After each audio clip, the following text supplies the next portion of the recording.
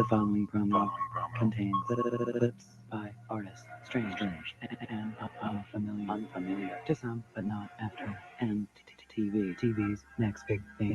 Hot summer fun.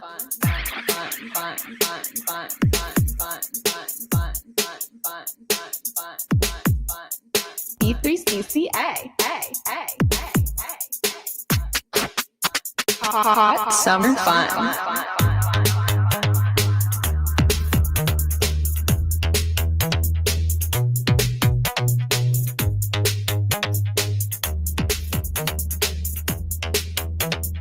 Hot summer fun.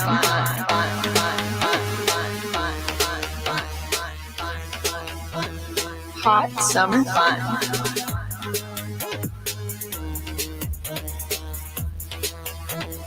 Hot summer fun.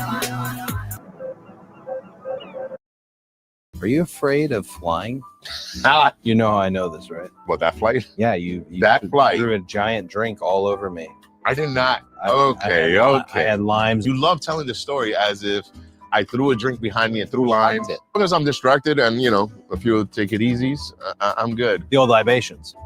Yeah, that'll get. Dogs got to hunt. Oh. And there's a little brag. I didn't make a scene out of it like Drew McIntyre or anybody. Yeah, but I didn't get a sword. We love Drew, but he's licking it online. Yeah. Come on the show, Drew. Jimmy Uso. Big Jim. Big Jim. No bump Jim. Doesn't like to take a bump. I mean, nobody really likes to. Cheers to that. No bump Jim. God bless him. Love that guy. Good dude. Ooh.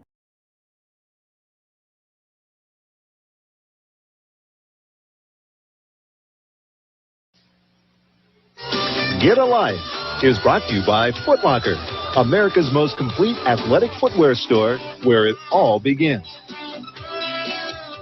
In trying to make an artistic statement, one should be careful not to let one's personal aroma do the talking. In order not to offend the critics, I recommend Right Guard Sports Stick. It provides maximum protection and the freshest scents, a sublime palette of odoriferous emanations. After all, a true artiste should be remembered for his inspiration, not his perspiration. Right Guard Sports Stick. Anything less would be uncivilized. Sunday, Monday, Tuesday, Wednesday, Thursday, Thursday, Friday, Saturday, Sunday comes again. 毎日 Sunday, Monday, 毎日 Tuesday, 日立の Wednesday, 細長 Thursday, 静 Friday, か Saturday, サラサラ Sunday comes again. きれいな空気体には細長が気持ちいいんです日立のビッグフローウェルネス Hey, B, no way a little dude like you is gonna change my ways. It's time you were tempted with a taste of nuts and honey. Hulk Hogan doesn't eat nuts and honey. Take this. An unbeatable part of this nutritious breakfast. That's better than a body slam. Undefeated. And still champion. It's a honey nut. It's honey nut Cheerios. Tonight on Down to Earth, can it be true? I am adopted. I'll buy that. Then on Safe at Home, the gang's New Year's plans are up in the air. Dan's plane is circling. It can't land. And on Rocky Road, guess who's coming to dinner? Wait till everyone hears about this. Will Sandy have his heart burned again? No problem. It all begins at 6:05 Eastern, only on Superstation WTBS. Tonight. Thank you. Hey, you okay? Oh, yeah. It was crazy. 3 minutes. 3 minutes. Stop there. 3 minutes off air. So I talked to Tony last week, and he told me there's a plan. So I just got to trust him. You know, I trusted him before, and I became TNT champion 3 times. Dr. Britt Baker should be very... What do I say? What am I saying? Oh my God! They snuck me in. It's beautiful. Thanks for getting in. Of course. So it felt great to see Tony. He has been incredibly supportive through this entire process. Of course, we had communicated and talked, but it's not the same as seeing someone face to face.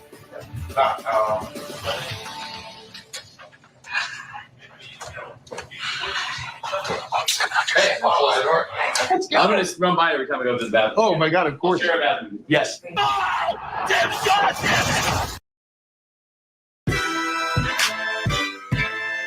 a bitch. You're about to get vile.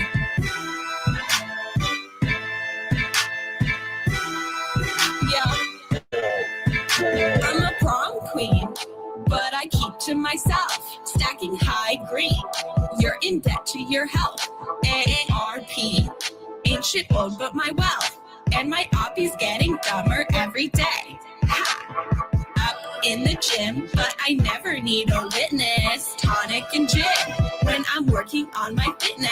On Becca, on God, I'll make you wish you had this hot bod. On Becca, on God, I'll make you wish you had this hot bod. On Becca, yeah, on God, I'll make you wish you had this hot bod. On Becca, on God, I'll make you wish you had this hot bod. I be flexing like the dudes high on tread, all natural. Better give her tens. They say, Blondie, how you getting those abs? Hey, Bobby, let me call you a cab. Long legs. I'm a woman in STEM. My eggs, fertile, healthy, and femme. My trades, flowing free like the Thames. And my haters getting madder every day. On Becca, on God, I'll make you wish you had this hot bod. On Becca, on God, I'll make you wish you had this hot bod. On Becca, on God, I'll make you wish you had this hot bod. On Becca, on God, I'll make you wish you had this hot bod. Yeah.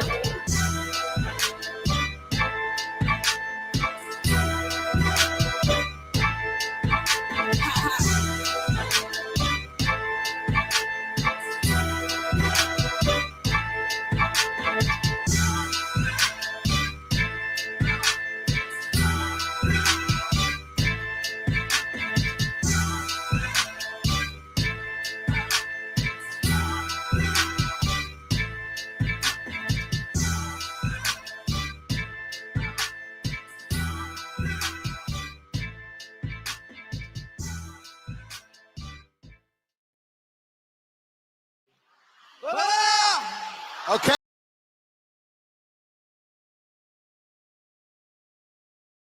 Say his name and he appears. I believe in Joe Hendry.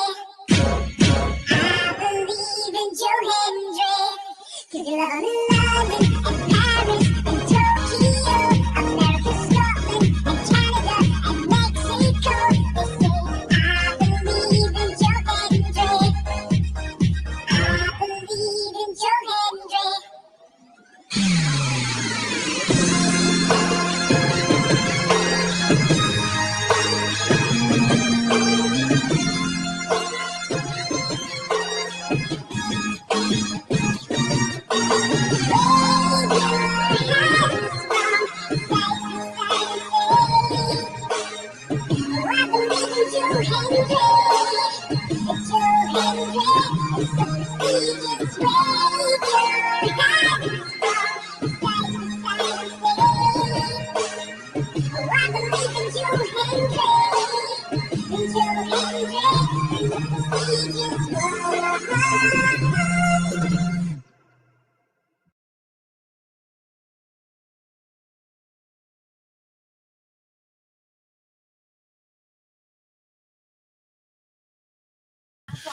Ooh, what's happening, guys? Welcome to another eclectic edition of PWT Sicko Saturday SummerSlam Spectacular Special here at PWT, ladies and gentlemen. Welcome. Yeah.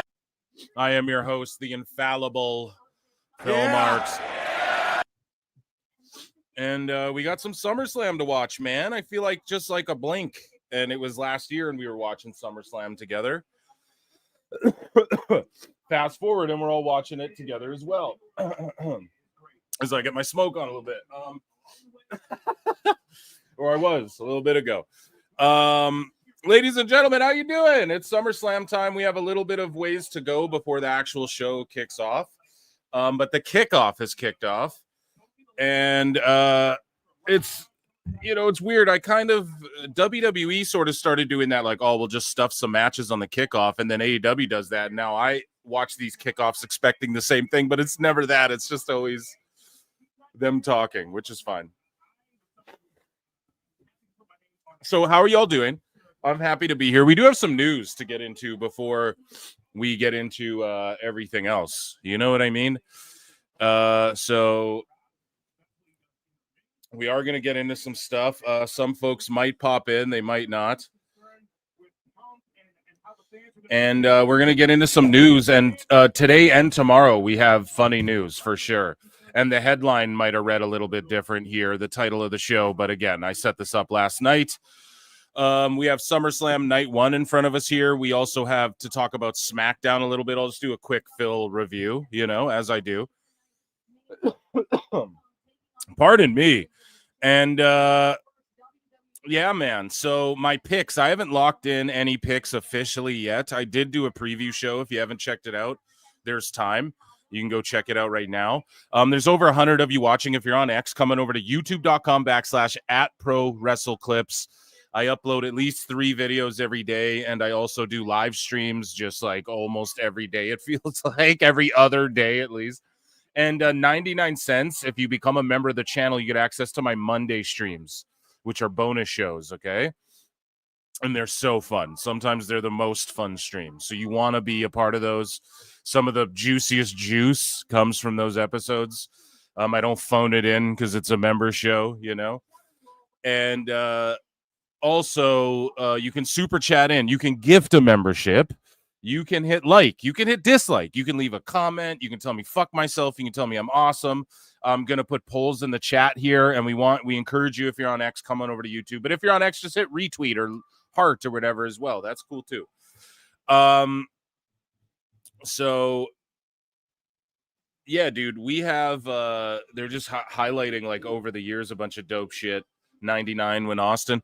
So yeah, we have some news to get into. We also have SummerSlam. I'll do some picks like right as we creep up onto the beginning of the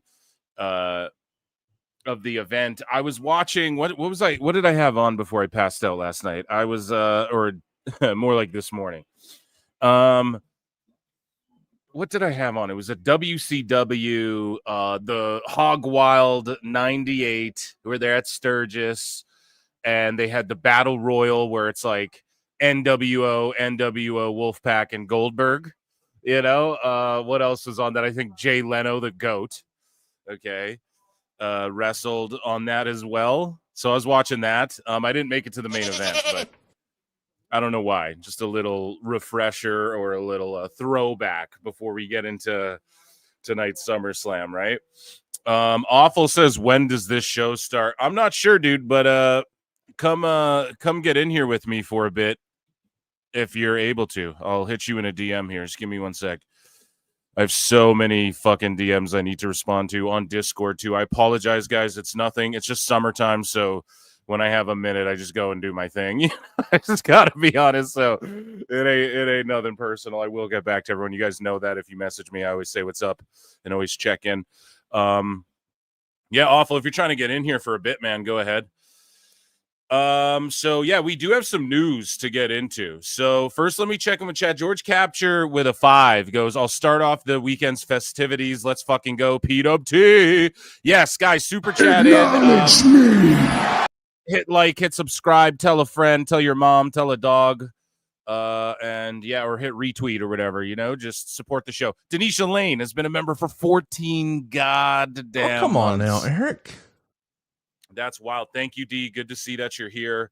I always love seeing when you're around, and it's good that you've been around here for 14 months. That's over a year of membership. 40 minutes until it starts. Been dealing with heart issues, in and out of VR. Could use prayers. Yo, Mike, prayers up. Everyone chat. Prayers up for Mike, dealing with heart issues, in and out of the ER. Hopefully this will be not stressful. Maybe we'll chill on Dave today. No, hopefully this won't be stressful for you, or a Seth Rollins cash in doesn't completely, right? Hopefully we can bring some levity and some happiness to your world and some peaceful calmness. Road Rash for the Genesis was tops. Hey, PWT fam, isn't the Sturgis thing in August? All hail the MF and Illuminati. I don't know when Sturgis is, but it's just that's what I was watching. Juice. The Discord, Lincoln Hawk. Make sure you get in the Discord, YouTube and Peacock. Yeah, dude, I got YouTube and Netflix primed up. So how good and easy is that for me? You know, gotta love it. So Plinian's here. Good to see you here. Yes, throw some positive vibes to Mike and kick out Mike. But stay in line, Mike, or you're fucking out of here, bro. No, you better not die on us, bro, or we'll fucking kill you, okay? Plinian Pixel Art, what's up, dude? It's good to see you. D's here. Okay, guys, let's get into some news. I know you guys want news. I know you guys want Phil's picks, right?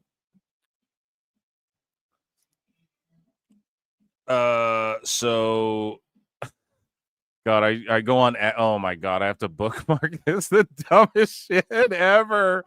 Oh my God, you can't turn X on in 2025 in the IWC without seeing something where you're like, all right, well, we got to play that on the show and laugh.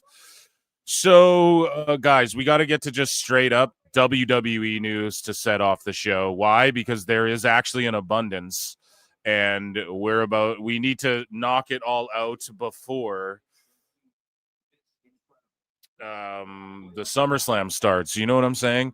So let's share this tab, ladies and gentlemen. Let's hit breaking news.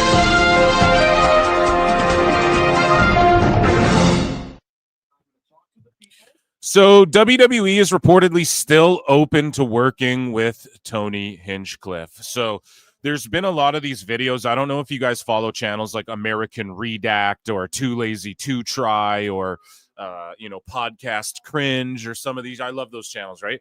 So they've been sort of laughing at Tony Hinchcliffe because the WWE show got canceled, that WWE Late Night, but it's because everybody expects it to be a production like WWE Late Night, and it's like a talk show, but it's an untelevised thing where Tony's just on stage and is like, like just doing roast jokes or whatever. I'm not going to sit here and do a shitty hack Tony Hinchcliffe impersonation, but like just like his roast jokes and shit like that. Do you know what I'm saying?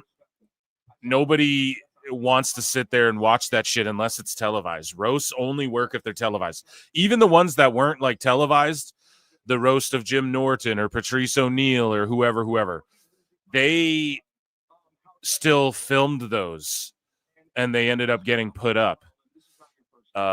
Even the one at like Skankfest that Louis J. Gomez did, he fucking posted it right on his YouTube, because that roasts aren't worth it if you're not, because you're going to be so vicious and mean. It has to be televised. You can't just like waste, you can't not document it. So it's pointless to go to a show like that if it's not going to be on TV. It's just that simple. If I want to see a guy do funny wrestling jokes in his stand-up and watch funny stand-up, I'll go see Dan Soder or I'll go see Alfred Konuwa. I'm not going to go see Tony Hinchcliffe because he can get some superstars on there. And, it's got to be, it should be just presented as like next year's next year's Netflix roast should be, we're roasting The Rock or Triple H. And then just like how Tom Brady had a bunch of football players up there with him, you get a bunch of WWE wrestlers on the panel with, we're going to just roast Triple H, just the roast of Triple H. It doesn't have to be WrestleMania. You just have wrestlers and comedians and do it just like any other roast, right? It's unfortunate they didn't get to roast Hulkster, did they? They should have. That's the one that I always thought we'd get. And I think he was on a couple roasts, but yeah, it's just they're still open to working with him, of course, because there's Netflix synergy there, guys. Okay, so any of these people, Tom Segura's like, wrestling fans are retarded. They don't care. Okay, they want, why? Well, because they give him specials and he has his TV show that he stole the idea from Bill Burr, and he's doing this TV show on Netflix, and he's got a season 2 now, right? So they're going to be in the Tom Segura business, the Burt Kreischer business. It's shitty for people who think those guys are like the Rogan bros. You know, it's when Cat Williams went on Shannon Sharp, and he's like, there's Joe Rogan's got 6 unfunny comedians he's pushing right now. We know who he's talking about, right? It's these dudes. And so, of course, WWE still work with them. It's just, it's not going to work unless they get Phil Marks to write for them what they should do for this whole thing. Someone's got to do it. I'll bear the task, okay? I'll bear the burden, rather. I'll daunt the task. So WWE superstars spent their morning at Nourish in New Jersey. I love this. This brings me back to my youth. I did a lot of this. It's all right. She's the green one of the group. She's got to do the more work. You know what I mean? I grew up unfortunate, and and so I took part in a lot of like community stuff, you know, giving out to others who are less fortunate and stuff. As I, you know, so. Just this is really good to see. And I used to give out Christmas presents and stuff, like all that stuff, you know. So they're boxing meals, I believe, right, to hand this out to like lesser families, maybe homeless, I'm not sure. But it's cool that they're taking time. Like, they don't have to fucking be there doing this, and they show up and do this. You know, who wants to spend an extra day in Jersey before? No. Gotta break her in. She's only like 23, right? 10. 23. And this is when people get triggered by Unreal. It's like, look at your heel tag champs, like boxing up. You got a group of heels, you know. Aleister Black's like a vampire or whatever, dude. And they're boxing up meals. Like, kayfabe's dead. Just you have to work a little harder to suspend the disbelief, you know. So speaking of zombie guys, I don't know. What is Damian Priest now? He's like Batman. When his music hits and he does the Batman fucking spread, I love that, dude. That shit's incredible. So he's like the Batman of WWE, I guess, right? Punisher mixed with Bruce Wayne a little bit. And so him and Logan Paul catch up with Aaron Judge at Yankee Stadium. Love to see. Of course, I can bet. But let me know next time you stop by, man. Let me see you in the cage or something. Thank you. Yeah, I would love that. I gotta see it. Just lob them up for me. Thank you. Mind if we get a photo with you too? I'm trying to become WWE champion. I'm getting married in 2 weeks. Wait, where are you? Yeah, best news ever. Right, bro. Yeah, of course. You gotta put him over. SpongeBob and Io Sky met up. Are you ready, kids? Who lives in a pirate ship up in the sky? Or that's Kairi Sane does. That's not Io Sky, I guess, but who's the Kabuki and a warrior? I don't fucking know. Here's SpongeBob and Io Sky, and SpongeBob knows her shit. Dream blood right there. You're doing an interview. Oh, say here. What are you doing? So right here with Make-A-Wish, get to spend some time with some kids for their SummerSlam weekend experience. One more time. The show, you can see them there. We actually get to be there.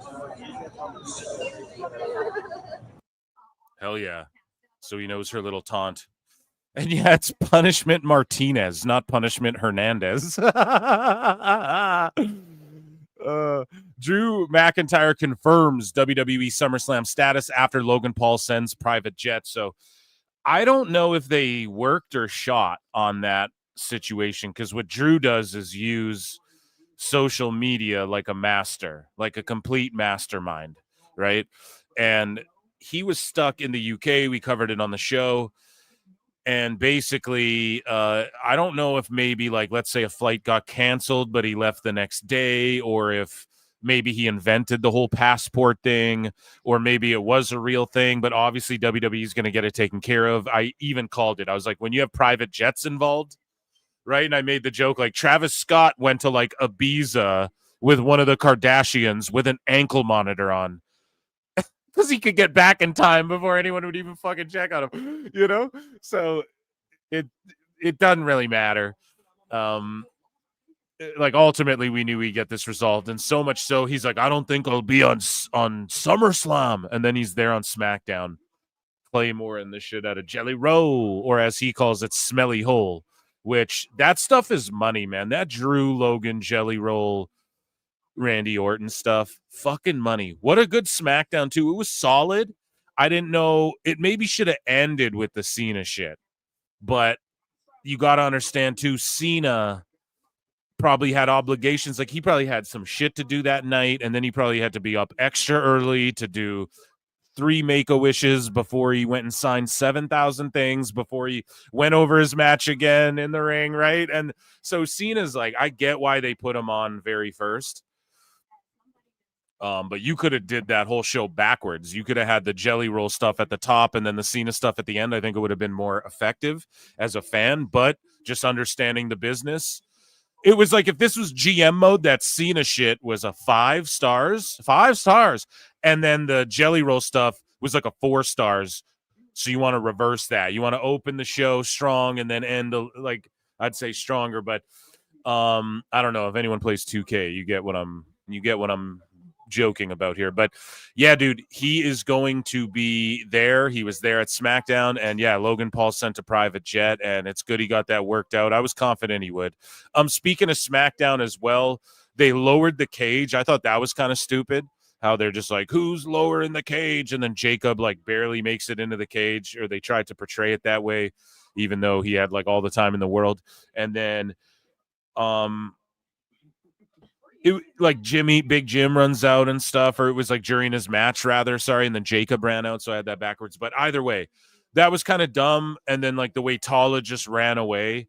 But I mean, like the big guys would do that. It's not like every big guys take off with the leader and then you let the goons fucking run and get punched out. So that's not like it offended me. Why would Tala back down? It's like, well, why wouldn't he? He's a big giant. Like, is he even worthy? Like, let our goons take care of this, So it was like, okay, it was cool to get Jacob over, just seeing him like spring to the top rope and the way he grabs the cage before the moonsault. He's just so graceful in everything he does and shit. And it's awesome watching Jacob and how over he is. And then also on SmackDown, we had, of course, as I alluded to before, the John Cena face turn. So pretty much he's like, fuck The Rock. Fuck these guys trying to do shock TV. You guys, they talked me into believing in something that I don't really believe in. And you see that. And really, it's because of you guys I'm here, and that's not what I want. I don't want to ruin wrestling, obviously, or I wouldn't be here. And those guys left me alone. So, like, fuck what they're even talking about. Like, they just left me here to fight this battle on my own, and it hasn't been easy. And I told you that this SummerSlam wouldn't be easy for me because it's not. And if you think about it, too, Cody Rhodes, since the Cena heel turn, I was like, he might turn heel right now. Cody Rhodes could, because he's wearing the black and gold suit. He's done that more often. Also, he's wearing the track suit and the cutoff sleeve shirt, and he hasn't been wearing the suits as often. And also, he's been doing heel shit this whole time. When Lesnar pulled the buckle off, or when Rhodes pulled the buckle off to get the win over Lesnar, or Lesnar pulled it off and bonked his head, whatever happened, right? Even stemming back to there, against KO. KO tells the story of like, dude, that championship will change you, and I have to beat your ass and get this title away from you to save you from yourself. He already said it before. I need to save you from yourself, Cody Rhodes. And why? Because Cody Rhodes is about to snap to get this title back from John right now, tomorrow night. You know what I'm saying? He's going to fucking snap. Or at least this is just good fantasy mark booking. So hang with me here. Let me get this off, right? As Stephanie McMahon is here with Biggie and Jackie. So Cody Rhodes has used tables. He forged Cena's signature. He used the belt to glom Cena. Cena even decided against doing that. He used the title to do the crossroads onto Kevin Owens to get the win over Owens, right? Think about it, too. Even how he really won the title. Like, yeah, it was a lot of people shutting down the bloodline, but it was essentially like he had 15 people run out for him, too. Maybe that one's a bit of a stretch, but hey, we're pulling examples here. We already said 4 before that, so it's all good, right? I could see him now when Cody Rhodes is out there and the fans are singing his shit and you see how over he is as a babyface. I get it. I get it. Like, why would you do it now? But think about it, man. If Cena is going super babyface again, this could all be a swerve too, but I'll tell you why I don't think it is in a second.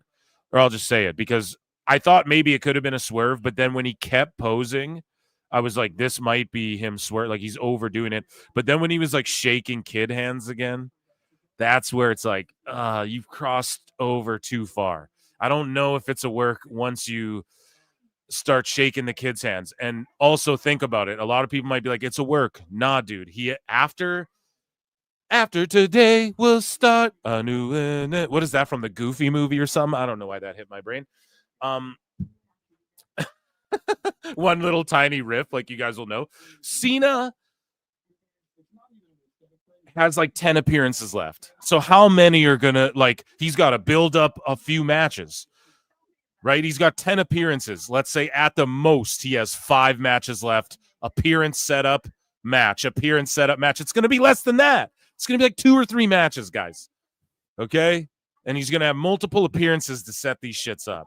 You gotta turn him now. You gotta do it now. He had a good little hot heel run, but just like that, he got the people back on his side. He's able to do that. And here's the thing, man, you're replacing Rhodes for a bit with Cena, and if WWE can tap into the fickleness of the fans, then they're winning, dude. They know that. They were all clamoring for our truth. Now they don't give a fuck. They're not even talking about where our truth is anymore. That's how fickle the fucking fans are, and especially the online ones who make the most noise and control a lot of what the casuals go online and they read. And if they go, who's the top wrestling journalist, and Meltzer comes up, right? That's why Meltzer's fallen off, because even casuals are like, nah, this AEW shit ain't about it, you know? But enough about that. To bring it back to this, if they can tap into the fickleness, like Cody Rhodes can go heel and then go back face again. He can do that before all is said and done. So for Cena, it makes more sense. Like, okay, you got to turn him baby face again and then get these last few baby face, 2 matches he has left, baby face, 3 if we're lucky. That's how you got to do it. And I actually do have an allegedly, okay, about who. So this is just entirely allegedly. I heard this from a guy. I forgot his name, as my old pal. Allegedly. I don't know what his name is. As of right now, Cena versus Fatu is the planned final match for Cena. I don't know. I'm not a dirt sheet, but that's what I'm hearing around the water cooler. So that's the word on the streets, as the kids say, right? The boomers say the water cooler thing. Am I wrong? What's the new one? That's the talk around the block. Say, extra, read all about it. So that's the way to go. I would personally put the Samoans over Roman, but yeah, you got to. But then does Jacob go heel? I don't know. That I think he's so over too. So maybe that's not it. But again, it's not like Cena's going away tomorrow. It's not like these 2 matches are happening in 2 months. They could spread them out over from now. Well, they're going to from now until December, he said, right? Like end of December, he's done. So I don't know when they're planning. There's like a Boston show. Someone will pull the date for me in chat, I'm sure. Let me know in chat. If you guys know what I'm talking about, but there's like some planned retirement date where they're doing a show in Boston or something. Okay. That's where it'll go down. If that's in the wintertime, okay. Cena might lose here or get beat down, get written off TV for a bit. I don't know, but how many? He's got 11 appearances or whatever. So just start believing that this is a real babyface turn. And even though it's kind of shotgun, hey, little sister shotgun, it's a nice day for a Cena face turn. Ooh, wow, right? And I'm here for it. And that shit was insane, bro. I could not believe that. And Cena just cooked, and he hit all the lines. If you want some, come get some. And what makes me think it was legit and Rhodes is going to turn heel was at one point when Cena started cooking.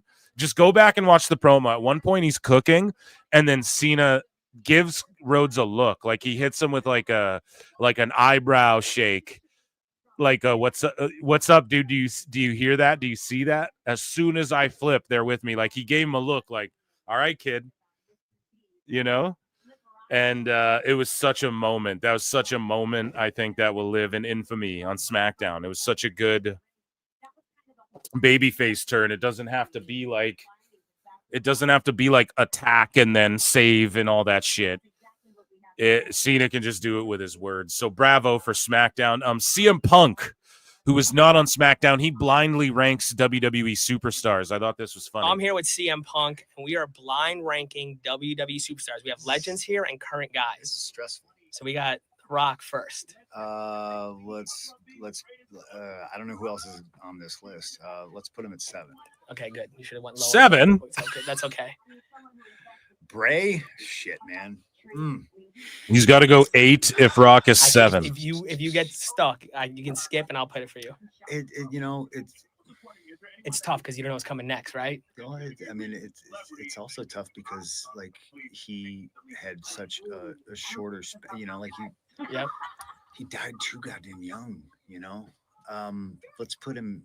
You got him 8. Yeah, you got to put him 8. Yeah, right under Rock. It's safe. Cena, he can go right above Rock. This is like all time, huh? Because you could argue, yeah, he could go right up. But Cena fucked himself because he put Rock at 7. Quick, would you consider him your wrestling soulmate?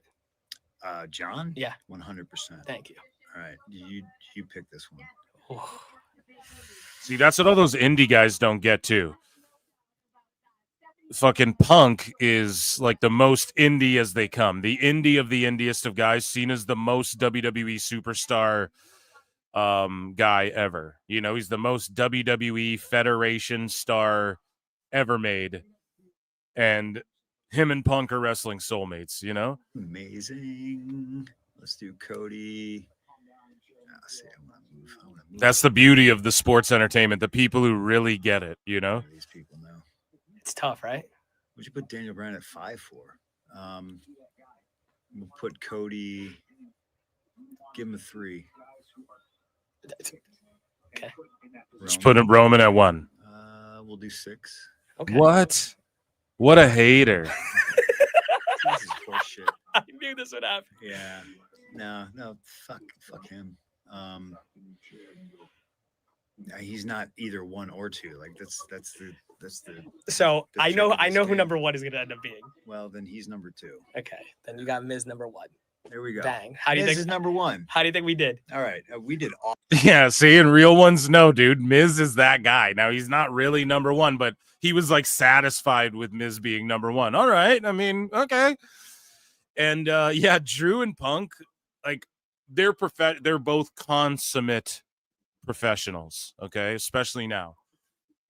Some people may say Punk's not. He's a D. Like, okay, he came from the era where everyone was fucking divas, dude. So is Triple H. Now he runs the company.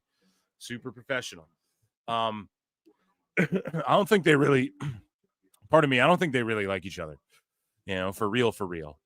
But they will, of course, work together, be in the same locker room. That's not an issue. I'm sure they fucking shake hands, nod at each other, I'm sure. But I don't think they really like each other, those guys.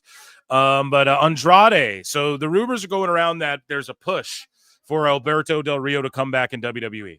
Now, this isn't entirely untrue. Like, I'm sure, I don't know anything, but I'm just telling you guys, I'm sure that there's talents back there who go, yeah, bring Del Rio back. I'm sure there's people back there who've considered it and thrown the idea around. I'm positive of it. That's not entirely untrue. But whether there's like this mass campaign or whether it's like he's gone forever, guys, he will just work behind the scenes in AAA. Now, some people want him to have another chance on the WWE roster. Okay, I'm willing to believe that. I don't think that's horseshit. What's horseshit is when people start getting into like details of their contracts and shit. I just don't think. Yeah, I've explained this a million times. He's not like really banned from AAA and shit, right? That's a worked angle they did. He was already doing stuff behind the scenes for AAA. He'll just stay doing that. Don't even be shocked if maybe one day he worked behind the scenes for WWE. Do I see him being a on TV guy ever again in WWE?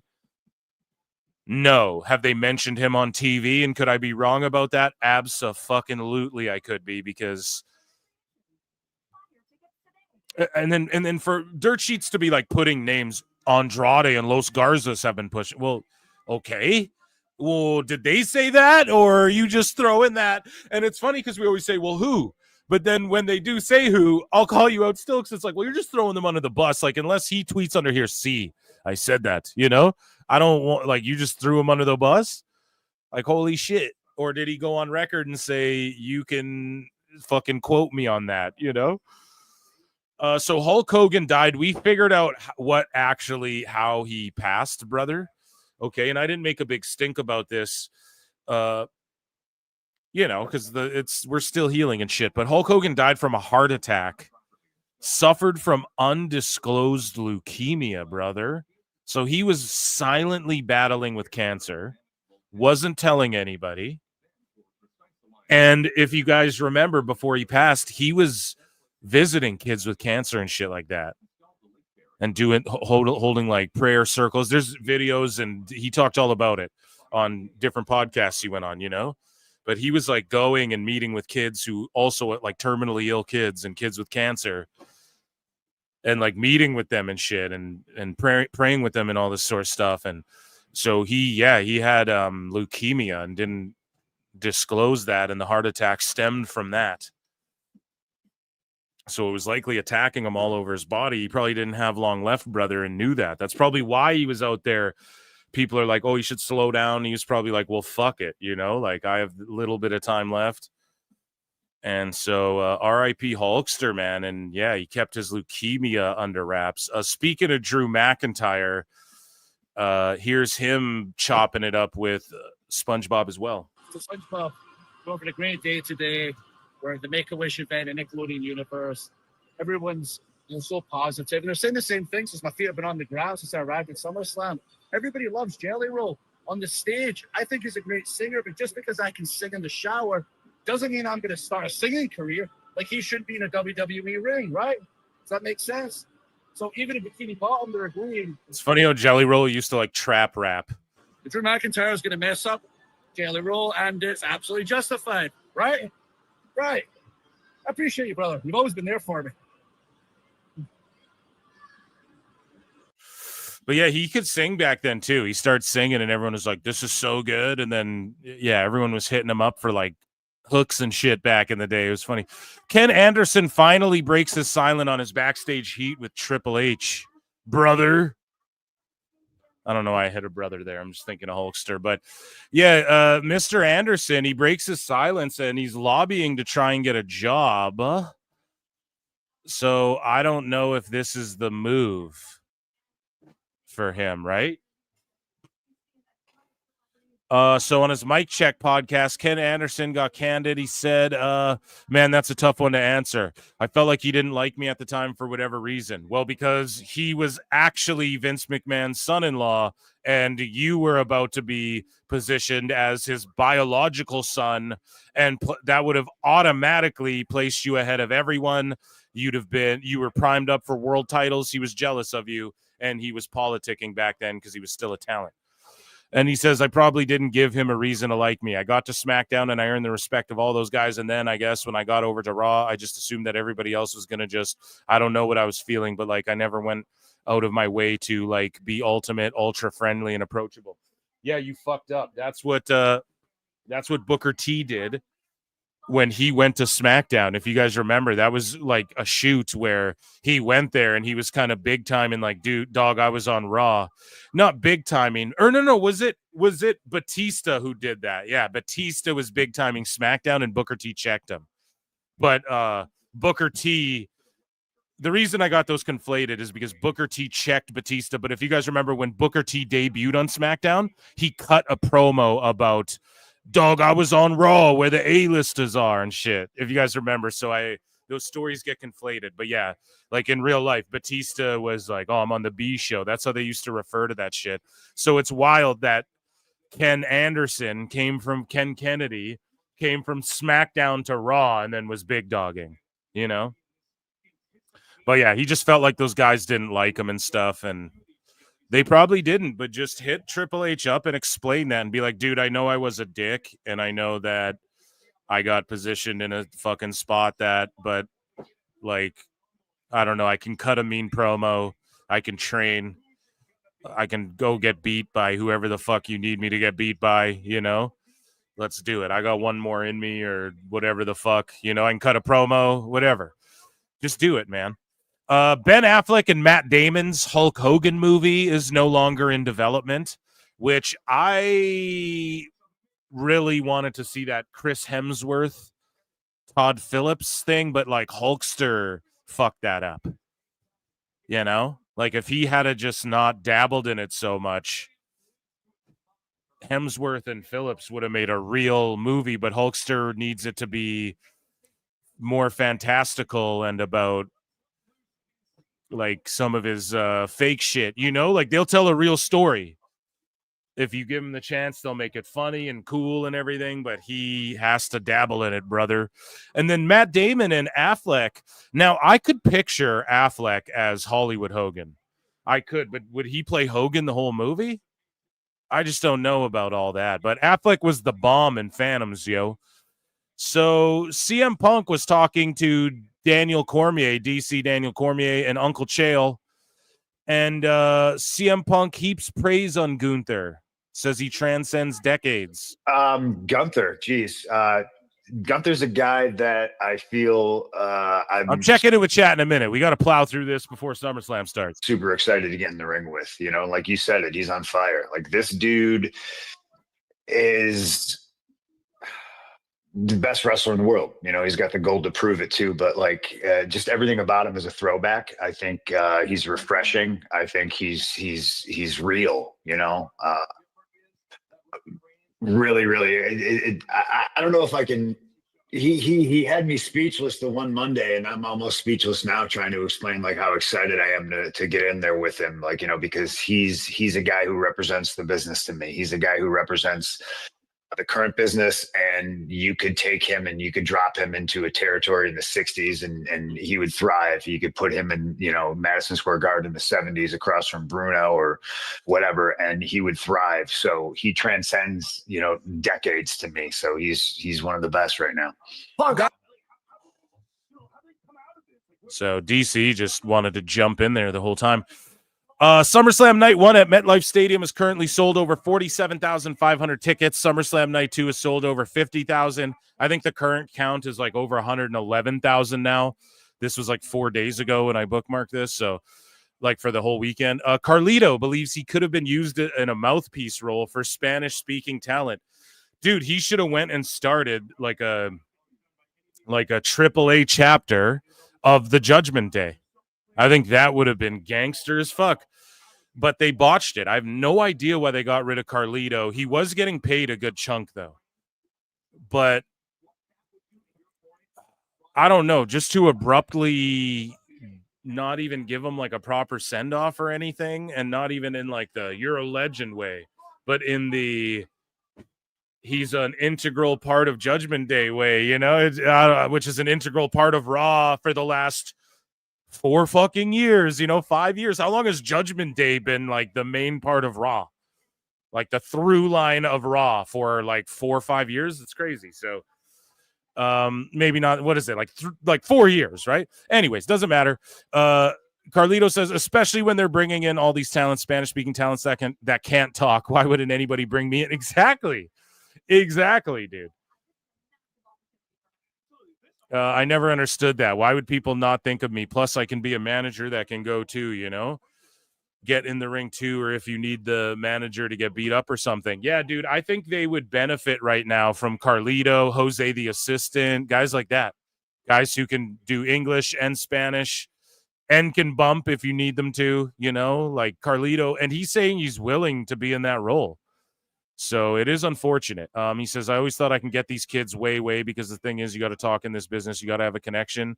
So if you have someone to be the heater for him, I mean, it just made perfect sense to me. Imagine Carlito as a manager who spits the apple at people. And it's pretty much what he was doing for Judgment Day. Like, come on, he could do that for any of these Spanish teams or start a Spanish Judgment Day, because it sort of has always had a bit of that Latino culture in Judgment Day. Largely the whole time it's been, it's been mostly like a Latino faction. So yeah, I don't know. And shout out Reffing It Up and Jimmy Corderas, by the way.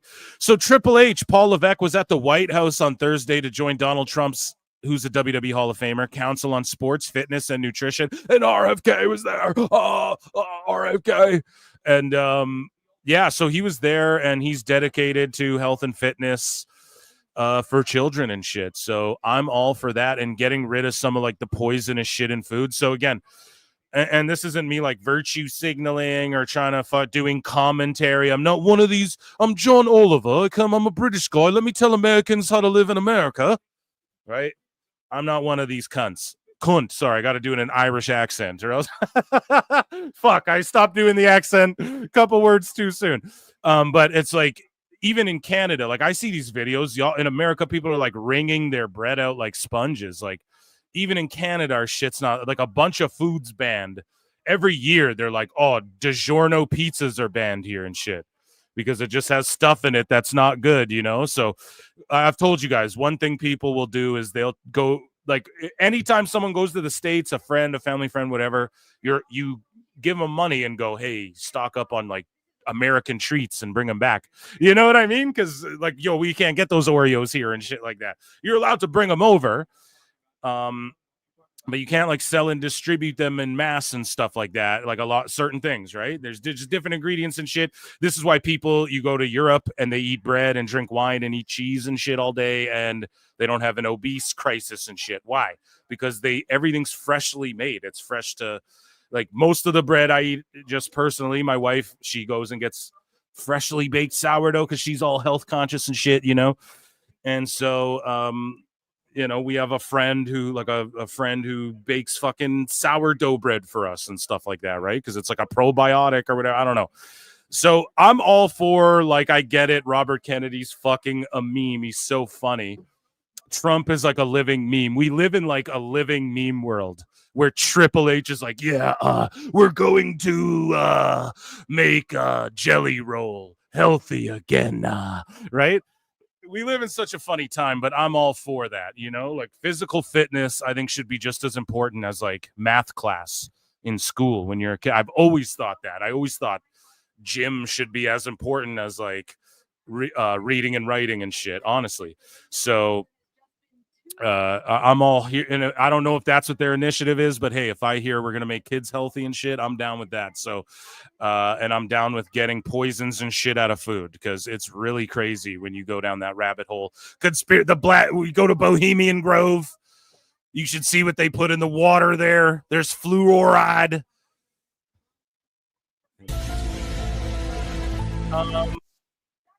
Yeah, SummerSlam's starting now. We're not even ripped through all this. Here, let me check in. Let me check in with chat. Let me get to some of these super chats. I don't mean to keep you guys waiting. Guys, let the super chats roll in here.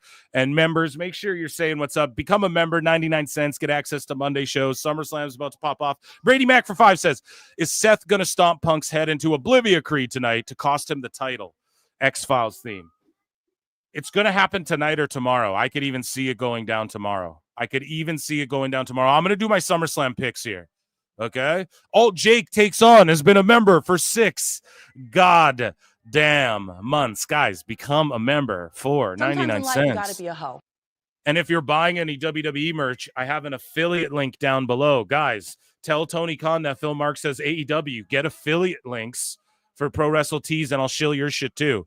But yeah, just support me. Okay. Support what I do, bros. And we are live tomorrow too. Special Sunday school special tomorrow for SummerSlam Sunday school. Okay, so make sure you guys tap in.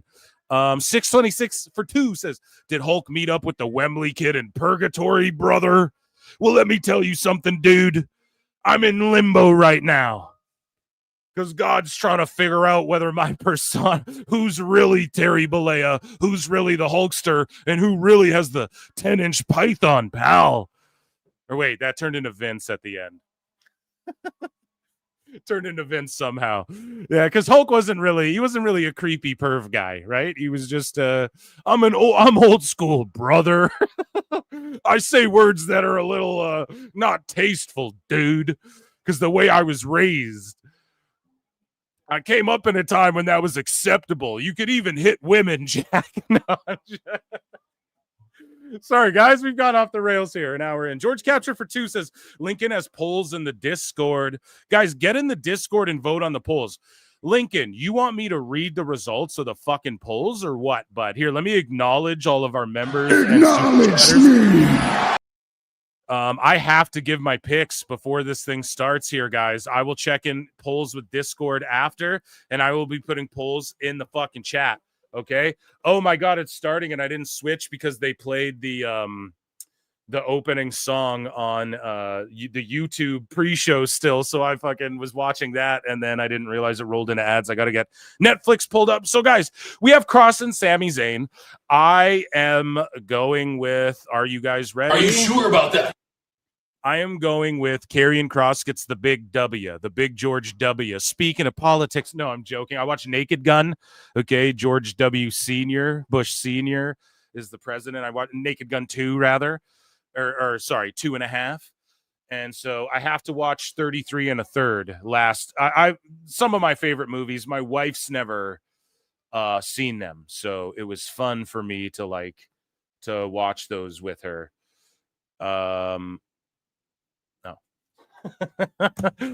Sorry, lost on Netflix there. Okay, so I think Karrion Kross is going to get the big W here. Then we have the women's tag titles. I am going to lock in.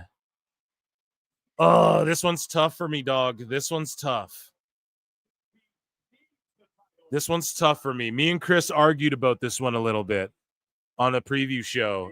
Look at that fucking stage. Oh my God, all in Texas. What? Holy shit. I'm gonna go with Charlotte and Bliss. Or no. Judgment Day retain.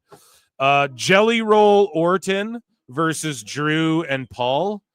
I'm gonna go Jelly Roll Orton. When it goes to Jade and Tiffany, I'm going with this one's tough. I'm going to go with Jade wins the title.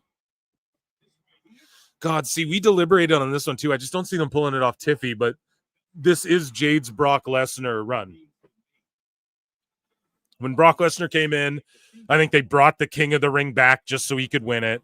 He wins the fucking thing. He goes on. He wins the title, blah, blah, blah. Jade's getting up there in age. She can get movie roles and shit. I just think, and Chris convinced me, I think you got to pull the trigger. You have Tiffy there for a long time. She's better as a heel.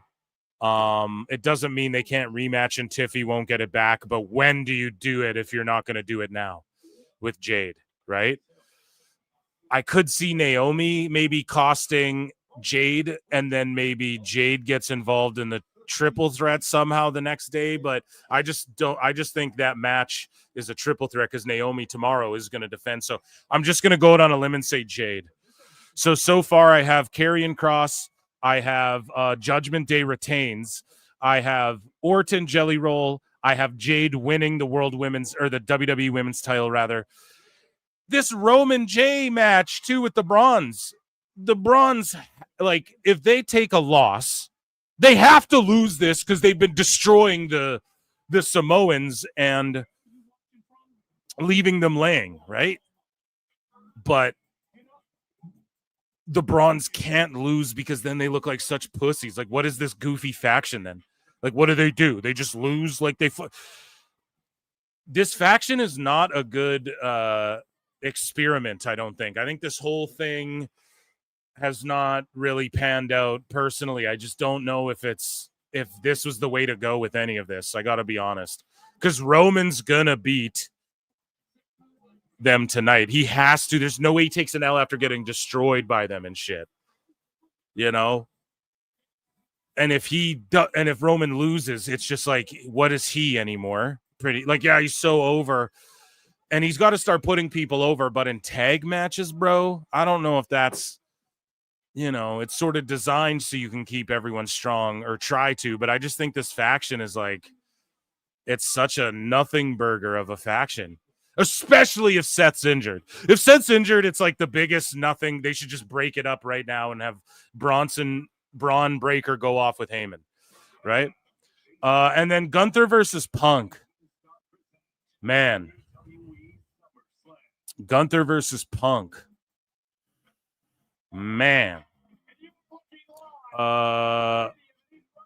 Gunther, oh boy, this one's tough too. Seth either shows up during this or he's the catalyst that helps Cena fully turn face. But then he's interjecting in that story, but he's sort of partially been involved in that story. So it's difficult. So Cardi B's coming out here. But yeah, those are my picks. I didn't pick. I'm going to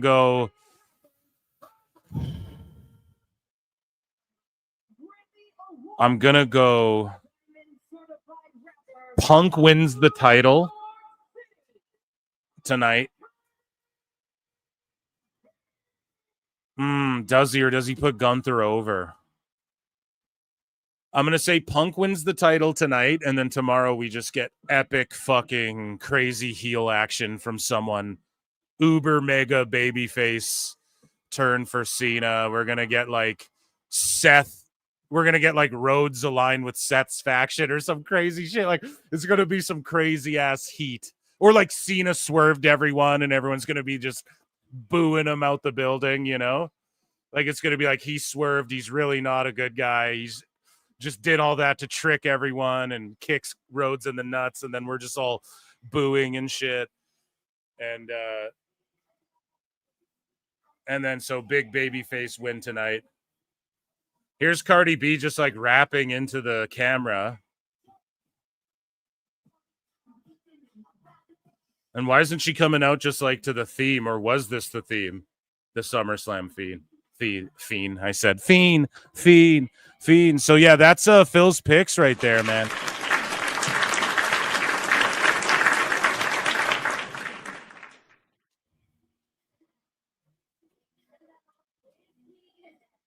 Okay, let's see what Cardi does.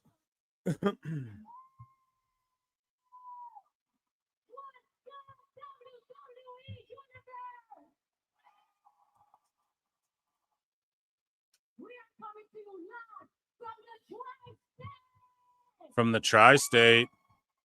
Let's go.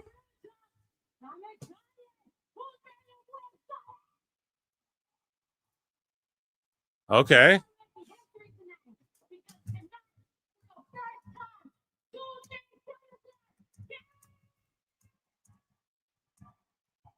Yeah, first ever 2-day SummerSlam, dude.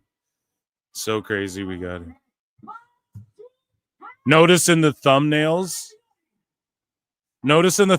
too, chat, I use the...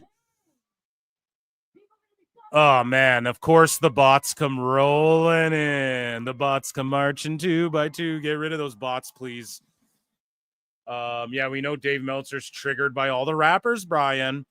But notice I use the colors for the Giants and the Jets. / the New Jersey Nets, but they're not a team anymore.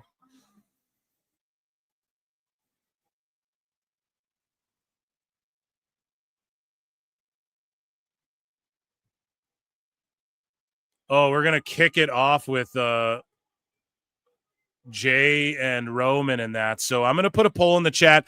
Guys, if you're watching on X, youtube.com/@ProWrestleClips, come and hang out with the chat. Come and hang out with everyone and vote in the polls. And we're going to do some more news and shit like that, but we're enjoying the show today. Tomorrow I'll be live as well. Do I not have any mods in the fucking...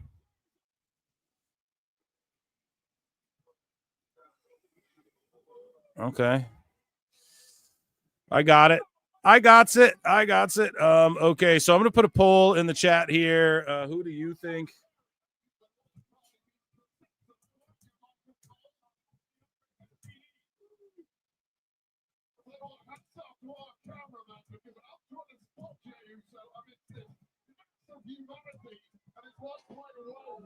Who do you think wins this tag team grudge match?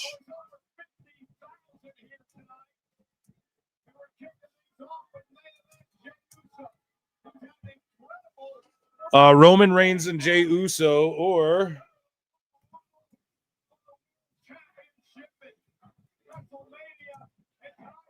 Breaker and Reed, which sounds way cooler than Braun and Bronson or whatever the fuck. Okay, so guys, vote on that poll. Let me know who you think. Run the subs up too. Goddamn, we're almost at 7K subs. It's fucking crazy, man. It's incredible. Do we have another one of these A words? Yeah, on the other channel, I think here. I will it's all good. I got it.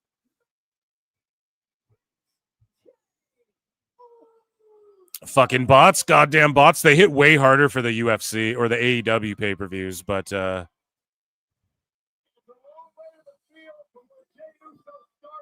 just hide these motherfuckers. There we go. All good.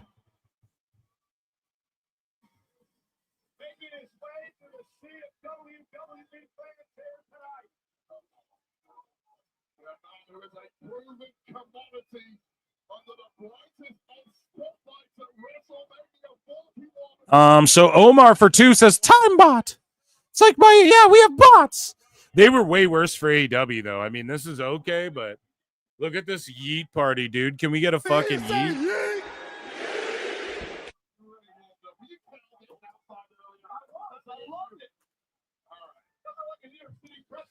Time bot. Yeah. The best guy is Tony Khan. One of the funniest shits ever was the tour of his fucking house. That I had to clip it. At least Jay will get a breather after his entrance. Where we're going, we don't need mods. Yeah. I think the bots hit AEW harder because so many people already get WWE PLEs included. Yeah, that's what it is. Because their people are looking for links, man. I'm fucking telling you. The Google Analytics prove that. Drewski's there. He's like semi-hosting.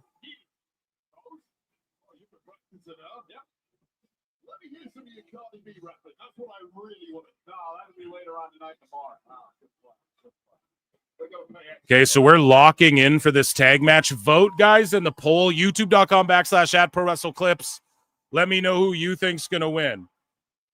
The Samoans, or is Reed and Breaker going to win? Yeah, this looks like a WrestleMania. Like, I'm so glad we get 2 WrestleManias every year. And they're like 3-4 months apart. Let's fucking go, you know?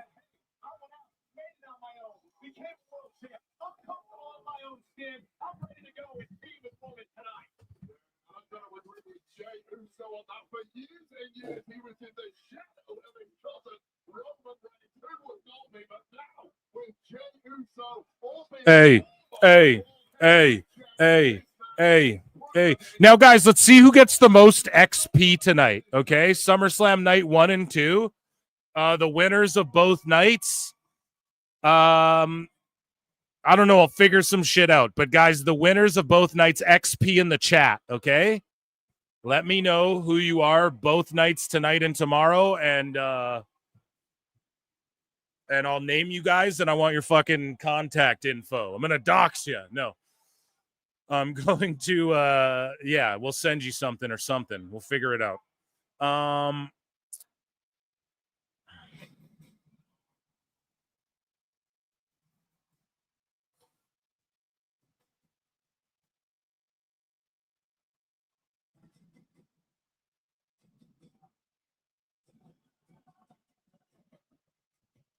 Okay, our tribal chief. One's in the chat. One's in the chat right now. And if you're on X, one's on Twitter for our tribal chief.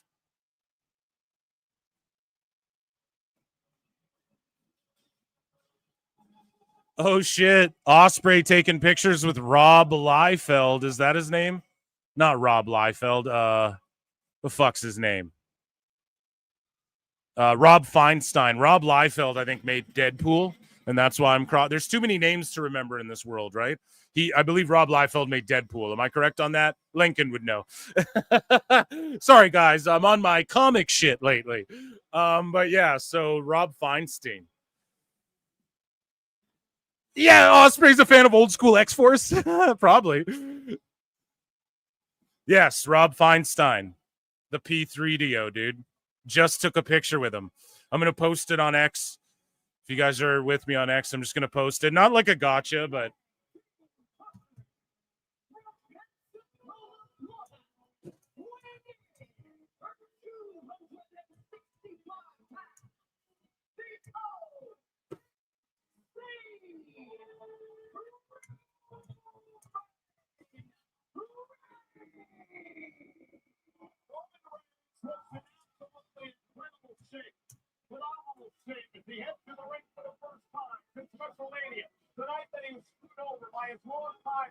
Oh, yeah, that's going in the AEW news folder.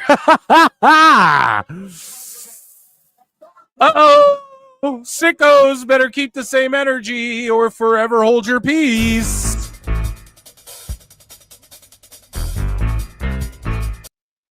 Oh! Gonna have to cancel your boy now. That's you guys said it. I don't want to do it.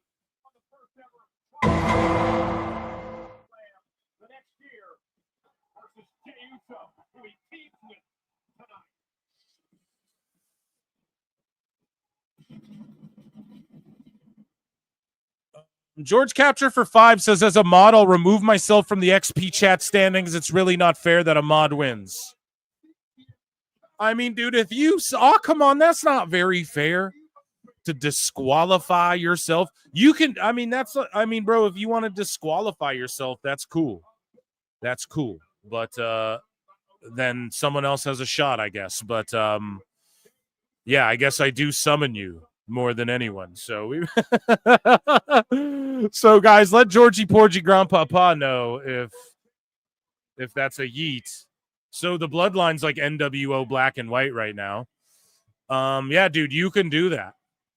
Yes, DQ yourself. 626 is like, I won't, but you can. Yeah, Roman Reigns.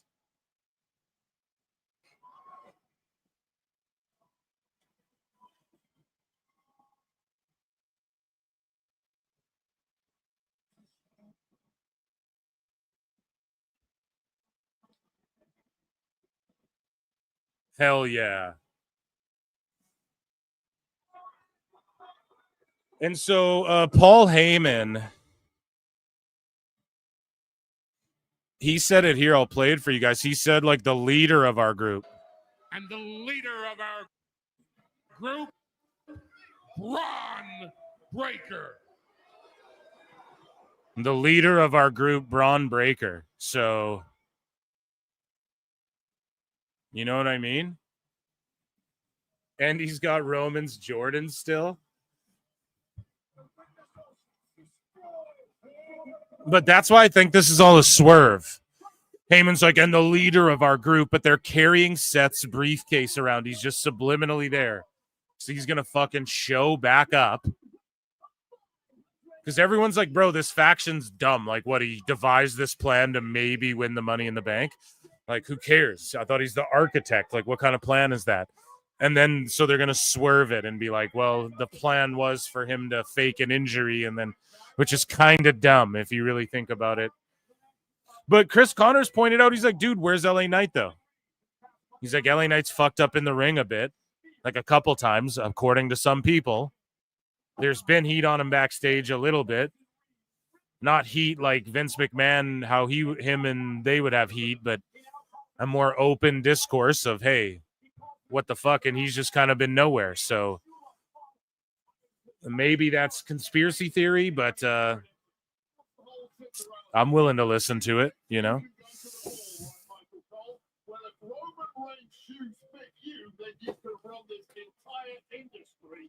Clearly, that is the game plan of Braun Breaker of Bronson Reed. It's the critical early for Paul Heyman and the rest of the WWE universe that they belong in this spot, that they belong in this moment on the playing stage against Jey Uso and, of course, one of the all-time greats, Roman Reigns.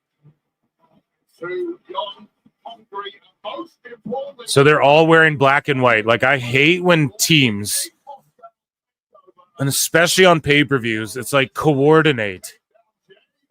Fucking meet with each other and go, hey, we wear black and white. So Roman, just wear like gold or some shit. Like Triple H, say some shit.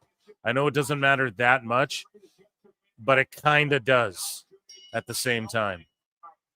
Because we're in an era where we're like, okay, people need to fucking stand out and shit.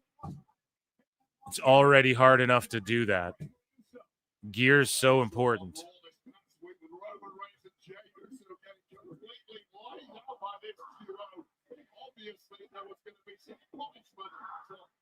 So is this tornado tag or is this no DQ? What am I missing? What's the stipulation on this? Is this falls count anywhere or? Where's all the marks triggered by the patches too?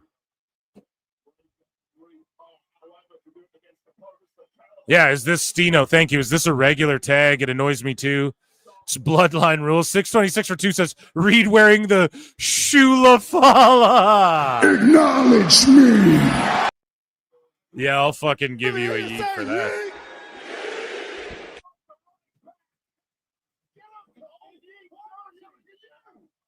Bro, he can just stop a fucking match and do a yeet party.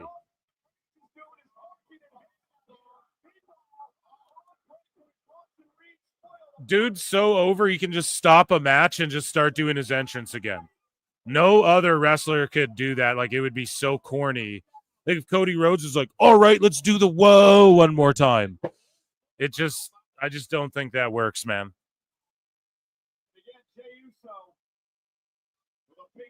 From the top rope, taking out everyone, and physical matchup already here to kick off SummerSlam.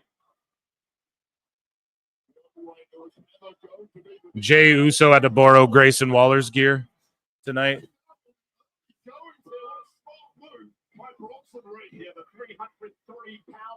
Yeet.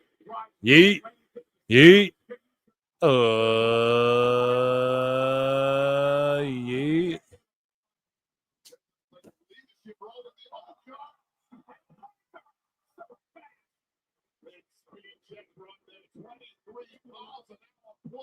This guy has legit been clocked by NFL teams at that pace. Yeah, he fit in the backfield here with the Jets Giants at MetLife Stadium. And Ron Breaker Soda water. taking control of the matchup. Pineapple bubbly. Big shoulder break. Okay, so it is a regular tag match. So it's just like a quick start. Refs trying to get it under order. I'm okay with that as long as it just doesn't break it down into that the whole fucking match.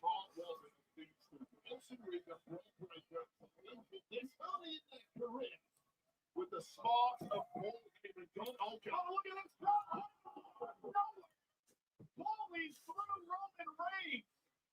Yeah, Breaker, like, stop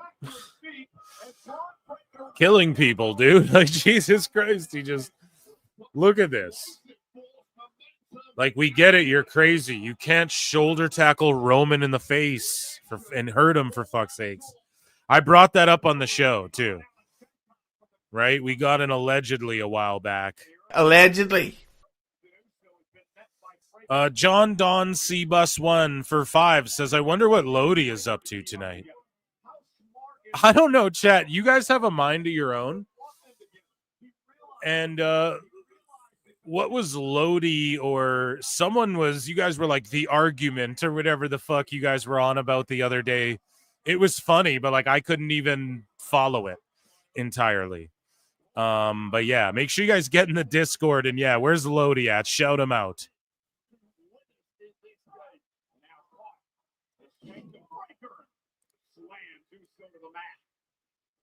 He was being a complete dipshit and he got run. What? What happened? Lodi, I'm trying to think. That's crazy. Peace, Jake. Jake says, enjoy SummerSlam, fam. Love you lots. Yeah, you take care, bro. Bronathan. Lodi. What did Lodi do? Cody's turning heel if you couldn't see the betrayal in his face at the fans last. Yeah, for sure. Okay. He said that Attitude Era was bigger than the 80s. Stone Cold was bigger than Hogan. Nah, yeah, I don't think that's the case. But you have to argue that Stone Cold and Hogan were like the two biggest draws, right? And then Cena's right there. I think we can't really argue that. And then biggest stars like The Rock by default because he was there for a short amount of time, but then he got so famous he's the highest paid guy and most recognizable name in Hollywood. So he by default kind of goes up to number 4 in my book. At least number 4. You got to debate, but I think Hogan just takes the number 1. He has to. And like I'm an Attitude Era guy, but even I can say that. You know he would love to watch his two upstarts knock off Roman Reigns in his return to the ring tonight. After what happened to Roman Reigns at the hands of Heyman at WrestleMania. Defense of the face of Roman Reigns has been mocked off in the early goings of this one. He was stabbed in the back by his former white man, Paul Heyman. Oh, yeah. It's a nice hammer throw into the corner. Who's sponsoring? Let's check out the sponsors quick. Saudi Arabia, we got Prime. Jordan getting all the free sponsorship in the world because it's athletic wear or whatever. We got Riyadh season. Is the Wingstop, Xfinity, Minute Maid, General, whatever that is. Cricket Wireless or some shit. I don't know. We got a lot of stuff out there. Mike's Harder Lemonade, bud.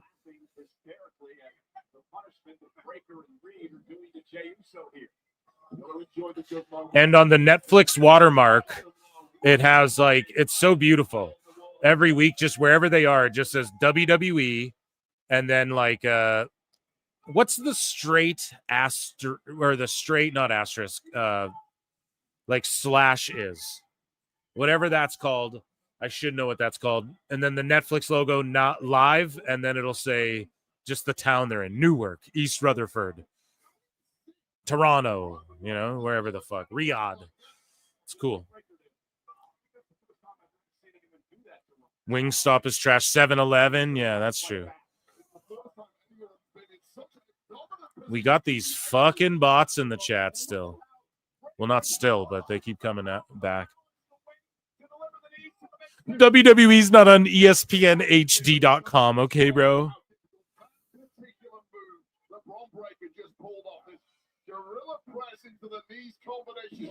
Yeah, thanks for getting on those. Top mods are on it.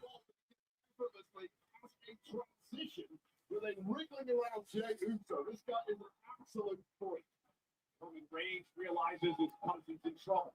Trying to feed off the WWE fans. The OTC would love to get into this matchup. Jey Uso now right in front of the Spanish announce table, and Braun Breaker on the apron. Yeah, the Hogan Austin debate boils down to Austin had one insane run, one of the greatest runs in the history of the business. You could argue the greatest run. Hogan had 2 of the greatest runs that you could argue either of them alone would qualify him with the impact they both had, but the fact he had both of them, it just proves that he is the GOAT. No one else has done that. Even Cena's heel run, let's say it ends now. It's not the greatest heel run of all time. One of the greatest heel turns of all time. A solid heel run, not the greatest of all time, Oh, they just stole the tag away from us, those sons of bitches.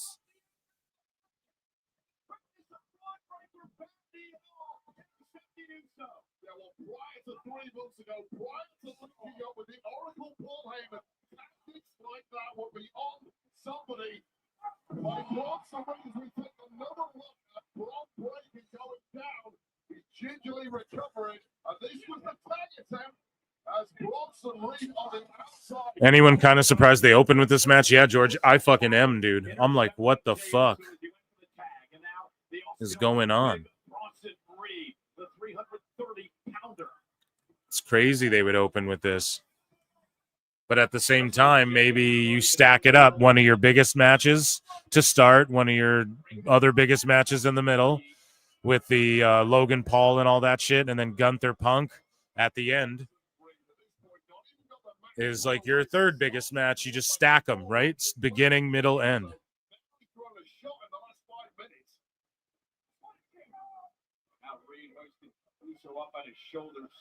Jay's trying to fight back. You gotta love the heart of Jey Uso, the former world champion. This has been a 15-plus year story for Jey Uso.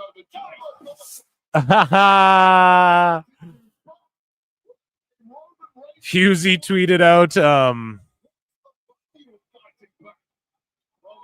tweeted out. He's like, Cardi B officially has more. What did he say? Cardi B officially has more experience working in the wrestling business than Dave Meltzer ever has.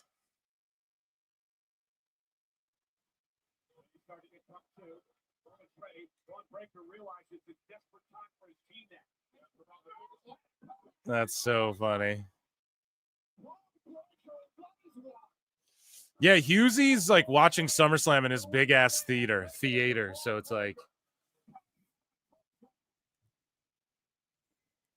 and it's like the tomorrow where it's like the middle of the night over there. So otherwise we'd get him on. I'll get him on. I reviewed Fantastic Four with Husey though. Okay, so that's coming out on my other channel.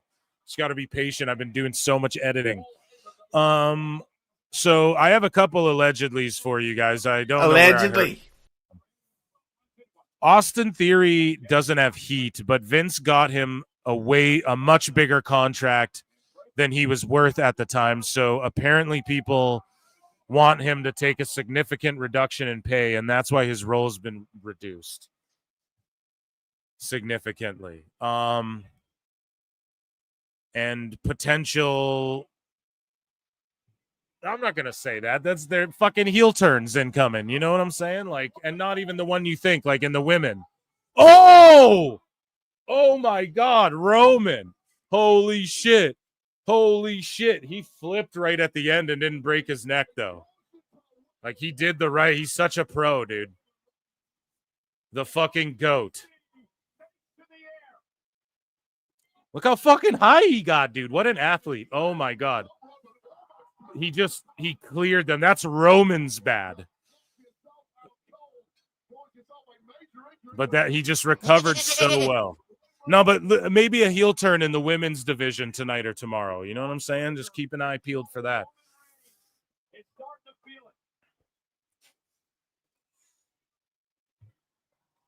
Locked and loaded. Breaker in his sights and Superman pops the read. Breaker rolls him up, shoulders down for a win. Kick out at 2 by Reigns. And Breaker with a spit knee drops Roman to his knee. Like 2 fights once, and it was simply too much, even for him. I don't know, dude. That just made the match like more intense, you know. And he didn't get hurt. Like we wanted it to be safe. It is safe.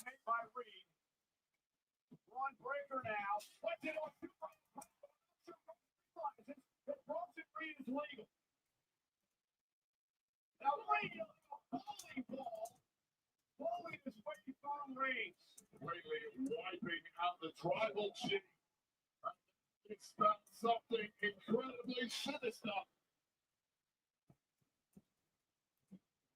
Bronson Reed looking to drop that hammer with an avalanche of humanity. What's trending? So WWE's trying to get SummerSlam going, but their hashtag is just SummerSlam, but then WWE SummerSlam is what was trending. So people take the power into their own hands.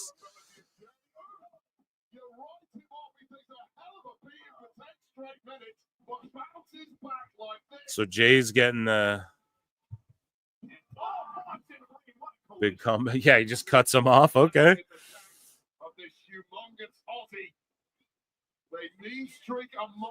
Austin Theory is All Elite Graphics incoming. Nah, I don't think because again, that's just like fucking whatever, you know. Let's see if the sheets pick up on that, you know. Meltzer's just like repeating shit that I've been fucking harping about, where I'm like, I'm not a dirt sheet, but guys, this what's probably going on. I don't know. And then fucking Meltzer now, like months later, saying shit I've already beat to death. It's like so funny. It's so funny. It's way too funny. Today he dropped some gems too that are just ludicrous. Luda.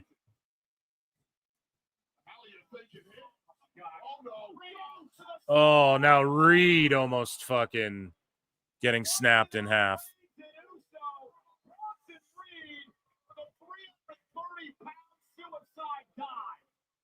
Heavy landing too for Bronson Reed. Keep your eye on Bron breaking. Look out. Okay, Lincoln Hawk, you put some polls. So in Discord, we had what SummerSlam Night 1 match are you looking forward to? And 64% of Discord said Gunther versus Punk. The second was Roman and was this match here. So this one's crazy. If you like to see guys who shouldn't be doing dives doing fucking dives, it's the way to go.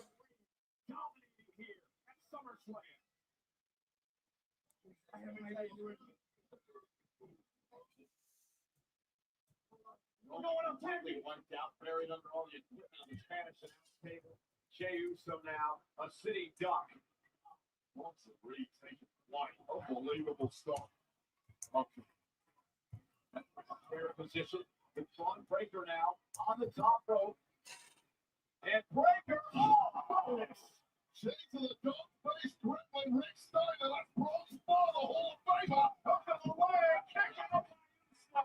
That kick out could not have been. Big kick out. Oh, I got such good Meltzer gold. I don't know if we're going to get to it today, but after this match, we'll get into some more hot news. Yeah, Theory is legit injured for sure. But his role's been started to be diminished, and he's not. It's just that, think about it. He was Vince's hand-chosen guy. All the guys, like Truth had to get released and come back. Lashley, like, what is MVP saying? Oh, Triple H didn't value us. Whatever. Lashley can go get millions for Tony Khan. Like, all the Braun Strowman was getting paid insane money. Sonya Deville was a Vince girl. She got paid good money, man. Good fucking money. You notice the people who aren't bitter either, because they understand, man, and they got fucking paid by Vince. So Triple H is more like, well, all my generation of NXT guys got skipped over. And like, what are we doing with Braun Strowman? His body's shot. Like, hey, we can just keep giving him millions every year to fucking. So a guy like Omos got re-signed because he's not getting paid. He gets paid a good chunk, but they're developing him still. They look at him as like, okay, we can still use him as like this guy. We can send him to Japan and send him to fuck. We can pull him out of the woodworks. Like, he's green as shit, but he's still young enough and his body's not entirely shot. You know, he's taking care of himself and shit, and he's still right. So that's why he gets a new deal. He's not getting millions and millions like fucking Strowman would get over the years. So with Theory, he was Vince's right-hand guy. Like, we all saw that era. It was cringe. Everyone was burying him. How much do you think Vince was paying him to be the future? Theory was about to be your champ right now. He'd be on the fucking he'd be the WWE champ if Vince was still there. Like, so I'm not saying we dodged a bullet, because I'm actually a big Theory fan, but we need to see us come up properly. He's a kid who needs to be built up to where we embrace him as like our hero and shit, you know? I think this match is just going like a hair long. The 1D, the 3D, or the 1D when the Usos do it. Yeah, Theory stole the $30 million egg, dude. He's got for sure heat on him. Right? But yeah, I'm not like freaking out about the storyline of like, what? They just said Austin's not here? Yeah, that's what Waller would do. He's a dick. He just abandoned him, went to Raw, said, I'm a free agent. Is trying to take over the Boo Day. Theory's going to come back, get over as a babyface, blah, blah, blah. But if his deal's up right away and they're like, hey, we want you to take a pay cut for where we see you on the card right now, it doesn't mean you can't get back up to where you were, but fuck, kid. And if he's smart, that's what he does. He just signs that. It's not like he's useless or anything. It's just he's got to be built up properly. And Vince was paying people tons of money that even Vince wasn't using or using correctly or whatever. So I totally can picture that being a reality to some degree. And it's not that it's heat, like, oh, you have heat and blah, blah, blah, right? It's just a matter of like, well, let's do business here, right? You got all the money. You got the top guy money, or close to it already. You didn't even have to, get there. So it was handed to you. So just like Big Show, and Big Show did it. Big Show reset himself entirely. He said, I'm going to go to OVW, lose weight, pay cut, get shit in the back, get cut out of the video games, all that shit. And then I'll work my way back up, which he did. And famously at a SummerSlam, he wore black jeans, I believe, and beat Brock Lesnar with where Paul Heyman was a weaselly rat and turned on Lesnar for Big Show. Am I mistaken on that? I think that was a SummerSlam, no?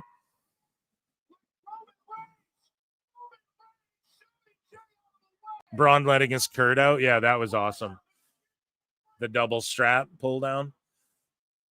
Oh, my God. The way Reed fucking went flying off that spear, hey? The big splash. Yeet. Uso splash. Oh, wow. Yeah, so... Oh, Fat Joe's in the crowd. BXTX. What's up? I said, my people don't dance. We just pull up our pants and do the rock away. Now lean back. Fat Joe, Drewski. Let's go. There's way too many of those R words, Brian. Brian, it's Cuervo there. I'm getting scared.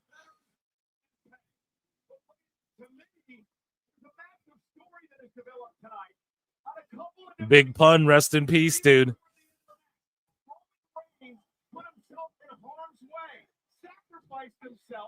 And then Jay gets the pin so they can yeet it out. Have a yeet party. Dead in the middle of Little Italy. Little did we riddle two middlemen who didn't do diddly, Brian. I fucking botched the lyrics, but y'all know what I'm getting at here. Brian, dead in the middle of Little Italy, Brian.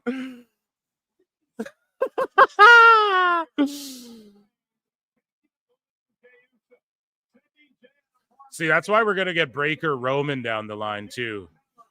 Roman's got to put Breaker over clean one-on-one one time before all's said and done. So should Cena and all, but I don't know if we'll get to that,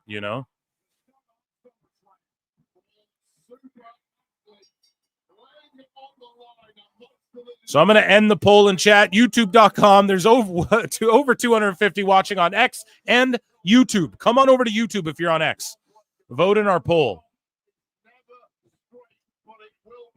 So Roman getting the Ulafala back and possibly the Shulafala. So it was close. The PWT Universe voted 57% said, agreed with your boy Phil and said Roman and Jay were going to win.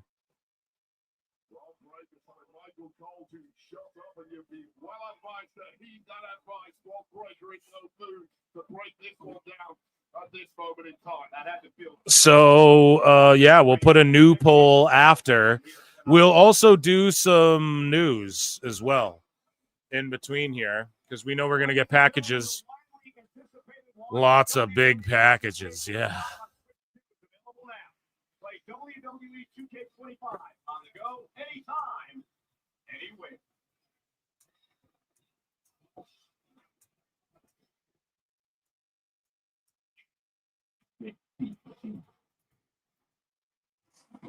Dude, WWE 2K on fucking Switch 2 looks like a PlayStation 2 game. Like the commercial you're seeing, that is not the graphics for the Switch.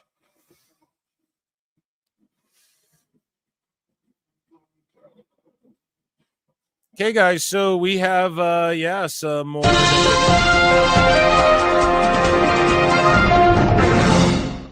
So earlier we covered some wrestlers who took some time to pack some meals out there in New Jersey, and here we have Cody Rhodes helping make and serve pizza at Crispy Pizza with a K.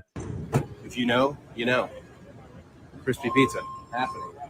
Yeah. Bells will ring, ting-a-ling-a-ling, ting-a-ling-a-ling. Ting-a-ling-a-ling.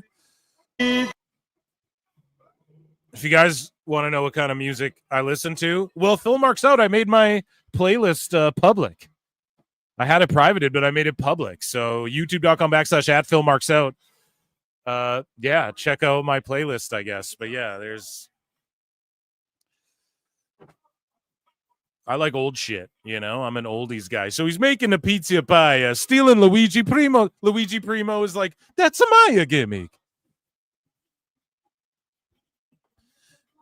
And JD's like, what am I let me ask you, am I some fake fucking Italian guy over? Oh. This guy ain't even fucking Italian.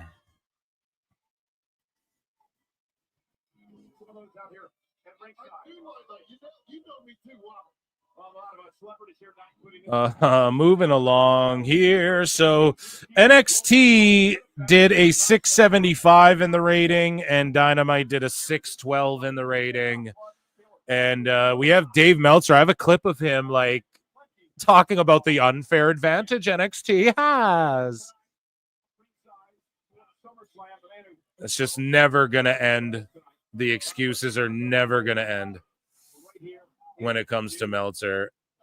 And also, my guys here, big rapper Fat Joe. Do the rock away. So Josh Barnett says he shares why he believes WWE Netflix series Unreal Unleashed is a mistake.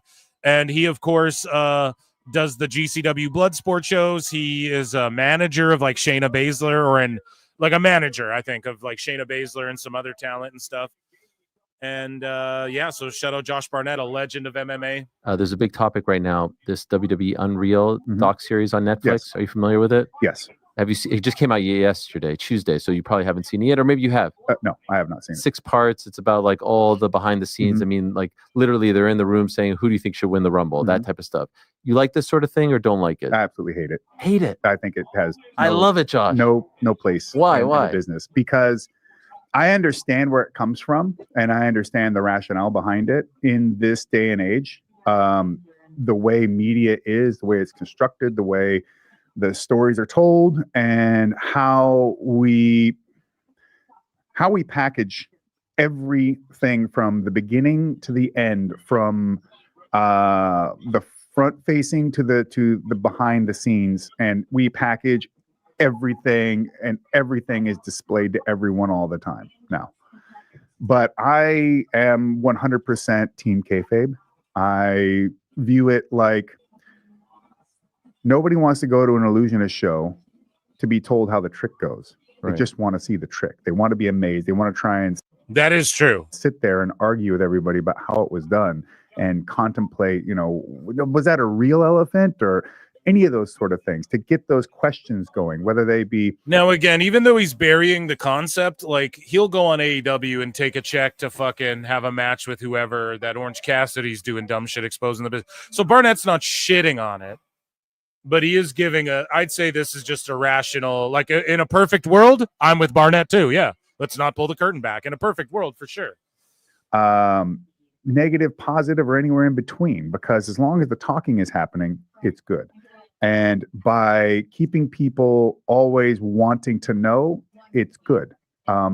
If you exposed it all before the show happens, they'll enjoy it, perhaps, but not in the same way.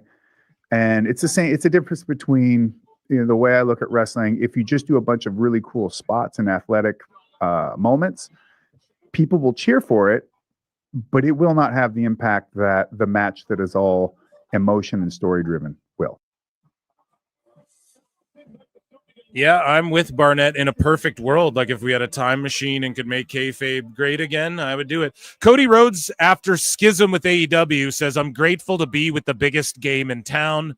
So we're going to talk about that in AEW news tonight. You know, Cody Rhodes buried them basically, or didn't he just buried Tony Khan mostly, which we've all known as he disrespected Cody and Brandy. We know that. So Cody Rhodes says, or the Observer says, after schism with AEW, he says that he's grateful to be in the biggest game in town.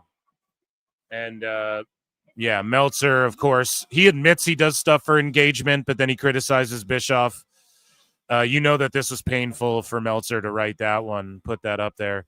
So Shayna Baszler, we talked about her a moment ago, her relations with Josh Barnett there as manager and talent or whatever, and it's confirmed, like Meltzer's like, well, it's not like she has a job at NXT, but yeah, I mean, she's taking jobs there writing, Brian, but it's not like she has a job. She's there every week. She works at NXT. Can I make a writer, producer at right NXT. now? Or I don't know if she's a writer. She's like a producer, agents, matches, or whatever. I am tipsy. Can I tell you something? Bitch, so am I. Are you? Lit. Like, she's there every week. Oh, she didn't. It's not like she's got a job, Brian, but she did take those jobs, Brian. What is it, you dumbass? WWE Speed has reportedly quietly been dropped on X. Now, maybe the numbers weren't there. Maybe they just don't. Like, if we seen the last Speed champions, good. I don't really care about WWE Speed. I get what they were doing. They were trying to get Twitter marks to watch that instead of Dynamite, but you got to go head-to-head with Dynamite. I think what they're doing is seeing more success with Evolve being on YouTube at the same time, and just the numbers they're getting there. They probably see Evolve as more worth it than Speed. And on Evolve, you're having matches. Like, you don't need your main roster guys having 3-minute fucking quick matches, you know? You don't need them to do that. So, yeah, I think they should get rid of main event entirely. They should do a hard roster split, and they should bring back Heat and Velocity for Raw and SmackDown, and just like tape those and put them on YouTube or something, or just wherever they go. You know, Twitter. Put them both on Twitter, wherever you put them. I just put them on YouTube, and then have those be like your B shows again, and let guys get over and mark out about the shit on the internet, you know, the way, like, if you listen to James Romero and Stevie Richards, right? He did a video not long ago talking about Stevie Night Heat and like how that got over, like Sunday Night Heat. He was kind of getting over in his own thing. Just do that, man. That's, I think, more effective than main event, at least in my opinion. I think more people would watch it. But yeah, shout out Speed for while it lasted. So we talked about Del Rio before, and yeah, Ernesto Ocampo says, what I know is that there are no plans for him to go to the U.S., but that could change. But I do hope that he eventually returns to AAA programming. There are many in WWE who want him to return to the main roster. So all of like and again, man, let's say he beat up fucking Paige and he beat up women and all this stuff. I don't fucking know the ins and outs of that shit. I have no idea. He didn't go to jail for any of that shit, at least not that I'm aware of. Some woman said what she said about him, some horrendous shit I can't say on YouTube, and then she took it all back. I don't fucking know. In Mexico, they don't give a fuck, and they love Del Rio. So people on Twitter, they want to cancel him still and hate him. That's one thing. WWE, I don't think they care so much about that, but I just don't think they're going to bring that heat on them. Like they saw how it turned out for Hogan. People will boo him. I don't think the fucking casuals even really know about it, but the articles will get drummed up again if they do bring him over. Okay? People will write pieces. Look how the WWE brought him in. So he should just remain a producer behind the scenes. I think that's what he's going to do. Said it a million times. So, Triple H's thoughts. Friend of the show says he's wishing Nikki the best. And Nikki Bella reveals she suffered a breast implant injury on WWE Raw. So again, Piper Niven, I think she hurt Charlotte Flair's titty, and then she popped fucking Nikki Bella's titty with the diving elbow on Nikki Bella as well. Speaking of Hogan, Jimmy Hart shares that Hulk Hogan and was devastated by the negative reaction during his appearance on Raw on Netflix debut in Los Angeles. Now, maybe Del Rio's like, fuck it, I'll be a heel and take it on the chin, you know, like Tessa Blanchard is. But, yeah, it just sucks. Hogan's devastated, you know. His last time in wrestling was people fucking booing him. And it sucks to know that, but yeah, we'll remember him as one of the greats. Speaking of the greats, Bret Hart names his favorite wrestlers who he thinks are the best wrestlers. Who do you think is the best wrestler today in the ring? Oh, there's a lot of really good wrestlers. I mean, I'm a forever Rey Mysterio fan. You know, like I love watching Rey even now today, especially as he gets older. But I'm also a big fan of Roman Reigns, and I think if I had answered the question, I'd say CM Punk. So you think that Bret's the GOAT. Even AEW fans acknowledge that. Bret and Owen are the fucking GOATs. And he just named Gunther and Roman and CM Punk and Rey Mysterio. he's going to beat Gunther? Oh, yeah, I think so. Okay, and yeah, we'll get back into some more news later. That was a round of applause for news there. Guys, I put a poll in the chat. Who do you think is going to win, the Judgment Day or Flair and Bliss as we lock into this match? A little miscommunication there and between Flair and Bliss. And it's got to be good for the wrestlers. They did like a weather report earlier. They're like, yo, it's sunny here, but there are a bit of clouds, but it's like breezy and the temperature's not bad. So that's got to be good for the wrestlers. And you can see the wind blowing right now. So that's better than like being out there in the fucking heat and for the fans just sweating on top of each other. Lincoln Hawk gifted 5 Pro Wrestle Clips. Let's fucking go. Guys, there's almost 300 of you watching on X and YouTube. If you're on X and YouTube, or if you're on X, come to YouTube. Vote in the poll. Hang out and chat.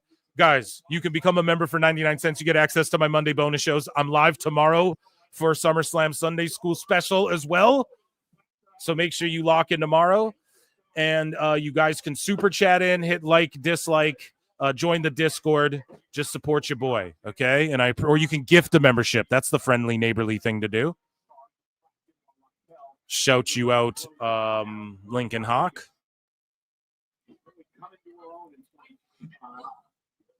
Piper halfway turned Nikki into Brie. He's not a fan of anybody in AEW. Liv taking a break has done a lot for Roxy and Raquel. It's a blessing in disguise. Liv hurting her arm was a blessing in disguise. I'm liking Judgment Day's version of the Alamo Busters. Implant driver, yeah. EO, he doesn't say EO.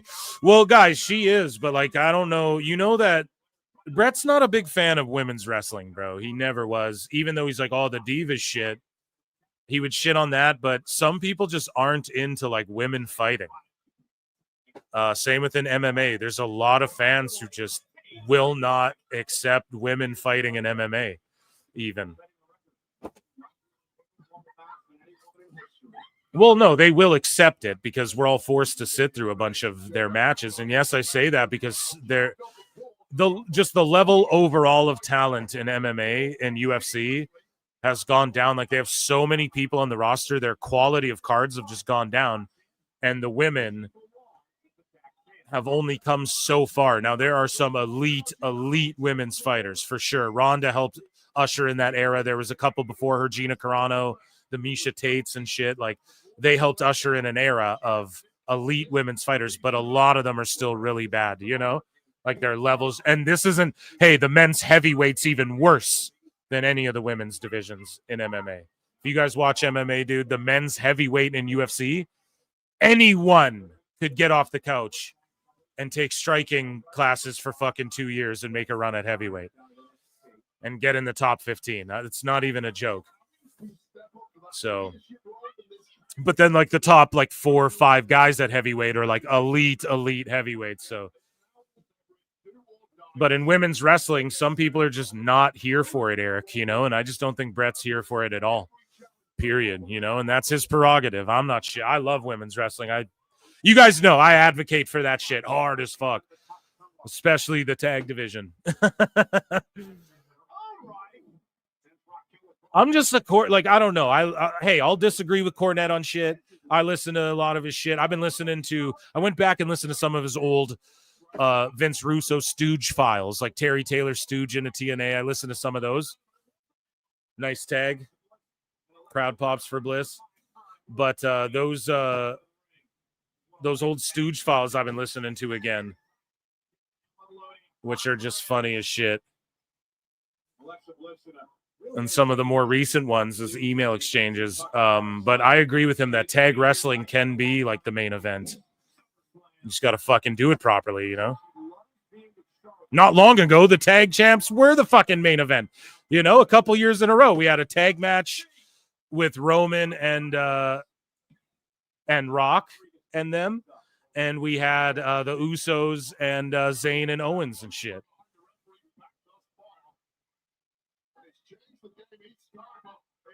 So we can get back to that. Damn. Roll up from Roxanne. Oh.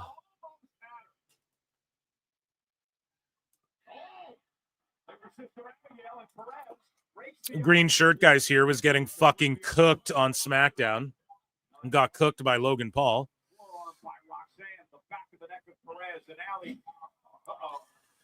Chris McCarty for 2 says, out of the 4 women in the ring, who pegs the best? Jesus Christ, man. You sick son of a bitch. You what? You fucking mark! Probably Raquel. She's got a very strong back. And she's a giant who would probably dominate you, you know? You asked. I got to give the fucking answers. So chaotic temporarily. It would appear Alexa Bliss lost track of who the legal competitor was. Went for Roxanne, but it wasn't. Your mom isn't in the match, Chris.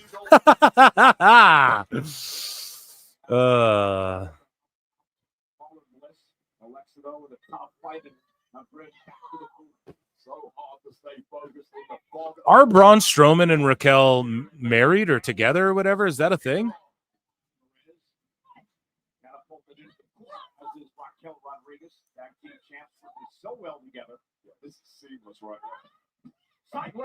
Oh, showing good tag team maneuvers here.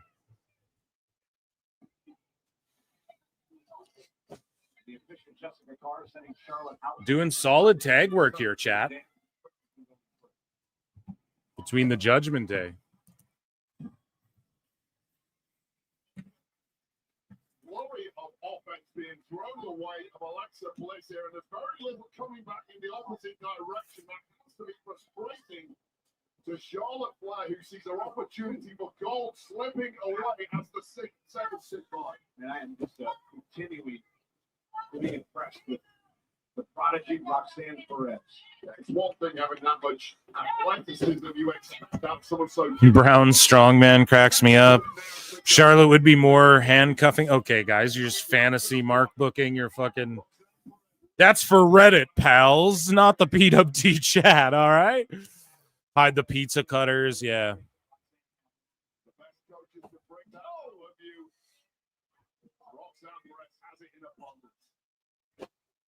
About the fact about the Hall of Fame Booker T and everything he did for early on in his career. What's crazy about Perez, she is one of the smaller athletes down here, yet she never looks like an underdog. And it's so rare. Much like the woman right now, Alexa Bliss. Resumes of them all. But it might not be. This is the perfect for Discord. Yeah, exactly. We got a Canadian backbreaker here, or a Canadian torture rack.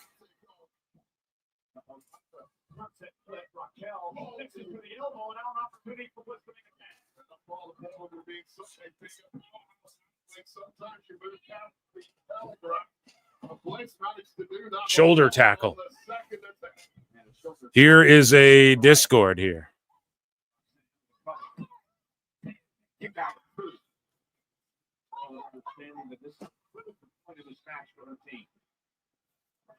Raquel really needs to be the leader here because Roxanne is starting to show that frustration. The frustration. Here we go. We've just got a Easily, unless you maintain focus here, and Raquel needs to be a leader. Nick Gage. Isn't it crazy how Nick Gage like did all this crazy shit and then he got a Dark Side episode and then he just fucking like turned it around and made a shitload of money and everything off the back of that.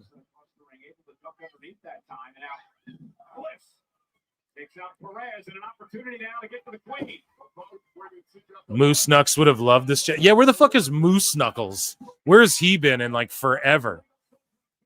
I don't even remember the last time he was here. You know what it is though?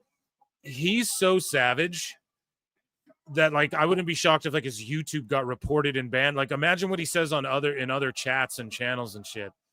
Like I can only imagine how hard he goes on other YouTube chats and shit. So he was funny and shit, but just I would not be shocked, you know?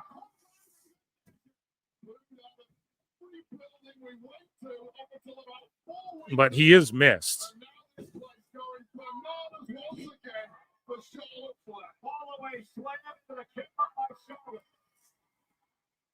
The weight of the world has left the shoulders of Charlotte Flair. But can she make good on all her Super kick on Raquel. She's got both Raquel and Roxanne down center of the ring, and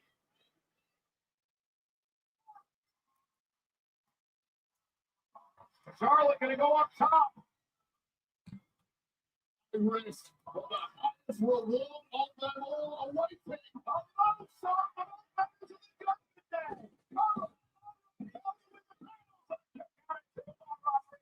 There was not much in that kick out whatsoever. It was late and it was weak. Take another look at this. At the effortless athleticism of this woman. All with a kind of kick that simply cannot be manufactured. Surely closing in on something special here, Cole. She can print Charlie.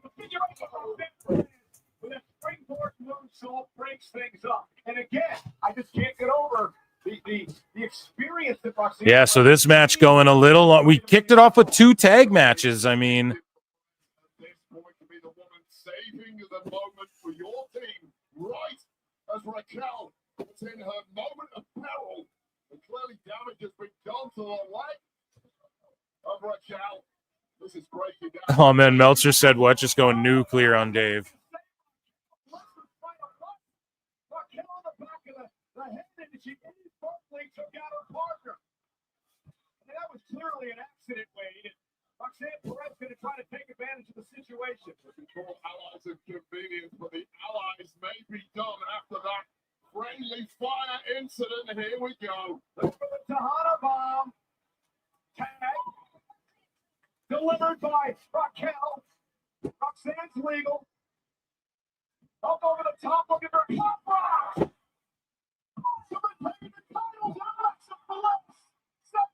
Damn, she saved it. Alexa saved it.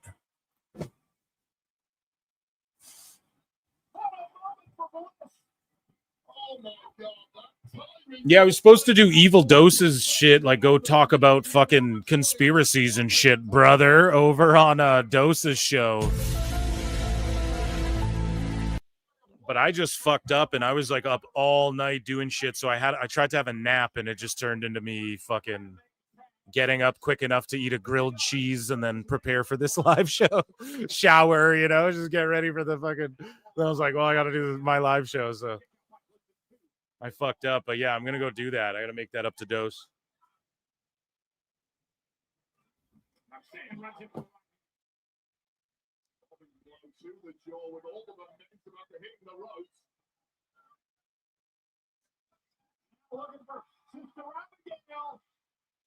Okay, so Charlotte Flair's there to set up what? So she boots Raquel. Okay, so we're 2-0 tonight. Or no, I'm 1-1. I said Judgment Day will retain. Yes, see, Chris was right, man. I was like, are they going to really jumble the women's tag belts around again when they have Judgment Day draped in gold? And he's like, yes. You know, he's like, this thing took off. You just got to go with Bliss and Charlotte. Like, they didn't expect it to get over the way it did. And even me on this show, at the first week, I was like, I don't like this. And then the very next week, I'm like, okay, it's starting to get over. And then, yeah, so they pulled the trigger on it. Good for them. I'm 1-1 tonight, chat. 1-1. I'm going to end the poll in the chat.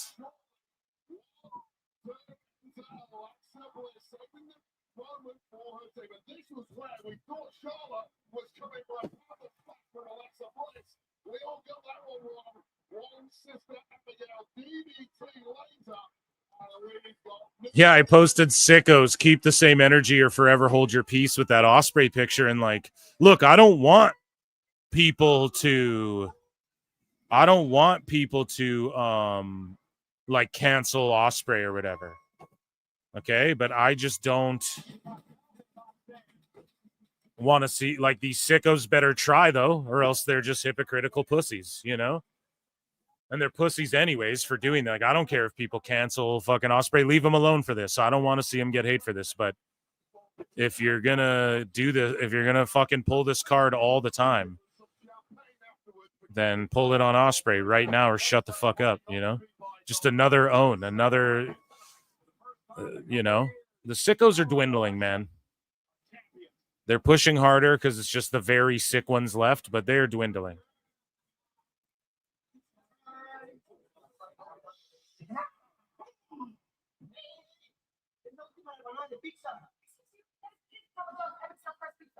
Papa John's ad. We deserve this last slice of epic stuff the greatest tag team of all time. Your boys got new, Daddy. He's dressed like Kofi. Waller's dressed like Kofi. Oh my God. That is fucking funny, dude. Oh, yeah. Dude, Papa John's is the bomb, though. So we had 62% saying Flair and Bliss. Good job, chat. When they give you the garlic butter dip and those peppers, my wife loves those peppers. But we don't get Papa John's often, I got to be honest.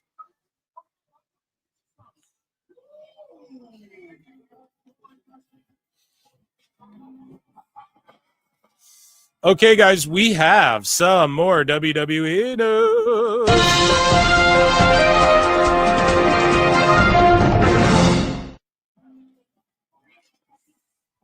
So Coach talked about WWE Unreal with Nick Nemeth, Dolph Ziggler, and let's say what they had to say about it. I think there's a lot of older school fans that do feel this way. They really, really do. And I can't say that. Yeah, I've been waiting for this movie Weapons for so fucking long to come out, and everyone's saying it's so good. And same with that Together movie. Side note, I disagree with them, but I liked it because I knew what it was going to be. I knew it was going to be. And I completely agree. And I'm so weird. 1980. I'm not. I don't have emotions, but I'm stuck in the old school. But I know it's 2025 and we moved on. We let everyone know it's a TV show. So now that we know it's a TV show, we don't have to pretend that the TV show is not made by people. Like, it's weird. Come on. Like, we know there's a team. I think it really makes us look smarter and bigger to people outside of the universe because you see the wheels are in motion. Like, it's not a fight. It's a producer. It's a cameraman. It's a full day of creative that led from 6 months of creative that went into a thing. It's a camera shot for the emotion of the mini story in the story. And it really shows us in a much better light, I think. It really puts the wrestlers in a much brighter light than you think to the outside world of what goes into a match other than punches and kicks. There you go. He accepts it. So here's Drew McIntyre. He just quickly explains how he got stuck in the UK.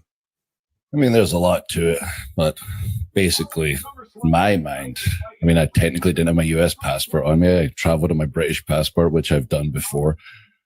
But the person behind the desk refused to contact immigration, even though I'm a US citizen.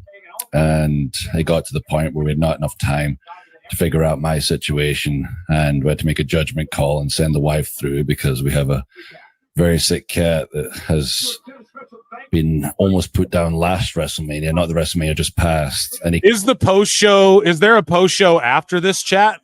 Kicked out. Then this past, or is it just tomorrow where Triple H talks about the whole weekend as a whole? WrestleMania, I had to go home again. Then he kicked out again. So the guy's invincible, but he won't eat unless one of us is around. So she had to go ahead. And 5 minutes later, one of the guy's colleagues told me, well, he asked for a picture first. And I told him the situation. And he said, well, why didn't you just contact U.S. Immigration? You're a citizen. I was like, I said the same thing. And then I told him this is my American wife. And, I work, where I work. It was, I know who you are. I went, oh, okay, so this guy just doesn't like me. Doesn't want to try and help me out. So I guess I'm doing my job really well, but also it screwed me over in the process. Might have been a Jelly Roll fan. I don't know. Maybe, yeah. I'm not even a bad guy. I keep stressing to people, if you just listen to me and talk it out and hear my side of the story, you'll probably go, you know what? If I was in your position, Drew, I'd probably act and say the things you do and do the things you do. And if I was as big as you, I'd smash everybody as well. Yeah, fuck yeah, man. Drew's that dude. One of my favorite wrestlers, especially in the WWE roster. Here's Cody Rhodes saying what he's going to do to Cena tomorrow. John Cena, I've said you're looking to bounce back. You have an opportunity. Yes. And is that what's her name, Joy Reid, that everyone was allegedly passing around or whatever? Is that her? It's crazy Shannon Sharp loses his fucking job. But this chick is running around ruining lives over here. Cody, what is going to be different this time around? Well, I'm just going to whip his ass. Really? I mean, yeah. I just again, there's the playing field is level now.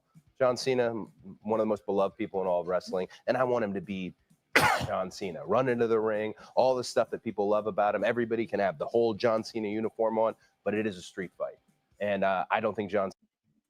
Yeah, so Cross is getting this epic John entrance. Cena. You so trying to tell me? see. I mean, everybody's coming there to see him. They're looking forward to a beautiful moment. You're on a mission to ruin the moment for John Cena. That's what you're telling the world right now. You want him to walk away miserable. That's what you're trying to say, Cody?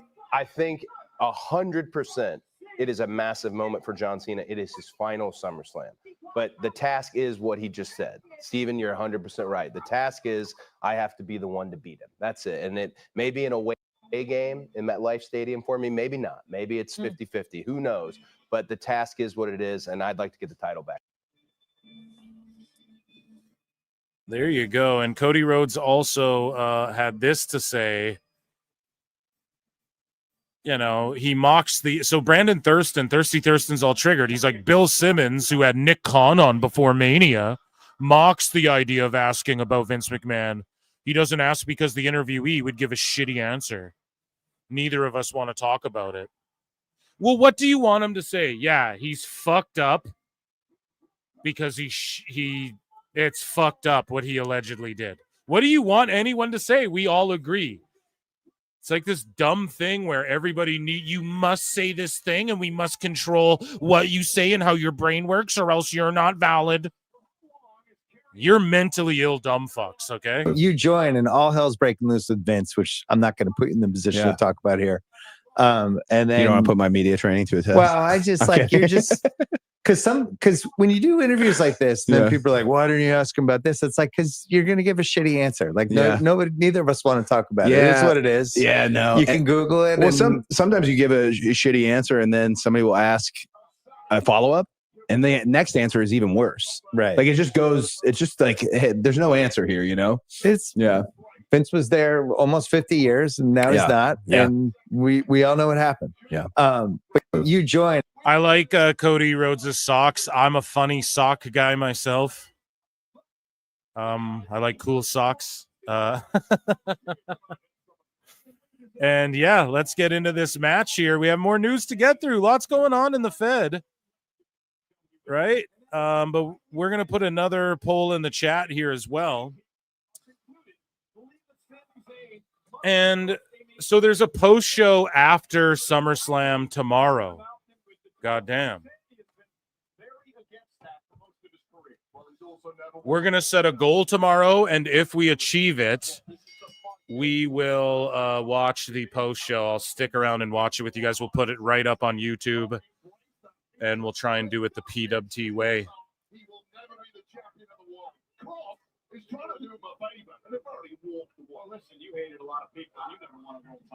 So where we don't get pulled, like my first ever live stream got sniped because we like watched a post show and I like had it on like the audio of it and I went and took a piss or something.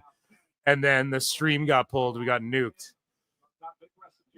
Great times. Great times. Here we go. I'm putting the poll up in the chat, but I am locked into this match. The poll, we got it. I got the poll, pal. Who?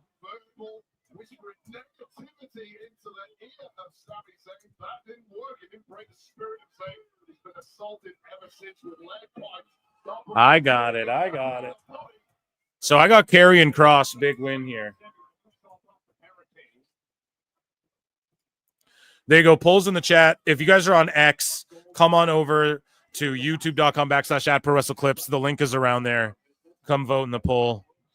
Come hit like or subscribe or whatever. Retweet this shit. Thank you so much.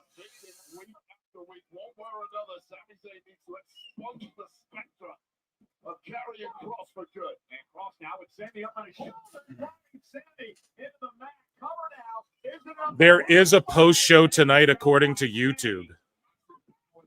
Are you sure about that?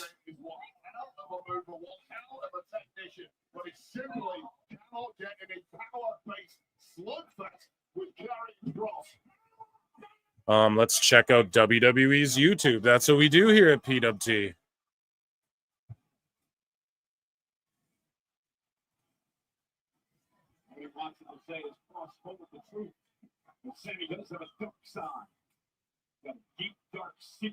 It says post-show Saturday. Crosses all elite at the end of the month. You fucking... Oh, you J-Brones.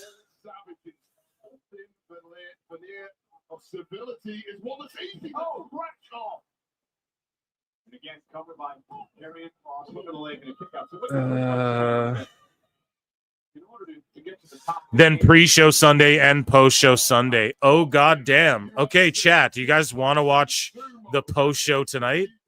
Should we do like a little fucking goal? Yeah, there's a bunch of people waiting for it tonight. Okay, I'll make a goal. If we can do $100 in super chats from now until the end, starting now, I'll watch the post show with you guys as well tonight. And here, John J. Don Sebus started it off with 5. Sammy can go away and learn a new hold. Come, learn a new hold, pal. Oh, fuck. Isn't it true, though? A Fisherman Buster. Man, they're cooking, dude. They're cooking, dude. Okay, sorry. Sammy can go away and learn a new hold, pal. Come back as El Generico and take on El Grande. Bro, here's the thing that they do in 2K. They add a character called El Ordinario because obviously Sammy doesn't want to sell them El Generico. Like, he has to sell them the rights to that if he beats El Generico in WWE to some degree. So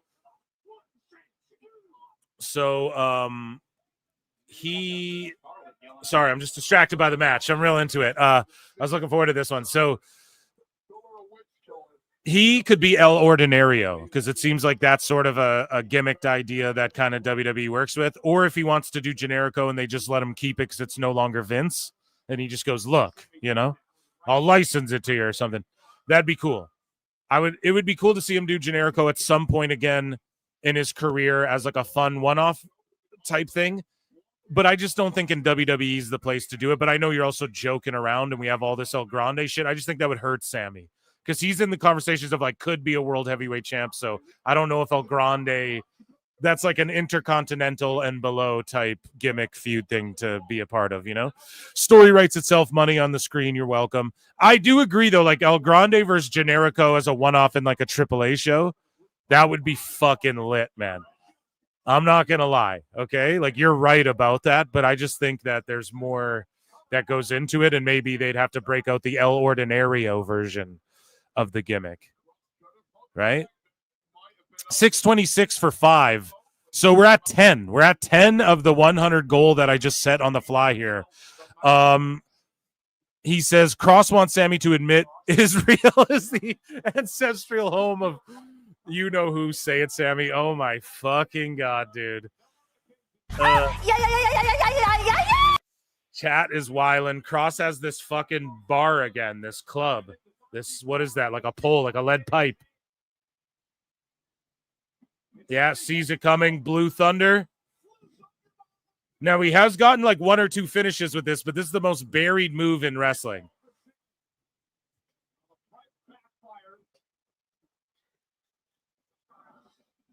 Like, no, I don't think any move's been kicked out of more as a false finish that everyone bites on every time is the Blue Thunder Bomb. Like, we know it's not the end of the match. We made the joke like, oh, Sami Zayn listens to PWT Confirmed, because when I criticized that like a year ago, he did beat like 1 or 2 people with it. But I think he went haluva boot into the Blue Thunder. But he still got the blue. And then I made the joke like, oh, he listens to PWT Confirmed. But it's like someone's got to tell him in the back. Like, you can haluva into the Blue Thunder sometimes. Because that move is like, you know, he's not finishing with it. But everyone still bites on it. Everyone does the 1, 2, 3 count along with it. It's hilarious. So Plinian for 10 makes like a silly, cute face. I know Tony likes that. And Trent CN, thank you so much, Plinian. You didn't write anything obnoxious or obscene or cancelable for me to say, so we just acknowledge you. How about that? Okay? Acknowledge me. And then Trent CN became a new member.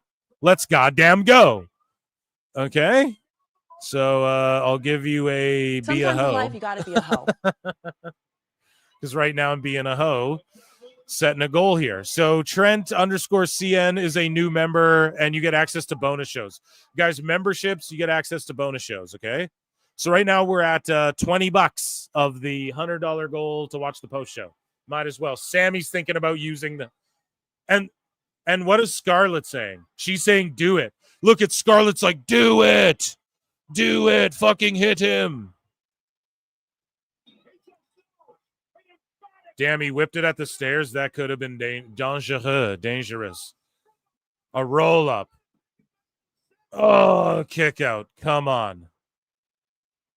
I fucking love Squid Game. I have a full series recap coming out. I recorded it like a month ago with Christian DMZ from Who Are These Broadcasts and AfterBuzz TV and our friend it's got no Cross. Don't lose. God damn it.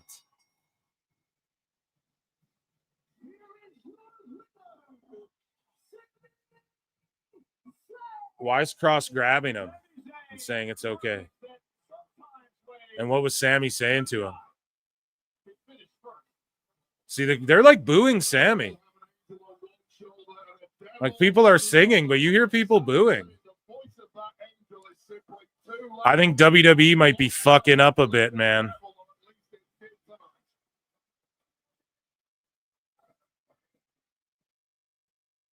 Damn, I don't know, man.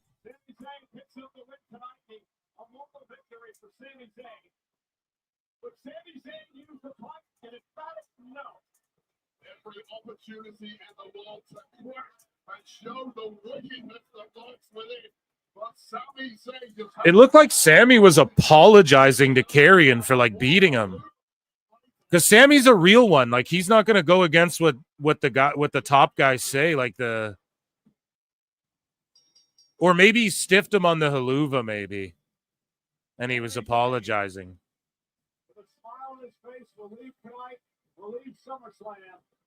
Because it's like, because maybe Sammy knows too.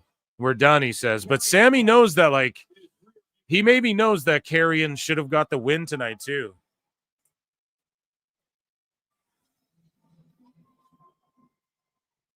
Ladies and gentlemen, we pause tonight to remember that last week the world Hulkster tribute. If not for this man, I guarantee you there wouldn't be 53,000 People chanting, "We want Cross." At MetLife Stadium tonight. I guarantee that I would not be sitting at this desk for the past 28 years. It wasn't for Kerry Malaya, the immortal Hulk Hogan. You know, Hulk Hogan was larger than life. Sports entertainment personified. The greatest performer in our history. So much has been said about Hulk's accomplishments the past 9 days. Yeah. I would like to know what he accomplished at this event, SummerSlam. He was undefeated. Here we go. Hulkster tribute. Guys, I don't know. I think they fucked up there a little bit. In the career of a man who carried professional wrestling on his back for 3 decades. Rest in peace, brother. So, Joining us tonight, Cross could be hurt. Allegedly. As well. The legacy of his father, a man who dominated this event. SummerSlam.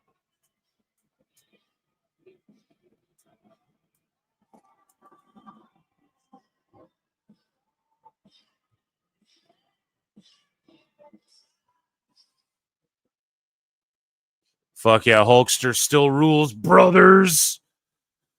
Guys.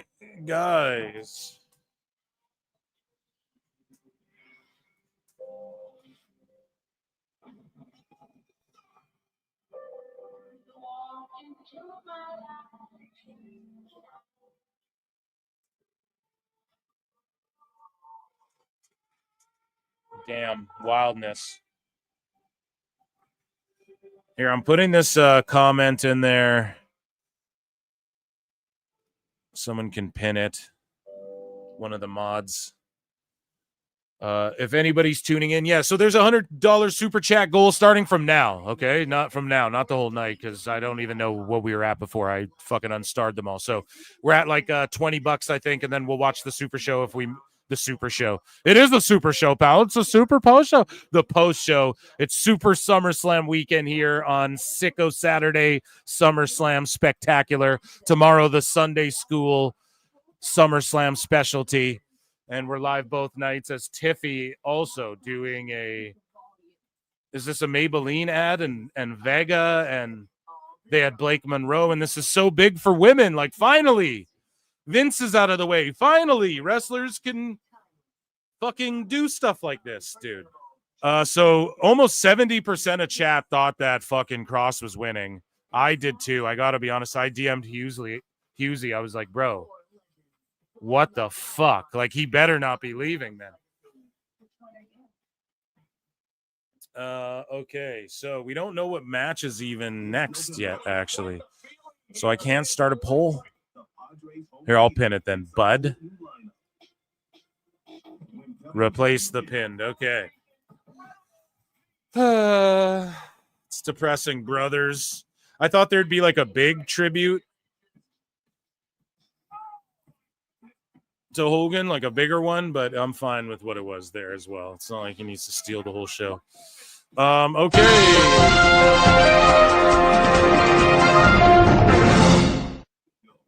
Tickets on sale now.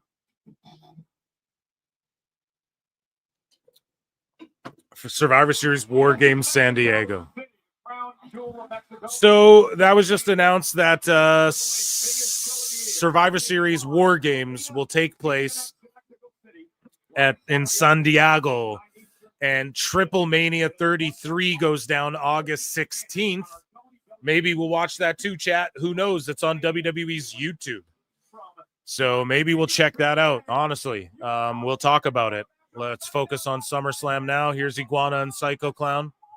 They're getting big pops. Now, Mr. Iguana, I talked about him earlier. He was on SmackDown. A great segue here. And here's him talking about his time, reflecting on his debut in WWE and SmackDown. Debutando en SmackDown. ¿Qué sentiste el recibimiento Someone translate. del público? Wow, no sabía que conocían el reptil más fino. Debe ser por esos videos de cuando le hacen bullying a la Yesca. Pero Now, he had the crowd in the palm of La Yesca's mouth, okay? And he goes up for this like Ray Phoenix style rope walking, go to the second rope, up to the top rope, go to the, and he fucking just wiped out, landed on his head, and I just died laughing. I could not help but die laughing. Like, it was almost Shockmaster level, but it wasn't because like he saved it after and he was so dope before, and just the gimmick's cool, and you're kind of like, what the fuck is this guy doing? But he botched the one move, and it just, I died. I was laughing so hard I couldn't control myself. I had to tweet about it. Like, listen, I love Iguana, but that was one of the worst fucking debut botches of all time that will live in infamy. And yeah, he's here in the crowd now. Also, we talked about it before. Paul Heyman said that Braun Breaker's the leader of this group, which makes me think that Seth is coming back, because they're just doing too much to like keep him in our minds, but try and make us think he's not in our minds. You know, I just think he's not fully injured the way they're saying, right? And then here's Naomi went kind of viral for riding this fucking scooter. Hey, champ. Yes. This is first time in 8 years you've been the women's world champion. You trying to be smart? I'm not. I'm actually congratulating you. But you trying to be smart? She's on a little fucking scooter. Naomi's incredible. Her heel run has just been fantastic. WWE World Heavyweight Champion Gunther is reportedly dealing with a nose issue that may require him to take some time off. So I've explained this on the show innumerable times. When people bust their noses up, like some of the ladies in the locker room have done it as well. Sometimes you just don't get it fixed. It's like teeth as well. Sometimes it's like, you know, with hockey players, they're like, okay, I'm just going to get them knocked out every season. If I get fake ones in, why pay all that money to have my teeth did? What does Cardi say? Did my hair and fix my teeth. Hope these hoes know it ain't cheap. Is that in one of her bars? She's here tonight. I'm trying, guys. So, what's her other one? They do anything for clout. Oscar the Grouch or whatever. Whatever. I'm not the biggest Cardi fan, but she's all right. Anyways, yeah, it just makes sense to not like fix your nose right away for some reasons. But then if you can't breathe, and in pro wrestling, your nose, like that's more for fighters, right? You might just want to wait. But because then you re-break it. It's just re-break so easy, you know? For wrestlers, maybe Gunther was dealing with the same thing. Also, he doesn't want to go like, maybe it's something where he has to go get his nose broken and then re-put together. And then that takes time off your world heavyweight title run. And after SummerSlam here, like, I don't think we're going to see Roman for a bit. Maybe I'm wrong about that. I don't think, maybe Gunther goes away. I think Becky is gone to go film that TV show, because that was in pre-production for, I mean, they're going to film it this summer. That just makes the most sense. So, or the end of the summer here going through fall. And then, so I think she's dropping that title for sure. But speaking of super shows in Mexico and all of that, Japan super show, dude. Konnichiwa, bitches. A Japan super show. And then Marigold's doing Grand Destiny 2025 in Japan. And then Line, this is like a Noah show, I think. And Wrestle Odyssey goes down. And so it's a hot kaiju summer too, dude. Gaiju, right? It's a white boy summer in Japan, brothers. Right? It's I don't know. It's going down, okay? WWE's got a lot going on. So it's good to see this international expansion. And yeah, look out for a Japan Performance Institute or Center or whatever as well. Okay. So Paul Levesque is asked about dealing with the fallout of the SA and trafficking lawsuit against Vince McMahon. And so this guy does ask him the question. And here's Triple H's shitty answer, inevitably shitty answer. And the challenges were that inevitably in the last year, Dude, that's synchronicity right there. How we both said the same word. It means we're vibing. It's a good time. Block out the good, block out the bad, harness the good. Allegations of sexual assault and trafficking levied at Vince, which he's always denied. But nevertheless, how did you deal with the fallout of all that? Because they were allegations. Sure. And all we can do is move forward. For us as a company, creative, all we can do is move forward. And allegations are allegations. Yeah, this is what the sickos want you to do. Yeah, we're gonna stop the show, delete WWE, put it out of existence, and then tell everyone to go watch AEW, and tell them that we all suck and fuck all these people in their jobs, and that's what sickos think the answer should be to Vince. Still, right? It's a complicated relationship for anybody in life. Nobody is perfect. But accusations are made, and that's a whole legal thing that is totally separate and aside from what we do. My job is to put on the best creative. Or he used WWE to whatever the fuck. Okay, people do bad shit all the time. People do charity scams and shit all the time. People peel some off, and how do you think all these politicians are on like $240,000 salaries and are buying $9 million homes? Newsom. How do you think they're doing that? Huh? Because they're like, hey, we need funding for this really good thing over here, and then we're just going to steal all the money. It's what it's what Vince did. He was a piece of shit. He used the company to fucking hide his personal bullshit. Okay? He wasn't fucking her in the ring. Right? What am I supposed to say about it? Triple H is like, bro, I gotta fucking do this. We got all these people employed. Fuck am I gonna do? I gotta do this job. It's not like I did anything. Jesus Christ. Like, product that WWE can do. And, luckily and happily, it's been successful and it's been working wonderfully. Business is in an incredible place right now and continuing to grow, especially with our partners at Netflix and NBC and CW and everyone in between. It's a wonderful time in our business, and fans are enjoying it. So we're headed in a good direction. And in a weird way, it's wonderful because Vince was forced out. So that's the only way he'd ever leave. Speaking of politicians, Ron DeSantis says, in honor of a great Floridian, Hulk Hogan, we are lowering the flags at the Capitol and the Pinellas County tomorrow. Additionally, I am officially declaring tomorrow, August 1st, 2025, is Hulk Hogan Day, dude, in Florida. Rest in peace, brother. So there you go, man. Kylie Ray is the first ever WWE ID Women's Champion. You love to see it. Round of applause for Kylie Ray. And we also have Cappuccino Jones became the first ever men's WWE ID champion. Cold Brew Cappuccino Jones. Congrats to him as well.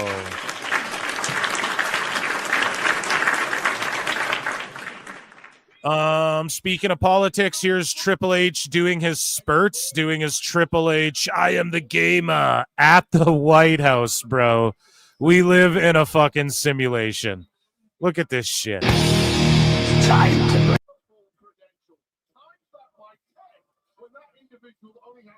Yeah, I run the country.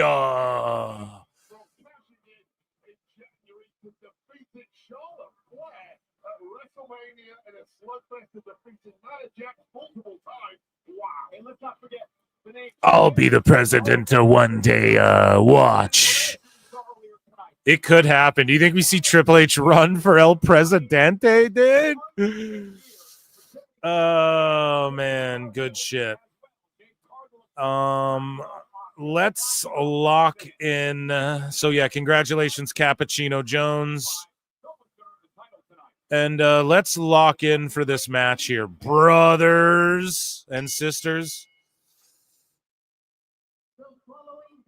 Okay, so Omar said super flute for 2. Here, I'll give you a super flute, man. Let's fucking do it.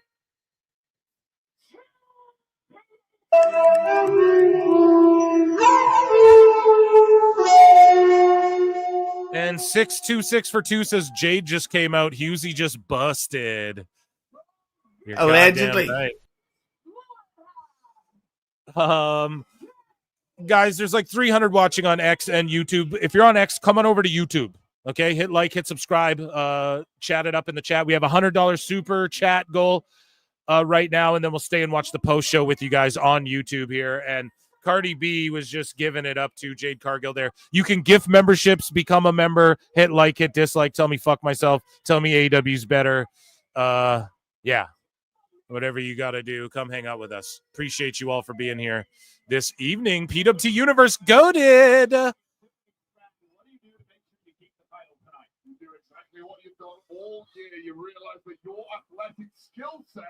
Yeah, I just don't know.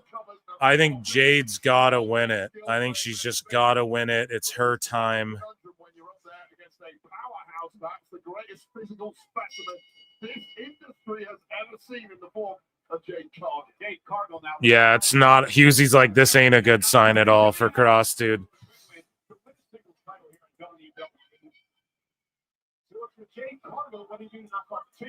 You win on the confidence that winning an arduous tournament like Queen of the Ring has given you. I would personally argue that winning went over by Jade quickly. Put both legs in a kick out. Winning a tournament like the Queen of the Ring this year with a caliber of competitors, including Asuka in the final, is arguably more difficult than a one-on-one single matchup against Tiffany Stratton. That's a great point. Jade now goes outside the ring. Remember, champion's advantage in this matchup. So Jade has 6 to submit. Tiffany to win the title. Okay, so Triple been hanging out with Trump lately. Did he go to Epstein Island also? You know, I'm willing to bet money he didn't at all. I don't think any wrestlers like that's the thing with pro wrestling. They don't really. It's like a joke of the entertainment business. Like it's finally being taken more and more and more seriously. And I just don't think so, man. They don't really do that shit, you know? But like everyone went there, dude. Like that's the problem. Everyone's like, you got to be ready to cancel like everyone, dude. From fucking Tom Hanks to Eminem and shit, right? Like everyone went and partied there and shit. It's just a matter of like who did illegal shit and whatever. I'm not getting into all that. It's just this is like to me, it's like old news. It's like we already fucking know. Okay. The reason you're not letting us know is because it's everybody, you know? So it's just weird rich guy shit, man. It's that weird power shit. We talked about it with Vince. I wouldn't be shocked if Vince maybe was on it because he's like, oh my God, that dangerous looking swanton, dude. But I just don't think like wrestlers or like maybe The Rock or something, but I don't even think so. Like Cena blew up like they were cleaning out all the Weinsteins and the fucking, you know, they kind of went after all those guys. It still goes on. Hollywood's a weird fucking place, just in general. You learn that if you learn that, man. It's real fucking kooky. And then there's just a lot of people just trying to make cool shit. And then it gets lost in the shuffle and people lose themselves. And it's sad. I've seen a lot of people, you know, that's whatever. Another show for another time. But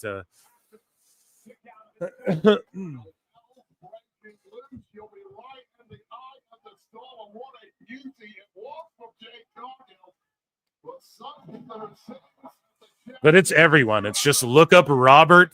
Whatever. I'm not getting into any of this, but actually, fuck that. But it's like I learned it in school, man. I had a cool ass high school history teacher who like would talk about that, like real history and shit with people, you know? Like he wouldn't run away or shy away or just like stick to the book. He was the kind of teacher who'd like walk in and just give the lesson off his dome. He never had like a thing. He never was pulling shit up on. He was like, he would just give the lesson off the top. And those are the best teachers, you know? So he wasn't a conspiracy theorist by any means, but he would just not shy away from like, well, let's talk about it, you know? What does the internet tell you? What is this, you know? But you look up some of that shit, it's like you hear about it a long time ago. We got to cancel everybody though, you know? So it's just not even, it's like, okay. It's a very, very top level. It's a world championship SummerSlam. Your opponent is generally going to be capable. It's not worth melting down like everyone does on X about. Again, as we point out on this show, none of this shit is worth melting down on X. You got to enjoy life, the sun shining, summer. You got, you know, you get one life, man. You got to enjoy the shit. And not if that means going to fucking Epstein Island doing shit like that. I just mean like cool, chill shit. Choke slam from Jade coming in. No, a gorilla press. No, reverse into a Hurricane Rana. See, I told you guys, this isn't going to steal the show, but this is going to be a sleeper match. Like, they're doing good work, and it's crazy that Tiffy's got to kind of carry this one. Yeah. Here we go. They're having a great match, man. It's just, it is Jade having to be led around and shit a bit, though.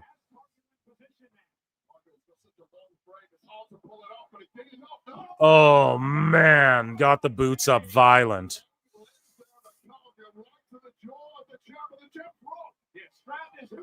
I'll go with canceling everybody. Let's start over. Yeah, it's just, that's an impossibility, though. You know, that's the thing. Foot on the rope, ref.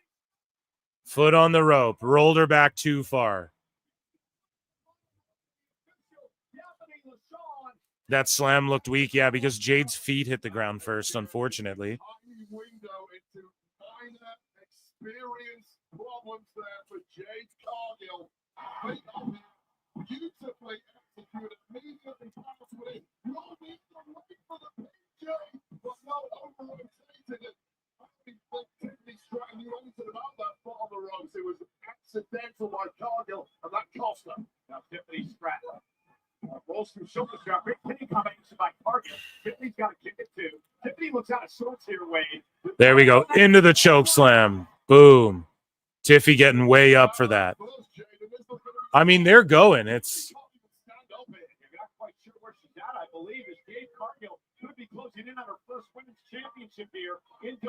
So Cardi B just came out like to what? Just say like, what's up and sit in the front row. And then is she going to do something later? I'm not saying she needs to get physical, but is she going to like do a wardrobe change, come out after? Tiffy's winning. Jade is getting too much of her shit in. I know. I should have went with my fucking, or did I pick Tiffy? No, see, I should have went with my gut too. I think I might have locked in Jade because I'm like, they have to, but my gut's like, you can't take it off Tiffy yet, you know? Yeah, see, Tiffy gets the win. Because it's like, you take it off Tiffy, then what with her? Like, she's just, they're building her up too. And they get the long-term investment with Tiffy. So a lot of the IWC is going to be triggered. What am I batting tonight, chat? I'm like 1-2 or 1-3, or am I 2-2? I'm 1-3 tonight, chat. So don't listen to me. Don't listen to me. Yeah.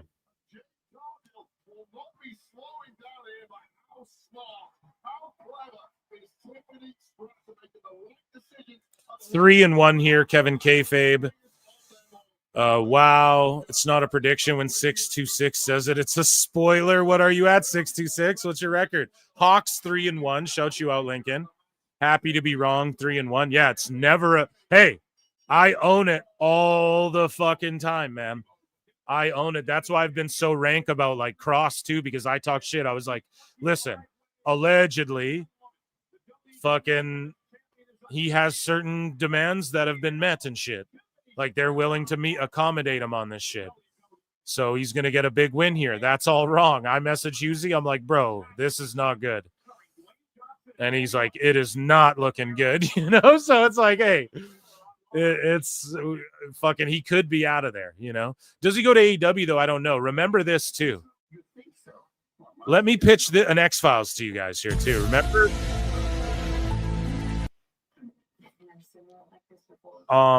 Freddie Prinze Jr.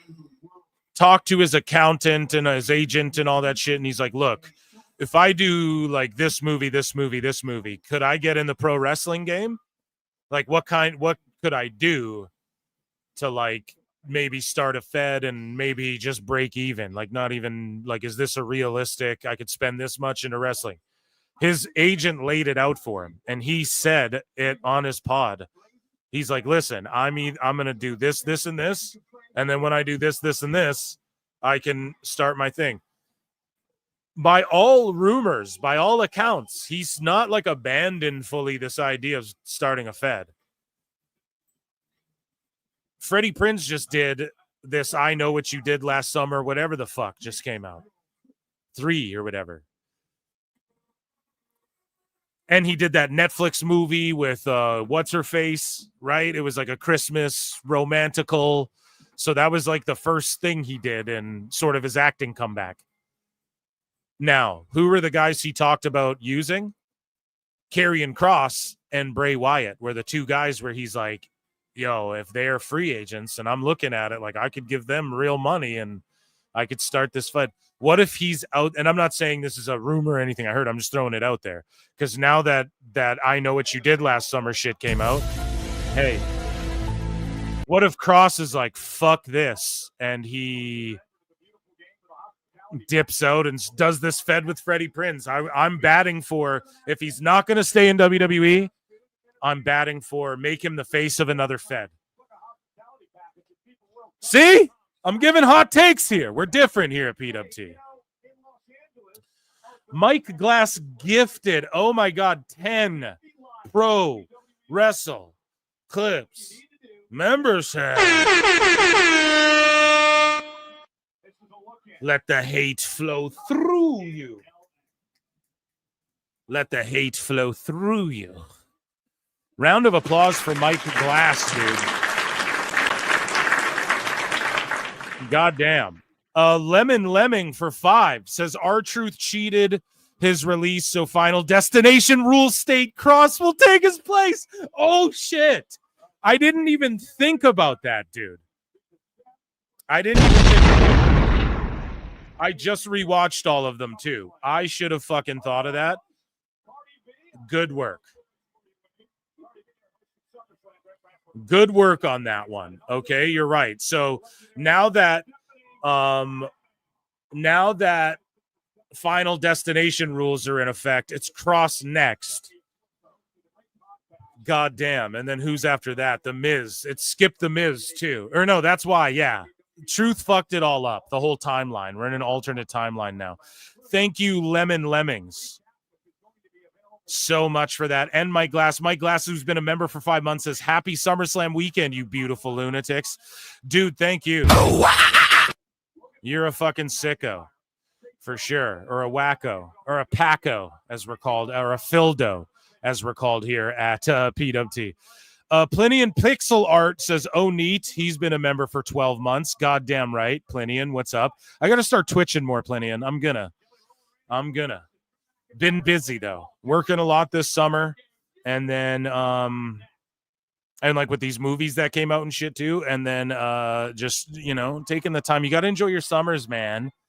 Especially it's cold where I live at, dude. Up north. Up north, as they say. Thank you. And then Sassy Girl 8724 for 20. Sassy Gal says, tough week for my family and myself. Oh no, we had Mike Sauce was needing prayers too. So guys, prayers and good energies over to Sassy Gal. But being a part of this amazing PWT community has taken my mind off everything for a bit. Good. Thanks, PWT. Thank you. Okay. Thank you, Sassy Gal. Okay. We appreciate you. Round of applause and good energies. We hope you are enjoying SummerSlam. Okay. And we hope you'll tune in and enjoy tomorrow too. And hopefully some of this can take your mind off of, we did go down a bit of a serious conspiracy rabbit hole for a second. No, we lightly gazed over what's in the main news cycle, right? Next, we're going to talk about Sydney Sweeney and Levi's or whatever, or whatever company she's doing commercials for, right? I'm totally joking. Thank you, Sassy Girl, for your support, constant support of PWT, and that's unfortunate. And there's a lot of laughs in the Discord, so make sure you're in there too. I know I see you in there. Make sure you're reading what people are dropping in there. There's some funny Meltzer shit in there, and thank you so much. Round of applause and acknowledgement to all of our members, everyone who supports. If you're here watching and you're just like not saying shit and you're just like hitting like or dislike or hate watching or whatever, we love you too. We acknowledge you. Acknowledge me. Love. Round of applause to the PWT. Just as much part of the show as your boy Phil is over here, okay? That is for sure. I wanted to do more news, but we're kind of halfway into this package. Then we're getting into entrances. I need to put a poll up. It's a one-man army over here. And I'm going to check in with chat. Everyone just chilling. Regular chat. Thanks, Dunn. Fuck yeah, dude. Sassy is now the lead XP chat standings. There you go. Monkey Balls. Cross should just go to AEW to be put in the same spot, but at least people will stop crying about him being... Hey, and he'll probably get paid more. I'm not even against that. I just want to see him be happy, make money, and be a big badass. And I think all the... not all, like all's a general fucking speaking... term that but a lot of the AEW OGs, quote unquote, I think they'll be gone and out of there by like 2026, 2020 or 2027. Let me think here. 2027, I think it'll be like a big year of like a lot of guys you wouldn't even expect will leave AEW, because why the fuck wouldn't you? Especially with WWE's business not slowing down. And then when it starts to slow down, what'll get them hot again? Bring in AEW guys and have the sickos talk about it again. You know, all cash. Yeah, all's very like a blanket, you know. But I just think a lot will defect to the evil Fed. Fabio El Fabio for 2 says Oscar greater than Jelly Roll. Oscar larger than Jelly Roll, according to Phil. Oh my God. You what? I'll never live it down, man. Oh my God. Yeah, she's there at the PC getting the LBs off with Jelly Roll, you son of a bitch.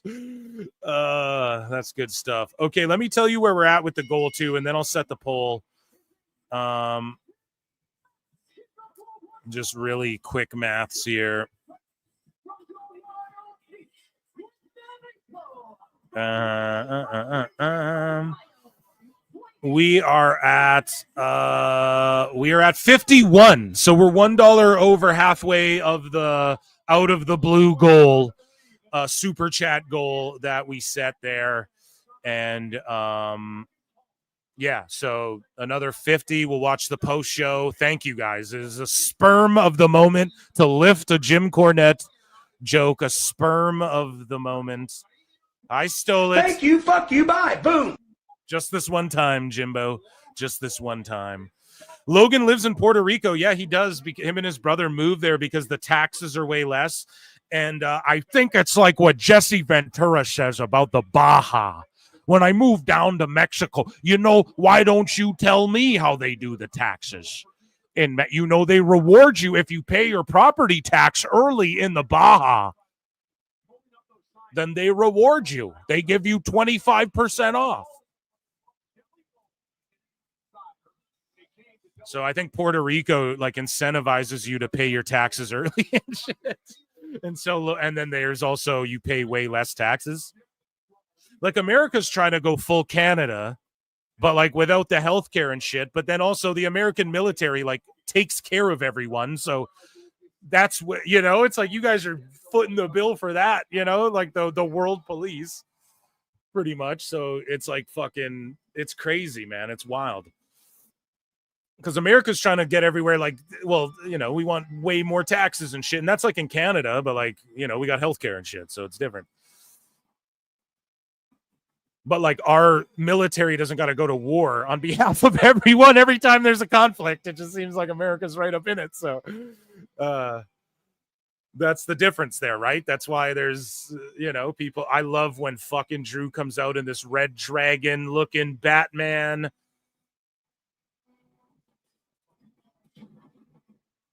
You know, he comes out in this fucking comic book gear. I can't believe he should be in the DC universe. James Gunn, where you at? Cast my guy. Cast my guy. James Gunn. Did you watch Fantastic Four yet? Hell yeah. And I reviewed it with Husey over on the PWT, or not the PWT, over on Phil Marks Out YouTube channel. Go and check it out. Family YouTube channel. I have a YouTube channel called Phil Marks Out. Go and check it out. I review movies and stuff over there. I didn't drop the FF review yet, though, but yes, I saw it.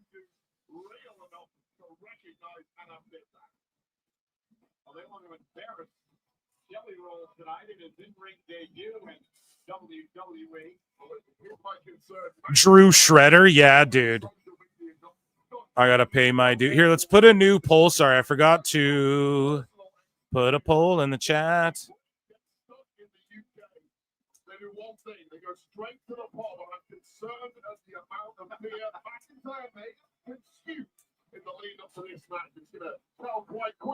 Okay, so taking a look at that physique, there is not an ounce of fat on McIntyre. 280 pounds of prime Scottish beef. Tagging up with the magic or Logan Paul. You were going to call him the maggot, weren't you? You were going to call him the maggot. That's how you truly feel, sliver the tongue. And here you go. Jelly Roll and Randy Orton or Logan Paul and Drew McIntyre. 626 for 2 says, big fan of Logan. Hope he destroys Ozempi hole. Smelly hole as fucking. Do you think he's on the Ozempics too? Do you think that's what it is? So we're at 54 of our sperm of the moment $100 super chat goal for the post show. I just look, it's not on Phil Marks Out family YouTube channel. I'm sorry, I didn't upload my fucking Fantastic Four review yet. I apologize. It's recorded. Me and Husey did it. Pause, and we did it, and then we did the review. No, but yeah, I think you guys will enjoy it. It's about an hour and some of him and I talking about that and fantasy mark booking and me spilling. You know, it's funny. There's articles written now. Do you guys remember when I spazzed out and just started going on this rant about the MCU or whatever? And I was like, their goal is to do MCU versus DCU, allegedly. And now there's like people are writing about that. So there you go. Phil won't get in trouble.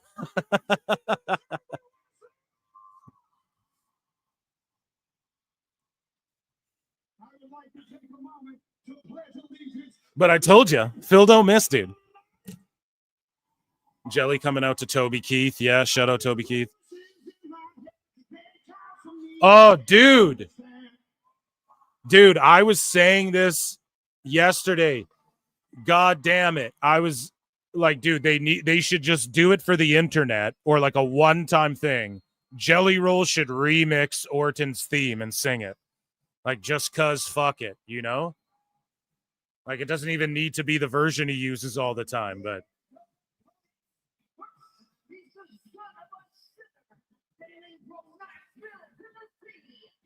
Jelly Roll, the next cruiserweight champion. Yeah, R.I.P. Toby Keith, huge wrestling fan.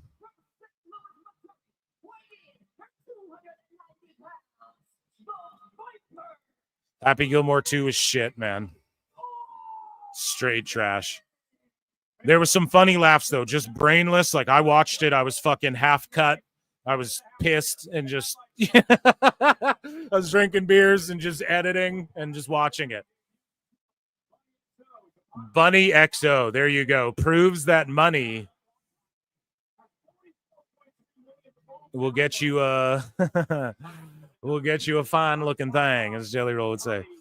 Jelly doing evolution. But, like, you know, you can just laugh at the dumb Happy Gilmore jokes, but it's just like you get drunk and it's like a Fortnite. If Fortnite met Happy Gilmore. And Fantastic Four was fantastic. If you want my breakdown of it, though. Like I go into depth and give little Easter eggs and shit too that I spotted that no one else spotted, that no one's talking about on the net. I pointed some shit out that nobody pointed out that I've seen on the net yet.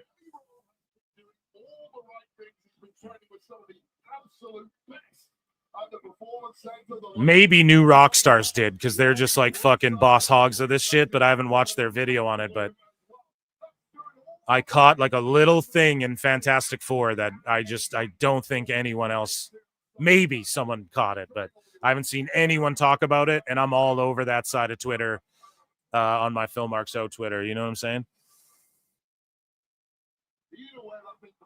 If Drew loses again, I'm done with Triple H shitty booking, Yancey says. Well, I think they got to get a win here.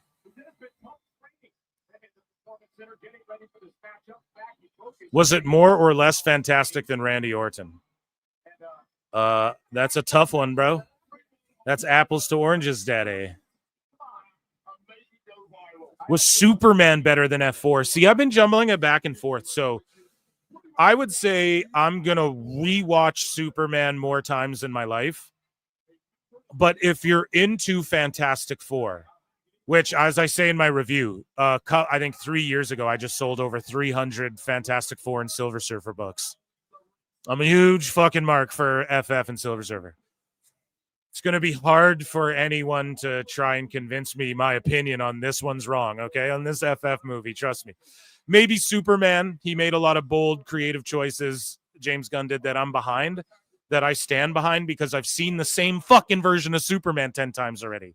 You want to watch the Donner movies? Go watch the fucking Donner movies. Like, I'm sorry. We've seen the same version in the cartoons and the video games and the fucking books and the everything forever. So, or like attempts at the same version. So James Gunn went, I'm going to do this different sort of thing with which I like. It's more like Justice League Unlimited is what I compare it to. Now, it's more fun and adventure-y in the way that I like. And I like James Gunn. I know people shit on, oh, he just makes a James Gunn movie. No shit. That's why they hired him to make the fucking movie, right? So I'm ranting about Superman because that review's been up already for a while, okay? But with Superman, there's more rewatchability for me there. But if you're a Fantastic Four fan, which I am, it's like the fucking perfect movie, dude. If you used to watch the old FF cartoons, bro, what do? Oh, some shit's going down. Or like we're stopping crime in New York and then some shit goes down where we have to just like jump in a ship and go to space. And then the problem comes to Earth, or we save a planet and then we come back, or we go, we meet with the Atlanteans and we go underwater. Like it's what it is. And I didn't spoil any of the movie there, but it's like, it's just a fucking Fantastic Four cartoon brought to life. We need this right now. We're done with my city, she never sleeps. And I love the Dark Knight. I think Nolan's Batmans will never be touched. But we're done with the whole, like, my city, she weeps in the hollowed grave of the shallow ground of the depths of Crime Alley and what it once was. She yearns for my protection. You know, like, we're done with that dark fucking, you know, like meta, oh, we're kind of good, we're kind of not. Superman's just a good guy through and through. He's just a good guy, pure soul in the soul. He's a superhero. He's a good guy. And that's what I loved about Fantastic Four. Galactus and Silver Surfer are fucking menacing. Crowd's white hot for this match, by the way. But they're menacing and they're terrifying villains. And they're not fucking around. Like, it's not like, oh, let's kind of make you feel bad for Galactus, you know? And I'll break it down further in the review. But yeah, man, it's the perfect fucking superhero movie, I would say.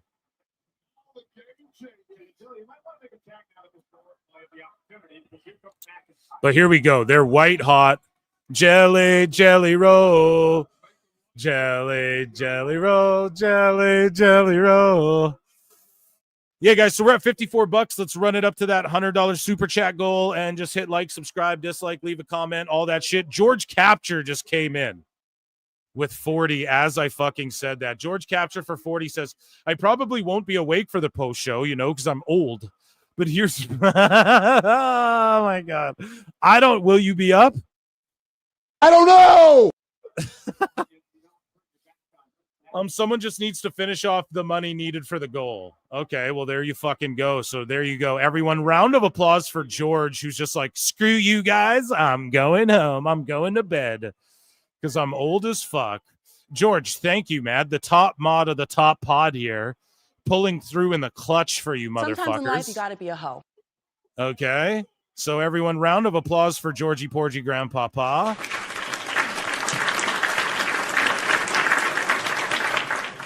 And we are just $6 shy. So someone I know will break it. Someone will break that. $6 shy of it. Over 300 watching. If you're on X, just come on over to YouTube. There's a link somewhere. Just hang out with us and chat. Fucking George pulls through in the clutch right there for everybody. So make sure you show him some love. Yeah, George, you'd be working double time. I mean, I know people are fucking like, damn, man, this dude's working double time here. But, dude, I went over to the WWE YouTube channel, and you should see the bots in their chats.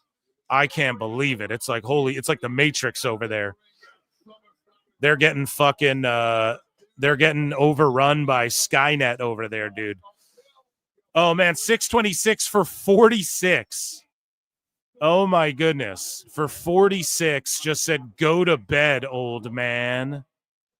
And just put you to fucking snooze time, dude. You fucking mark!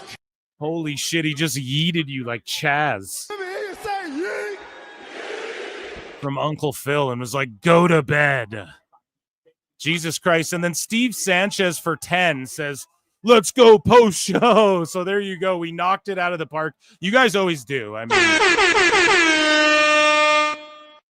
I think we maybe didn't hit the like goal one time because you guys were holding out for Jericho. But otherwise, you guys, I mean, round of applause for George 626, Steve Sanchez, the entire PWT universe.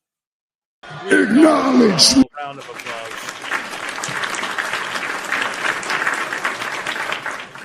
And then fucking Chris McCarty says, hey, chat, want to have a jerk circle?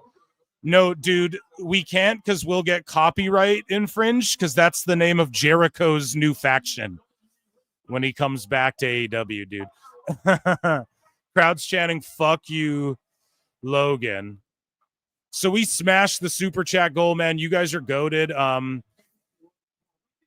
We'll probably do the same for the post show tomorrow or what? I don't fucking know. Should we just set one tonight? And if we break it, I'll just do tomorrow as well. Chat, tell me what you want to do. I got to lock into this match a little more because I have been a little distracted during it. But chat, let me know. Deliberate amongst yourselves. We are a circle of jerks. Exactly. There's no. And I like to jerk chicken. Oh, jerk chicken or jerk my chicken. Oh, goosh. I'm overhead now.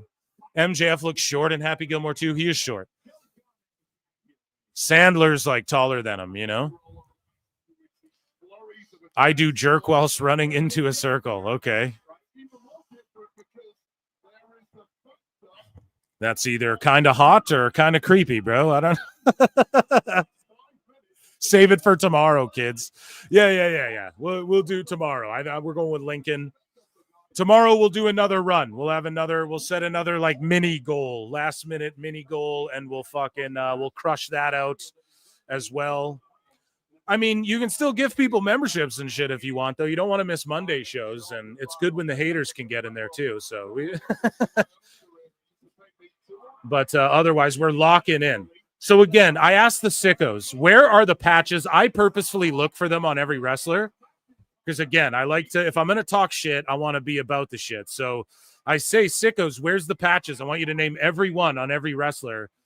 In this match, I've got Drew's locked in. I've got Jelly Rose locked in. I've had most of them throughout the night, even though I'm not going to call them out because that's lame. But I see Orton's there. It's kind of hiding. He does it cleverly there where it's kind of hidden. And then Paul's I can't spot. So someone's got to spot that one for me and let me know. Orton's is hidden on his boot. He hid it behind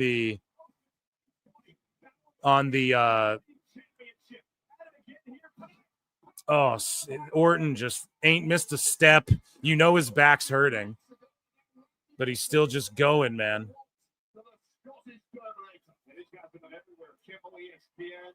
I just can't spot Logan, so now it's irritating me. That's why I'm calling it out now. Oh my goodness, another super chat from Robert Wolverine. Elsie Killer 17 says, I want Sydney Sweeney to be the Silver Surfer. Yeah, because then she's all naked and silver and shit, bro. Oh, fuck.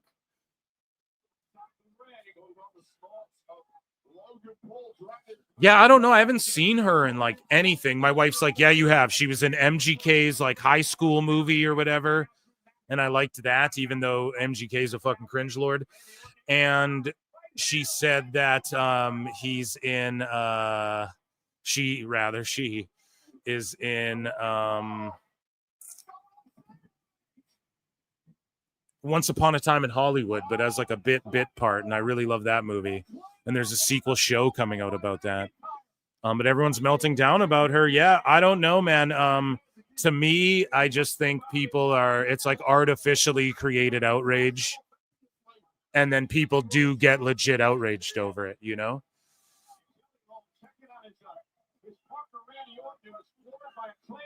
Because all these ads are just unoriginal. Like I've seen that same fucking ad with 100 different people. Beyonce just did the exact same one.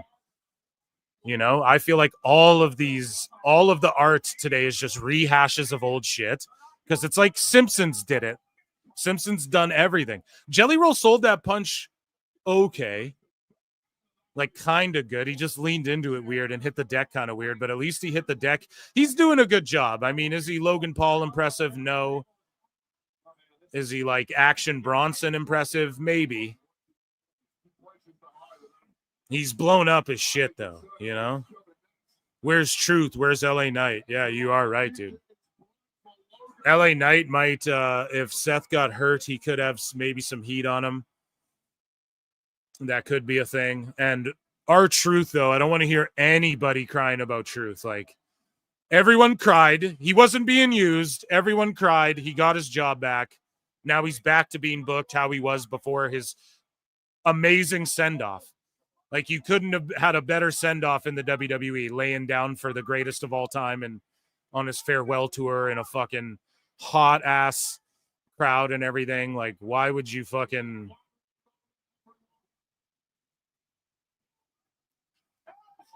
So y'all got his job back. We're not going to cry now because he's getting paid to do what he was doing before they tried to give him a epic retirement send-off from WWE. So Jelly Roll's wife is selling the game really well. You got to love that. That's super important. And Logan Paul is just going nuts as he does. He was just built for this shit. Oh, Paul's is on the back of his heel there. Fuck, finally. Duh, so obvious too. You know, it's like Where's Waldo? Like he's, so many people put it there. So his isn't there and he's wearing yellow. So I don't see it for whatever reason, like a fucking idiot. Jelly is jam. His patch is on his boot. Thank you. Yeah, I'm redacted if we haven't fucking, I'm a restart if we haven't. I'm over this match now. It's just that, you know why, guys? We got 3 tag matches on this card where we're like, okay, the formatting's a bit the same. Like single matches, you get the most out of every time. If you throw 3 triple threats at people, it's like, You throw 3 tag matches at people, it's like, fuck, you know? I think just the formatting of like, okay, one guy's hurt, he tags in. I think that's why we're a little lethargic on it, but everyone's on their feet. Everyone's going nuts. So far, SummerSlam Night 1 has been like a solid B+ for me.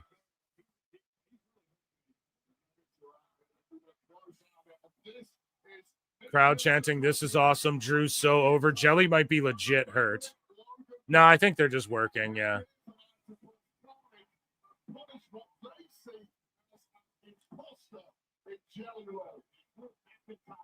Because they'd like have, it's just the refs out there, not like medical and shit, you know? He got the jelly knocked out of him. Handicapped match it is, yeah.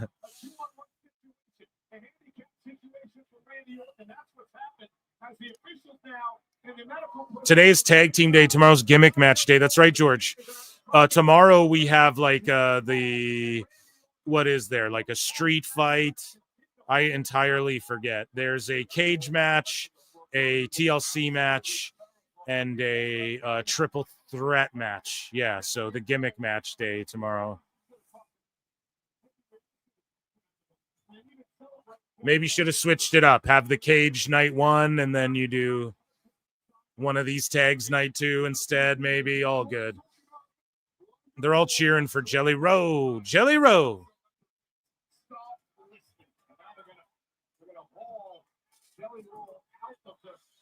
Logan Paul just does such a beautiful frog splash here. God damn right he does. And Jelly's selling like, oh, I'm hurting shit.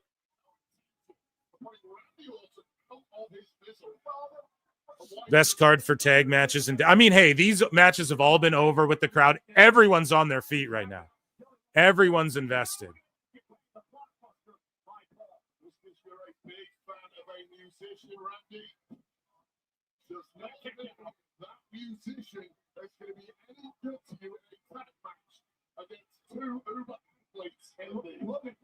So he's crying and shit. I think he Mick Foley's it and is like, I can't give up on myself.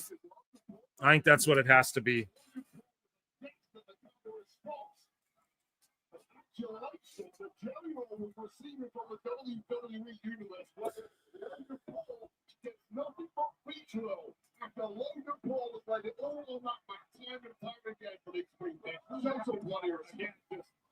The Sparky, the WWE fans, and Randy Orton makes a pass.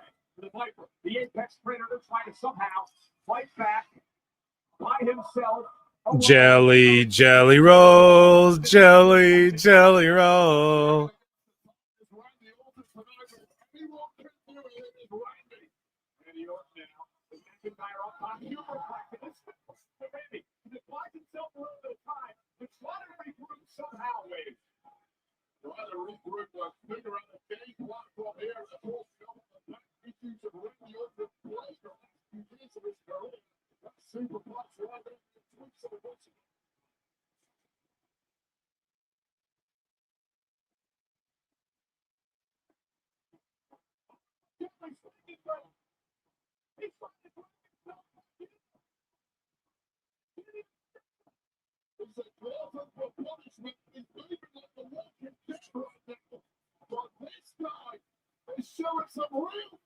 Yeah, see, I told you guys.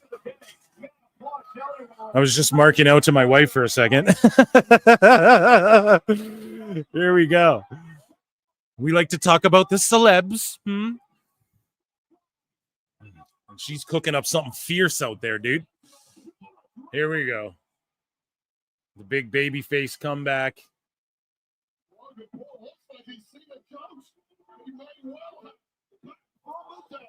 When Jelly's got him in that chokeslam position, he's got to fucking like walk around the ring Taker style. Boss man slam. Oh, the black hole slam.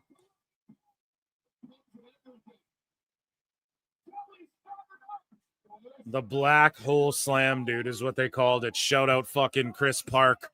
Abyss. The hardest, two of the hardest themes in fucking wrestling. The Marilyn Manson one for Decay and the fucking doon doon doon doon doon doon ticka ticka down down.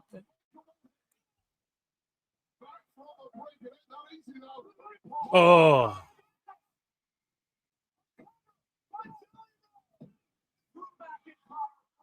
Drew breaks it up. But Drew's like, the problem with Jelly is he's just sitting there watching and waiting for shit. Timothy, sup guys, I never make lives, but I do listen. Well, you're welcome here, brother. RKO to Drew. And yeah, Jelly's like setting himself up too much and embracing and watching too much, but it's his first ever match. He's doing really good for a... Wow. Wow. It's the right thing to do, though, man. Jelly Roll should eat the pin. If Orton's not going to get the pin, See, look at this whole night. Like, the crowd seems to not be into a lot of the finishes. So, like, what's going to Punk has to win this world title, or else what the fuck? I took a lot of pot shots at Jelly Roll tonight. I didn't think he was due at SummerSlam based on his lack of experience, but he showed us all something here. Jelly Roll went out on his shield tonight. You know, tonight's Savage Replay is presented by Slim Jim Deep Stick. Get a little excitement, snap in to a Slim Jim. This is the moment Logan Paul went for broken. Oh, he broke the body of Jelly Roll. Astounded that it didn't. He was getting carried in here, but something awoke inside Jelly Roll. Okay, so chat, check this out. I put out a fucking bait tweet that people are going to bite on, I guarantee, but I said the crowd doesn't seem too into any of the finishes and winners tonight. Punk has to be winning the WWE World title, unifying it with AEW's World Championship in the process. Bam, the best guys, Tony Khan. The best guys, Tony Khan. Guys, technically it's a unification because he's never lost it. He's never lost the AEW World title. So him winning this, now I get it lineally. People have beat Punk, so he'd have lost the title, but hey, man. He's about to unify it with AEW's world title. That's the narrative we're choosing to push here at PWT in the PWT universe. Chief Wahoo has been a member for 2 months. Wiggles into position. Yeah, dude. He wooed right into that shit, dude. It's, hey, man, his first match, he did good. He had a solid showing for the first match.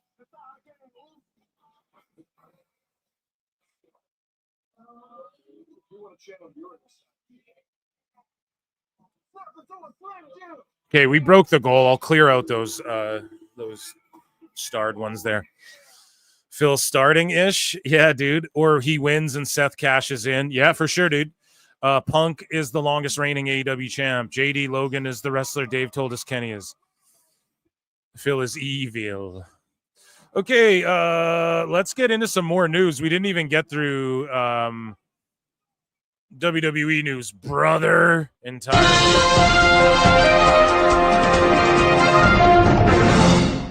So Michael Cole says that Taz is his all-time favorite broadcast partner, and I agree, man. Cole and Taz, it was their backs against the wall swinging. They were clowned as the B team and all that shit, and they did the tape show, and SmackDown was crushing. I was a SmackDown guy at that time. Incredible. And then for me, I've had a lot of great partners over the years. JBL was a great one, Corey Graves, Pat McAfee. But to me, my favorite partner of all time was Taz. Taz and I really, took over SmackDown under the tutelage of Paul Heyman. And we, to me, became the best announced team in the business there for incredible. Yeah, I agree. They were. Well, I don't know if against JR and King, but maybe. So here is Eli Manning, and Peyton Manning, of course, executive produced the WWE Unreal show. Here is Eli Manning. The Eliminator. He's doing it. He's connecting. Man of action, not many words. Let him know. Connect. Where's the movement? Where's the movement? How does he look older than his older brother? There we go. The Mannings, they're fucking awesome. So Cody Rhodes has a conspiracy theory. Better hit the X-Files. For the Montreal Screwjob here. I know we're all tired about hearing the Montreal Screwjob, pal, but here's a conspiracy theory. That documentary they did about Bret Hart. Wrestling with Shadows? One of the greats. Yeah. Which we cribbed some of that for the Vince McMahon doc, but the behind the scenes Yeah, stuff of them Wrestling with being mad Shadows, yeah. after the match. Yeah. That was like, holy shit, I can't believe somebody filmed this. So here's my question for you. Do you think that was a documentary, or do you think that was part of it? So it sounds like I'm going to be honest. As a kid, I always thought it was part of it. I didn't understand. I was like, when I first saw Wrestling with Shadows, even as a youngster, I was like, how did they catch all this on camera? Like, what are the odds of whatever? But I don't know, man. I'm inclined to believe it's a bit of a work shoot to this day. Like, it's shoot kind of what went down, but if Brett and Vince were a little more in on it than even like a Cornette and everybody. Bro, I invented the Montreal screw job, bro. I invented wrestling. You have a theory on this. I've had whenever I tell somebody high level confidential stuff, I use Chris, who's in the corner, has probably heard me say this. I say Brett Sean level. I've never heard from either that it wasn't as real as it possibly could get. And maybe it was. It certainly ended up being real, no doubt. However, I have questions. There was a documentary crew backstage at a company that never, ever allows anything like that. Especially at that time, especially. Mics in the room. This is amazing. Conspiracy. You've just activated conspiracy, Bill. He's about to take off his sweatshirt. This to me is always the work within the work. And Shawn Michaels was my favorite wrestler growing up. And I'm probably sitting here making him mad. He's still my favorite wrestler. Yeah. But then you get to him and Hogan when they wrestled at SummerSlam, and they're like, oh, you can tell he's mad at Hogan. Oh, when he was overselling all the moves? Right. Yeah. But is he? Or does this just seem like the one real thing on the show where you knew everything else was fictional? Two things that would be countered. Conspiracy Bill loves this. The loogie that Vince McMahon spat at, or Bret Hart spat at, at Vince was disgusting and looked like a giant oyster. Right, but who wouldn't? Vince would take a Rikishi's butt cheeks to his fucking face. Bro, this is the part that kills me is when Bret wrote in the air, WCW, brother in the air. He wrote brother too. They just panned away. No. When he wrote WCW in the air, that's the part that it's like no one would let him do that. Like even the people in the back would go, I'm going to get fucking fired if I let him do that on TV. Like the fact they caught that part on the air. Nailed Vince. That's the worst bump Vince has ever taken, if that was a bump. Second, Vince did get cold cocked and wobbled out and had a black eye. Yeah. I don't know how they would have faked that one. Well, it's pro wrestling. You wouldn't have faked it. Right. It was talking like again. You just get punched in the fucking face. Yeah, it's not like this outlandish thing. So if the whole thing was a work from beginning to end, then part of it is he has to hit him. We're talking about, you saw Rhea and Bianca talking about there's no way to pull that. It's coming. It's coming. And I mean, this is great. You really blew my mind with this one. Yeah, I wasn't prepared. I don't even want to do the podcast anymore. I just want to go on Reddit. So let's go. Growing up around my dad. Hell yeah, dude. So Jelly Roll reveals he broke his pinky finger during his first week of WWE training here on ESPN. All right, so you're fighting with Jelly Roll. Tell us something that people don't know about him. Something that people don't know. Well, I think it's pretty much common knowledge that Jelly Roll is an amazing human being. Yeah. He makes time for everybody. It doesn't matter who you are. He met my wife while he was hosting the Jimmy Kimmel show a few weeks ago. He was doing rehearsal. He was being pulled every which way. Everyone needed a piece of Jelly Roll for rehearsal, but he made 5 minutes of time to meet my wife and gave her his time. He's an amazing human being, and he's working as hard as anyone, if not harder, that I've ever seen come into our world. Okay. I'm flattered. I'm flattered. I'm Ask flattered. and you shall receive. Jelly Roll, this is so great to have you here too. What's up, partner? My tag team partner, baby. My tag team partner, y'all. Oh, man. Dude, we're on ESPN. You're everywhere. You are on ESPN. You are live and in the flesh right here on Get Up. So tell. So I put a poll in the chat. Who do you think's going to win this World Heavyweight Championship main event, Gunther or CM Punk? I can't believe we're already at the goddamn, this is the main event, right? Holy shit. Yeah, we went through all these. This event sort of breezed by. They're going to get a lot of time. We're going to lock in for this. Jelly Roll broke his fucking pinky finger, good for him. We all get bumps and bruises in life. And our last bit of news, how does Lyra feel about being called Bird Lady, ladies and gentlemen? How do you feel when fans call you Bird Lady, by the way? Is it a term of endearment? Are people making fun of me? I'm not really sure. No, I think it's a term of endearment. You could say it in a mean way, or you could say it in a fun way. So, like, it's Bird Lady, but you're so talented that everybody's like, yeah, we're rooting for Bird Lady. Well, I'm not really sure. Like, so sometimes it comes up and I'm like, huh. I love it. Follow for more daily. Well, it's your fault. You wear wings and make everybody go, whoo, whoo. So that's on you, lady. And that, ladies and gentlemen, was WWE news. As Punk comes out, dude. Where's our breaking? Where's our breaking?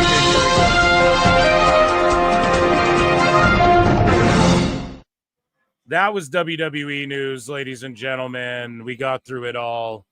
We'll look in AEW news before the post show begins. Now, wasn't Punk wearing white and blue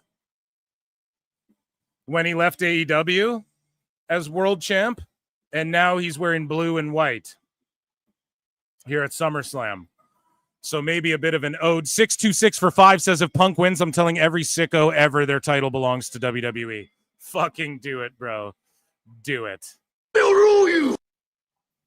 Do it, man. Smash your knee to obliterate. I will too. That's what lore will be from here on out. I love it.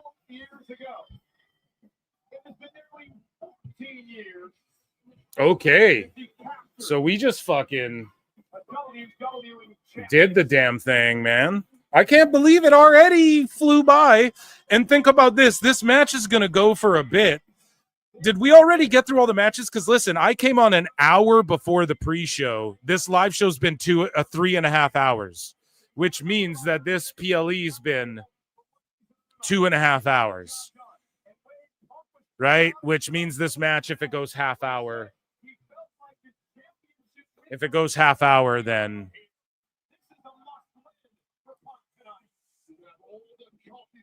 right? A 30-minute match. Yeah, I believe this will get 30 minutes and a huge fucking schmoz after.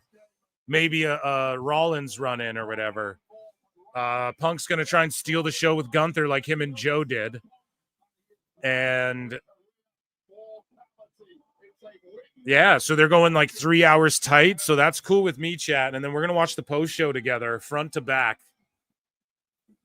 I'm tired of these super early PLEs. Guy, they're on the East Coast, so don't be too mad. It's because, like, they're in Jersey. So, like, it's 6:42 where I'm at.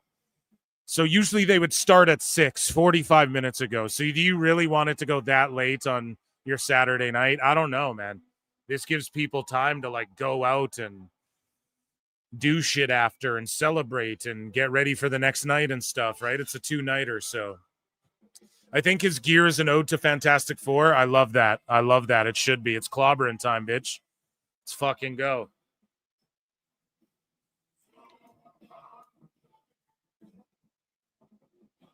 Of the time that this man has been in WWE, he has been a champion. The current world champion Gunther, who won his first world title at SummerSlam. Yeah, making sure that the fans who take the train back to fucking Brooklyn or whatever, New York, you can fucking actually make the train, unlike AEW where they had people till like 1 a.m., right? You want to make sure people can get home and shit, dude. So I'm okay with it in that regard. And then I have time to edit and maybe watch Naked Gun 33 1/3 tonight. You know what I'm saying? So I'm good with that. And man, round of applause, the PWT universe. Smash the super chat goal. We will have one of those again, I guess, tomorrow for the post show tomorrow, which will likely be longer with Triple H and all that, and as well. And some crazy shit's gonna go down. And thank you for being here for SummerSlam with me. And yeah, just round of applause for you guys supporting what we do, man. It's incredible.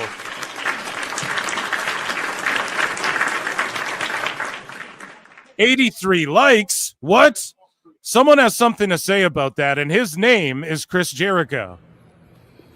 I look and see it's not just me.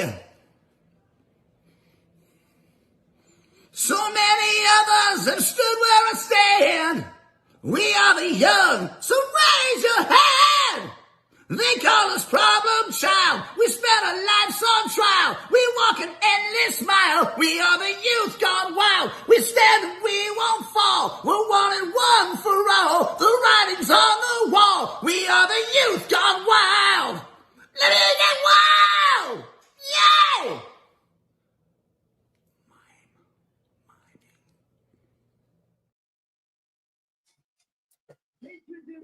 Hey, you guys asked for it. I'm gonna change the Meltzer tongue face on the bottom too. I'm just gonna like find. I was thinking of maybe putting maybe Hulkster, just like something else that's funny. Maybe a different funny Dave face, or maybe Jericho.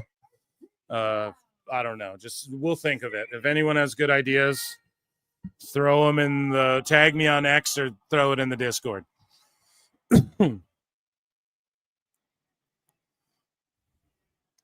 Was Chris saying something? Couldn't hear him. Yeah.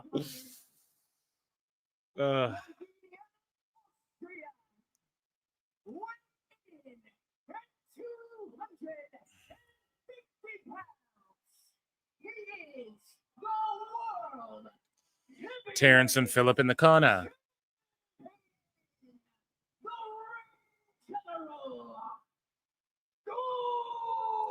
Gunta. In the 38 years at this event, SummerSlam, there have been 17 world champions. Time tonight, Gunther and Punk go one-on-one for the richest prize on Monday Night Raw. Are we enjoying the show so far, Lodi? Lodi, what's up, man? Are we enjoying the show? We are, man. I give it a solid B+. It can be elevated to an A- for me with this match, though. We are locked the fuck in. Crowd going nuts for Punk. Michael Cole's talking about all the SummerSlam world title matches. Yeah, Lodi might be in like the Pro Wrestle Times chat as well. I don't want to stop unless everyone who's watching on Times right now is like, no, I can just watch on Clips. Then that's the only way I'll stop going live. But I also put the replay up there, and then it's easier for me, like my RSS feed and like YouTube podcasts and all that. That's why I do it that way, like I go live on both channels. So. And I used to just like keep the other one private, but I'm like, well, fuck it. Like people like, why not just have it? People can just go on Times if they want as well. Like why, so I just kept doing that. It works. I like it. And then it's all backed up there too. Like God forbid fucking anything happen to this channel, it's all there on the other one. So it's just good for the folks, the audience. I like to do good stuff for my audience. I try my hardest. Chat, would you guys be pissed if I switched up my thumbnails, though, on the Clips channel and shit? Should I change them up? It's cringe to even ask people shit like that, to be honest. Usually I just make a decision and go with it, but I might switch them up a bit. Like, would that be not cool to do for you guys? Or should, let me know. Here we go. Punk has the chop scouted. He's got to stay away from chops. He understands how dangerous it is, and he's got to stay away from sleep. He said, if I could do those two things, I can win the world. Oh, yeah. Gunther does the fucking rear naked choke, so Punk's done, dude. Mickey Gall got him in one of those in like 30 seconds. Do what you feel, Phil. You are the leader. You won't ever get an honest answer. Yeah, because that's the thing. Like, half of you will say no, but then you might like it. It's like, I don't really give a fuck.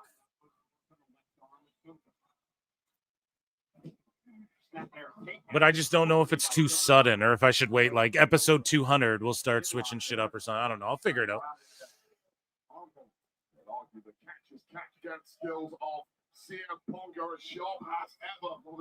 Never ask. Yeah, exactly. There's a nice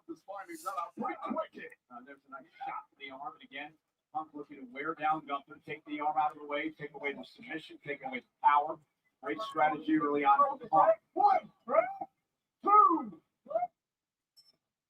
I love Punk's gear, man. I'm digging it. You got both hands up. You can break your hand very easily. A metacarpal is a They're kind of standoffish, like they're trying to do this half shoot shit, but they're also going top guy speed because, yeah, this match is going to go like 28, and then we're going to get like 15 minutes of schmoz. 6:26 for 2. LWO Lodi's wrong order. Brother. That's great. Dude, I love Lodi, and fuck you guys for... No, I'm on Team Lodi. Fuck you guys. No.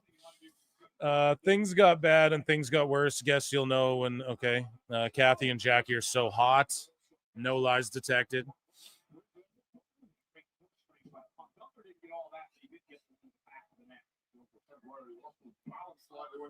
Yeah, this match needs a bit of... I know. Let's get a fucking bed of nails and a chain out there. And then let's get a 5'3" guy to fucking jump down from the rafters and...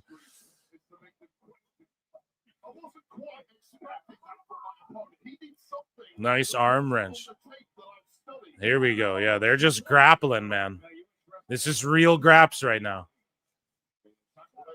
And Punk knows his time on the indies. Like, he can go this style, and like him and Joe, some of his best matches, like against Joe, who has a Gunther-esque style, you know, of just working. That's, you know, a slow speed, turn it up when you need, explosive, and just like key big moves, you know, like shooter style, you know.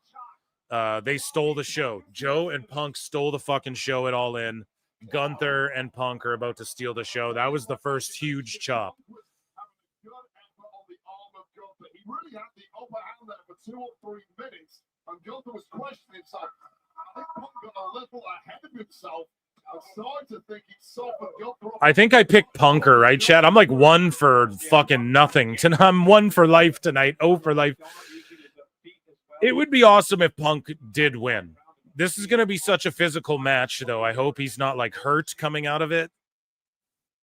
And it would be awesome if Punk did win the world title, though. Like, I could totally see that. But then also, do you just want to get Gunther more over by racking up the wins and the names on his record, you know? But that world title's been held by so few people already. It's like putting Punk on its lineage would be good, you know, for the history books, and good for him. It's good for business. He's at every show and shit. Doesn't need to wrestle all the time. He can still wrestle part-time.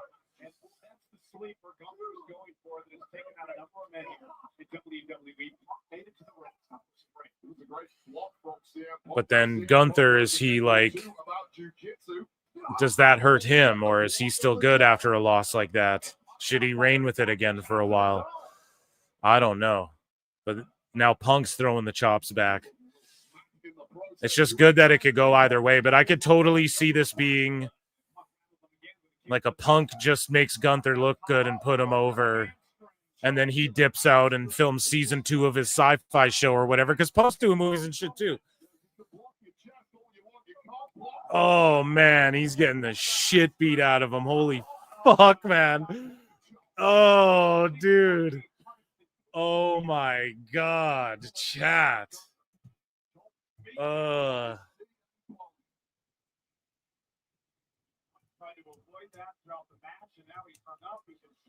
He's a sitting duck for Gunther.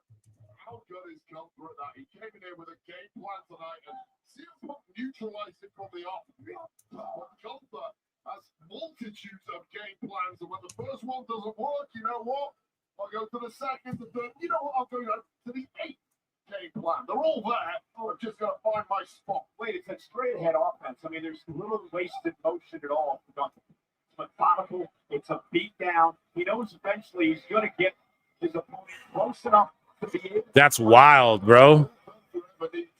Damn. John Don C-Bus 1 for 2 says Lodi thinks WWE did Lars Sullivan 30. Oh, no. You fucked up. You fucked up. You fucked up. 626 for 2 says I'll debate Lodi on a member show about anything. Let's fucking set it up. You fucking mark. Oh my God, dude. Oh shit.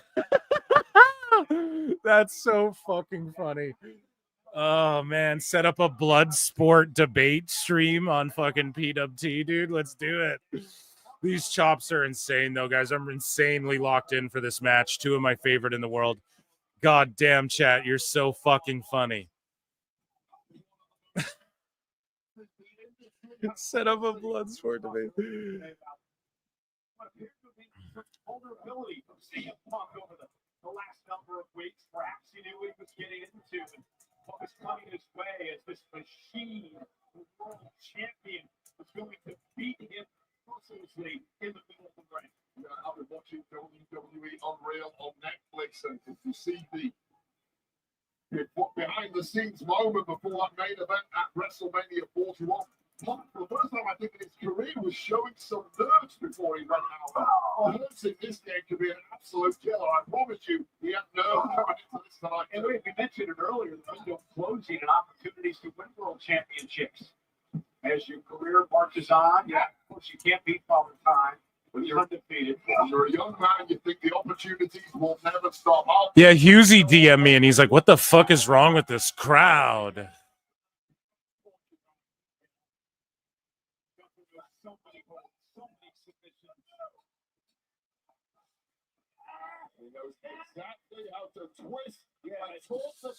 So, man, I got a couple cool guests coming on next week as well, because SummerSlam week's so busy. So next weekend, I'm going to have a couple sweet, like, recorded podcast guests. I might just make it one episode and put an interesting one together there. It'll be quite interesting, to say the Wow, Timothy for 50 comes in. Oh my goodness. We got to play this man some music, dude. What are we doing?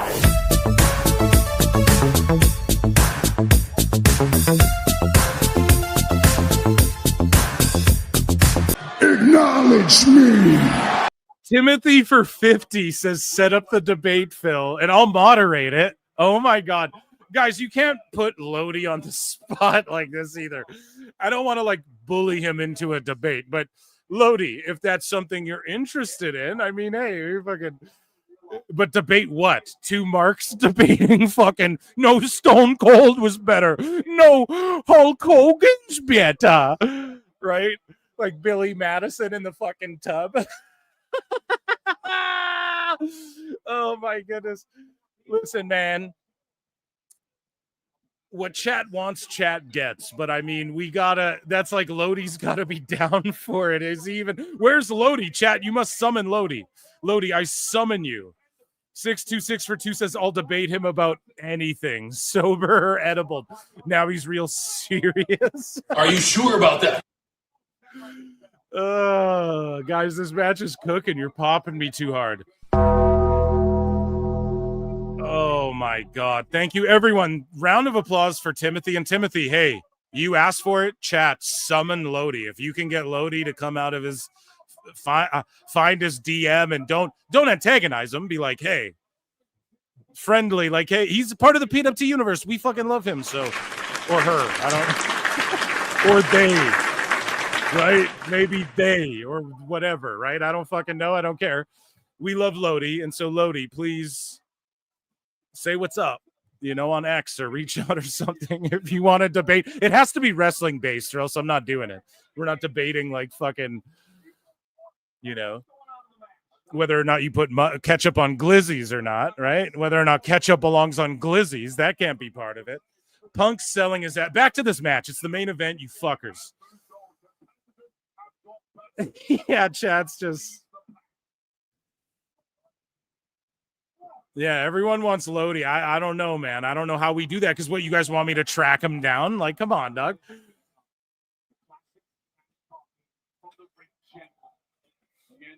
But we will set it up on PWT if we can. Oh, that fucking right hand. They're just laying it in, man. Punk's chest is purple, dude. Here, we got to lock in. Lodi will argue anything except the topic he's debating.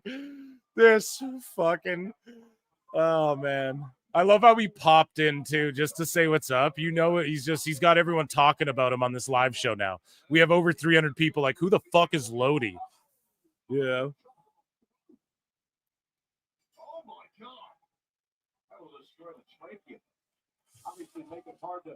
A chop right to the throat, man.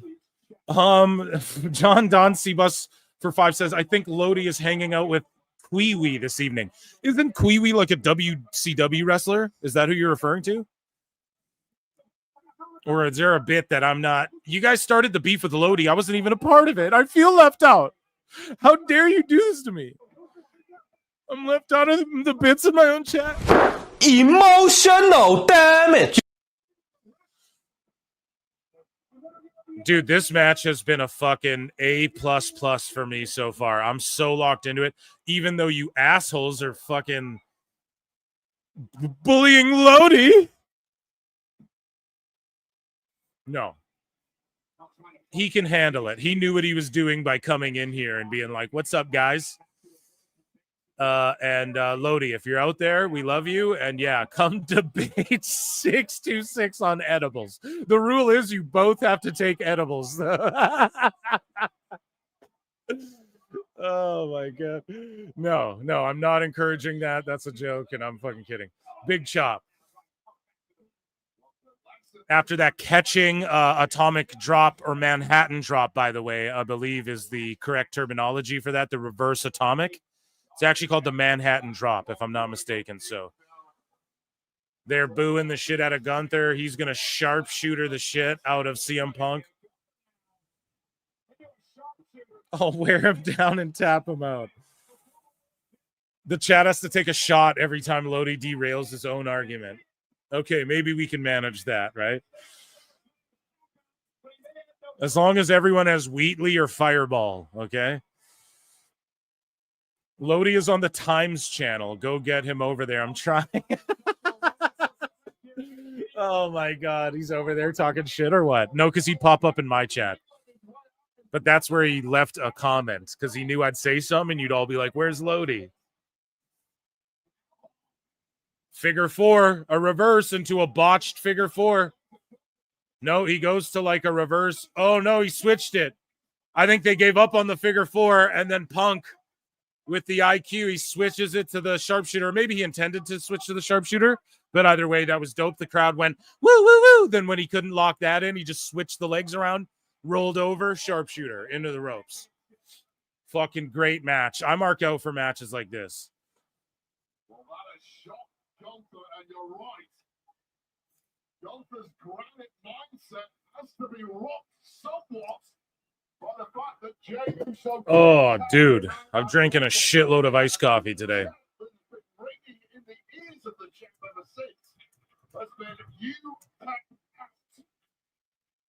There are ghosts in the mind of the ring general.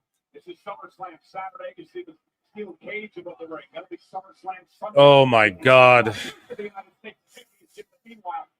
The Jelly Roll match has insane crowd heat the entire time, even when nothing was happening.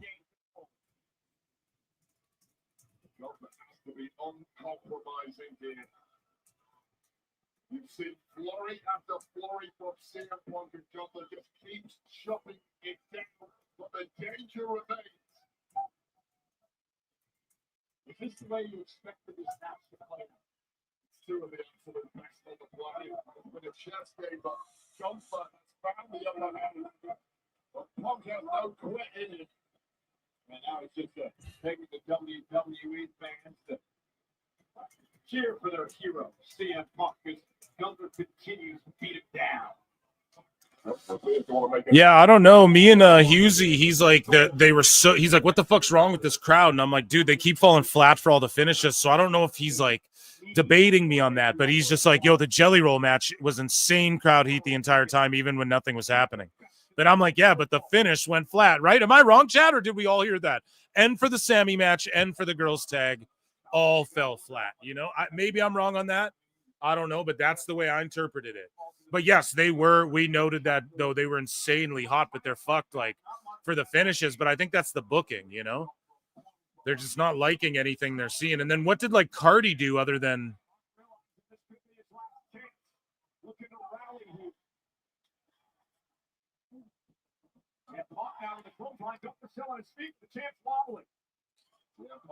They're getting behind Punk, man. Yeah.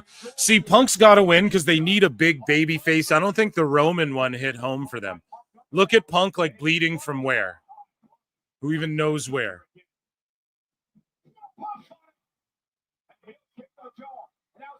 Phil had ketchup chips with some back bacon. I did eat some ketchup chips yesterday. And it's funny you guys call it back bacon. We just call it bacon. Right? Because back bacon's like the crispy strips, right? Or what's like the crispy? I don't know. Because you guys are like Canadian bacon.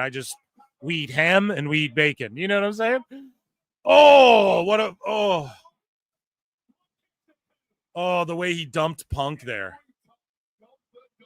So I forget which one you guys call back or Canadian bacon or whatever the fuck, but the Bret Hart neck breaker. Canadian bacon is ham. There you go. So like I just eat ham. I call it ham, bro.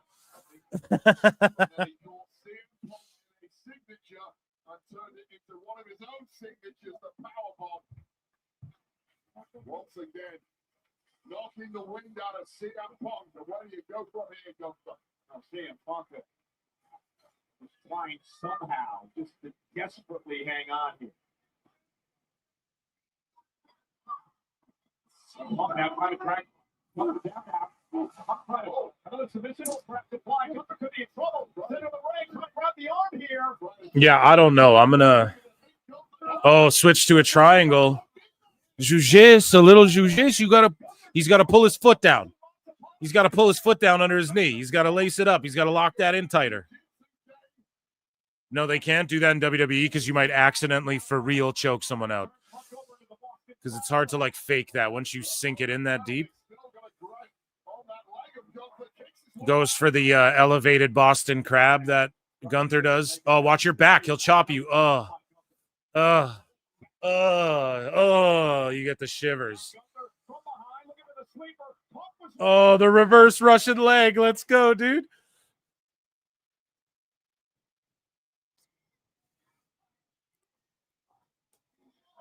The exhaustion is beginning to set in for both of these men. The great world champion Gunther, the 5-time world champion CM Punk. Oh, running knee. Bulldog. What do we get? Oh, he goes for the cover. I was thinking he'd go top rope. Look at Punk's just all beat up, right? Like, look at his back. Look at his chest. He's just got the shit kicked out of him. Earlier in the match, too, like Gunther threw a right hand and just right crossed Punk dead in the jaw. It didn't look like he pulled it at all. Gunther has thrown so much offense the way of CM Punk. CM Punk has eaten all of it. And now it's Gunther who has blown himself out. And he's down in the middle of the ring. That's his great analogy. CM Punk is surviving as Gunther makes it back to his feet next shot. I think Punk is going to go for the patented elbow from the top rope. Gunther met him there. Well, Punk man moving so sluggishly at this point. You can't fault CM Punk. It's great how Gunther just fucking... Oh. How he just sprung up there. Sickos, this is what you call a main event. Oh, big splash.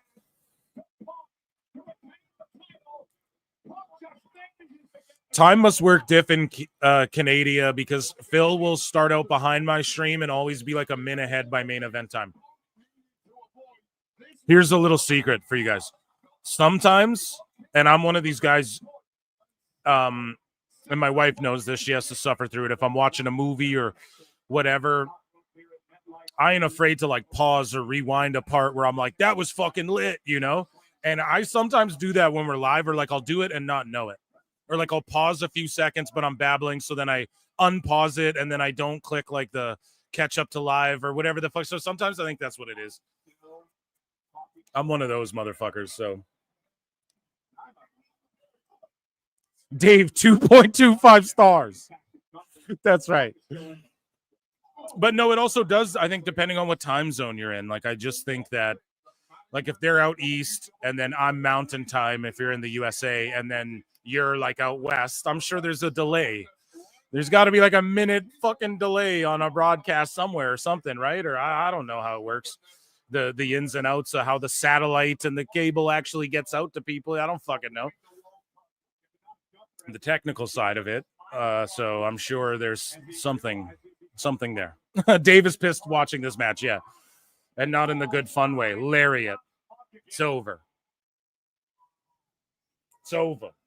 And you think that reality is starting to sit in for the challenger up?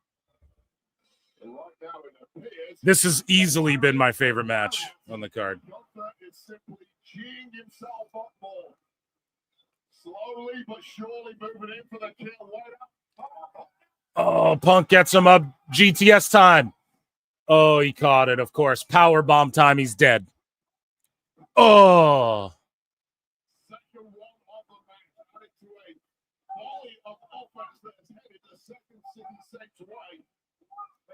Damn.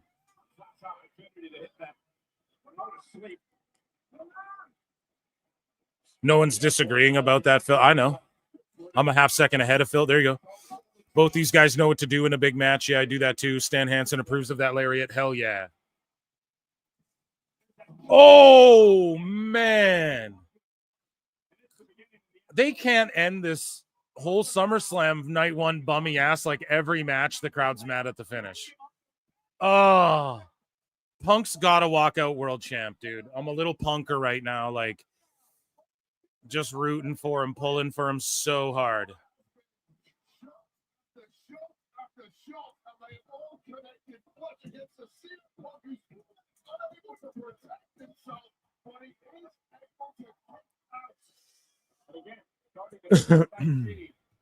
Pardon me. Pardonnez-moi. Where? Okay.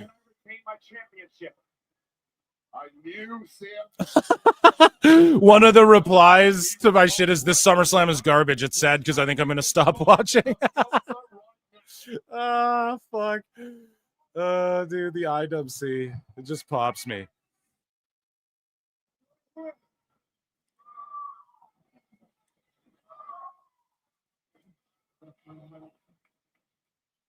The defiant Punk will not die. Oh, man. How much more can he take? Wait, I don't even know if he knows what it is. I mean, this is the point where you see the shot coming your way. Even if you can't get your hand up the block, you can kind of run. How much more can he take? Oh, these chops, bro. Be pissing blood after this. Oh, man. And he's just mangling him. Literally collapsing to the apron. And Gunther just knocks him out of the ring. And now Gunther looking to do damage outside the ring. This is the merciless side of the ring general. And here, as remorseless as they come, barbarism begins here for Gunther. Savagery. Hey, listen. Oh, man. Throws him into the fucking post. I used to use this term to describe Randy Orton. Seth is legit hurt, so no cash in. Matt Morgan thinks there'll be a cash in.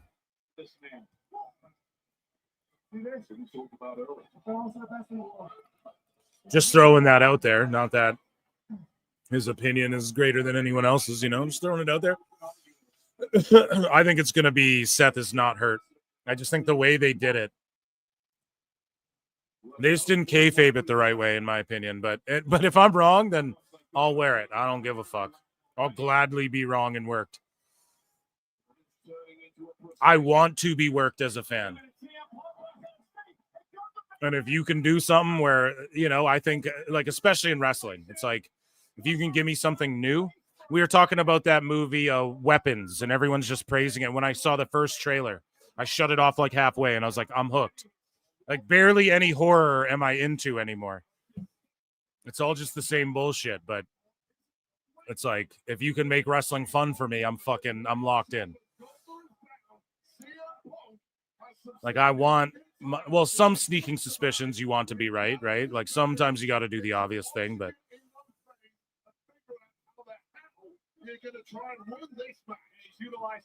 I went 1 for like O on this.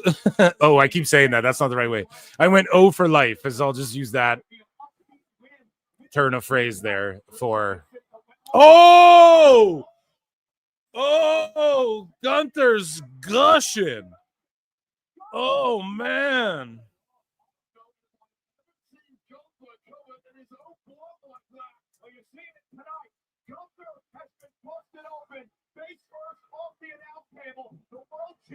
Gunther, more like Gusher. Oh.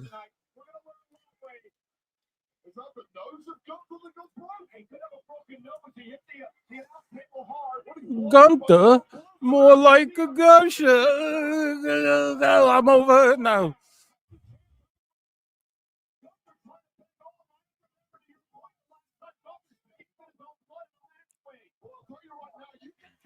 See, Gunther's on his back foot now. He's getting jabbed out. He's getting crossed out. He's throwing rounds at I think he really bladed. That's why he went under the table. He really bladed. Punk would be like, you're not doing it if you do, you know, you really are blading here.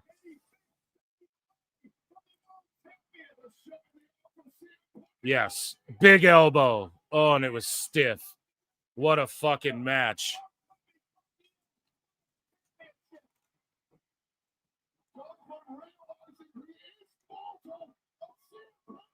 And is Gunther acting like his nose is busted, or was it busted? And oh no, the Mickey Gall special. It's over. It's over. Punk can't get out of a fucking.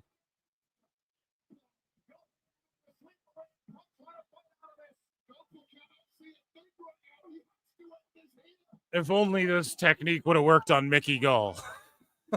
No. Oh, the GTS, get him up. Oh, Punk. Get him up again. Get him up again, dude. Get him up again. Yes, listen to the pop. Oh, my God. Boom. Pin him. Oh, my God. He did it, dude. Goosebumps. Let's go.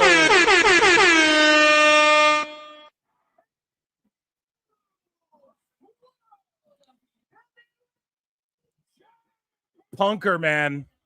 Punk Hogan just fucking. Well, I got out of the move that I lost to in a shoot, brother. And then I hit the double GTS. Dude. Amazing. Amazing.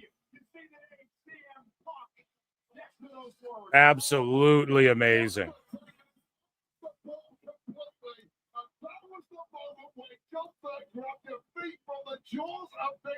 Oh, dude. Oh, my God.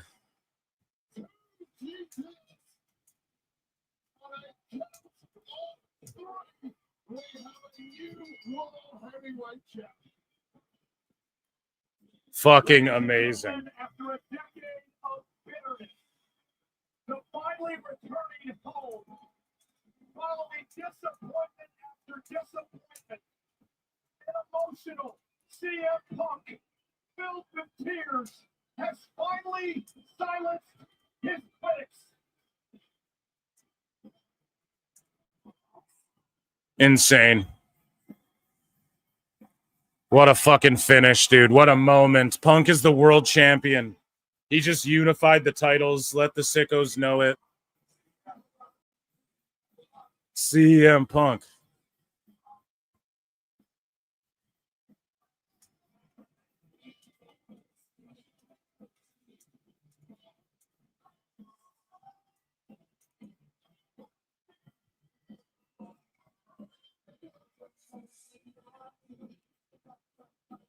CM Punk has finally proven beyond a shadow of a doubt that he is the best in the world. CM Punk just unified both fucking titles, the AEW and WWE world titles. Fucking incredible. 70% of the PWT universe thought Punk was going to win. I'm going to put a new poll. What do you guys grade it? And then we're going to watch the fucking post show, chat.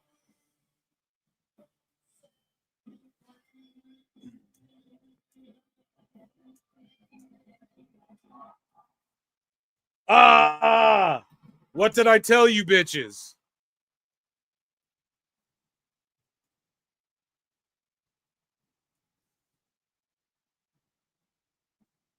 Look, he's going to fake the knee injury and glom him with a fucking crutch.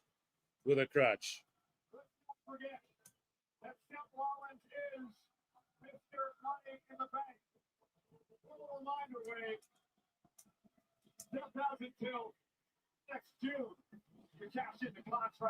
He has until next June, or is he going to glom him with the fucking crutch right now? Let's face off. I'm in a knee brace. Glom you with a crutch.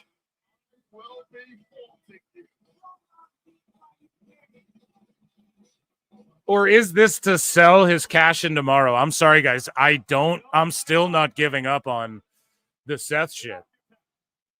He's going to cash in on Cena, and then it's going to make Cena go face fully. Or what is Seth doing? Is he going to kick the knee thing off? Look, see, I told you, motherfuckers. Yeah, see, I told you guys.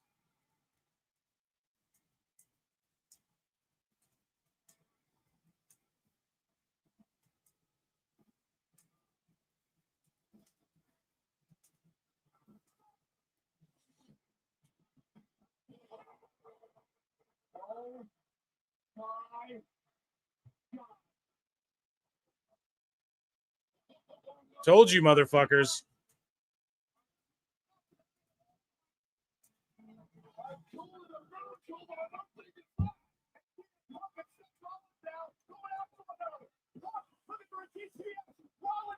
Because I just did not buy the way they set up the injury, right? There's too many tells. And you got to just go with the fucking tells, man. So...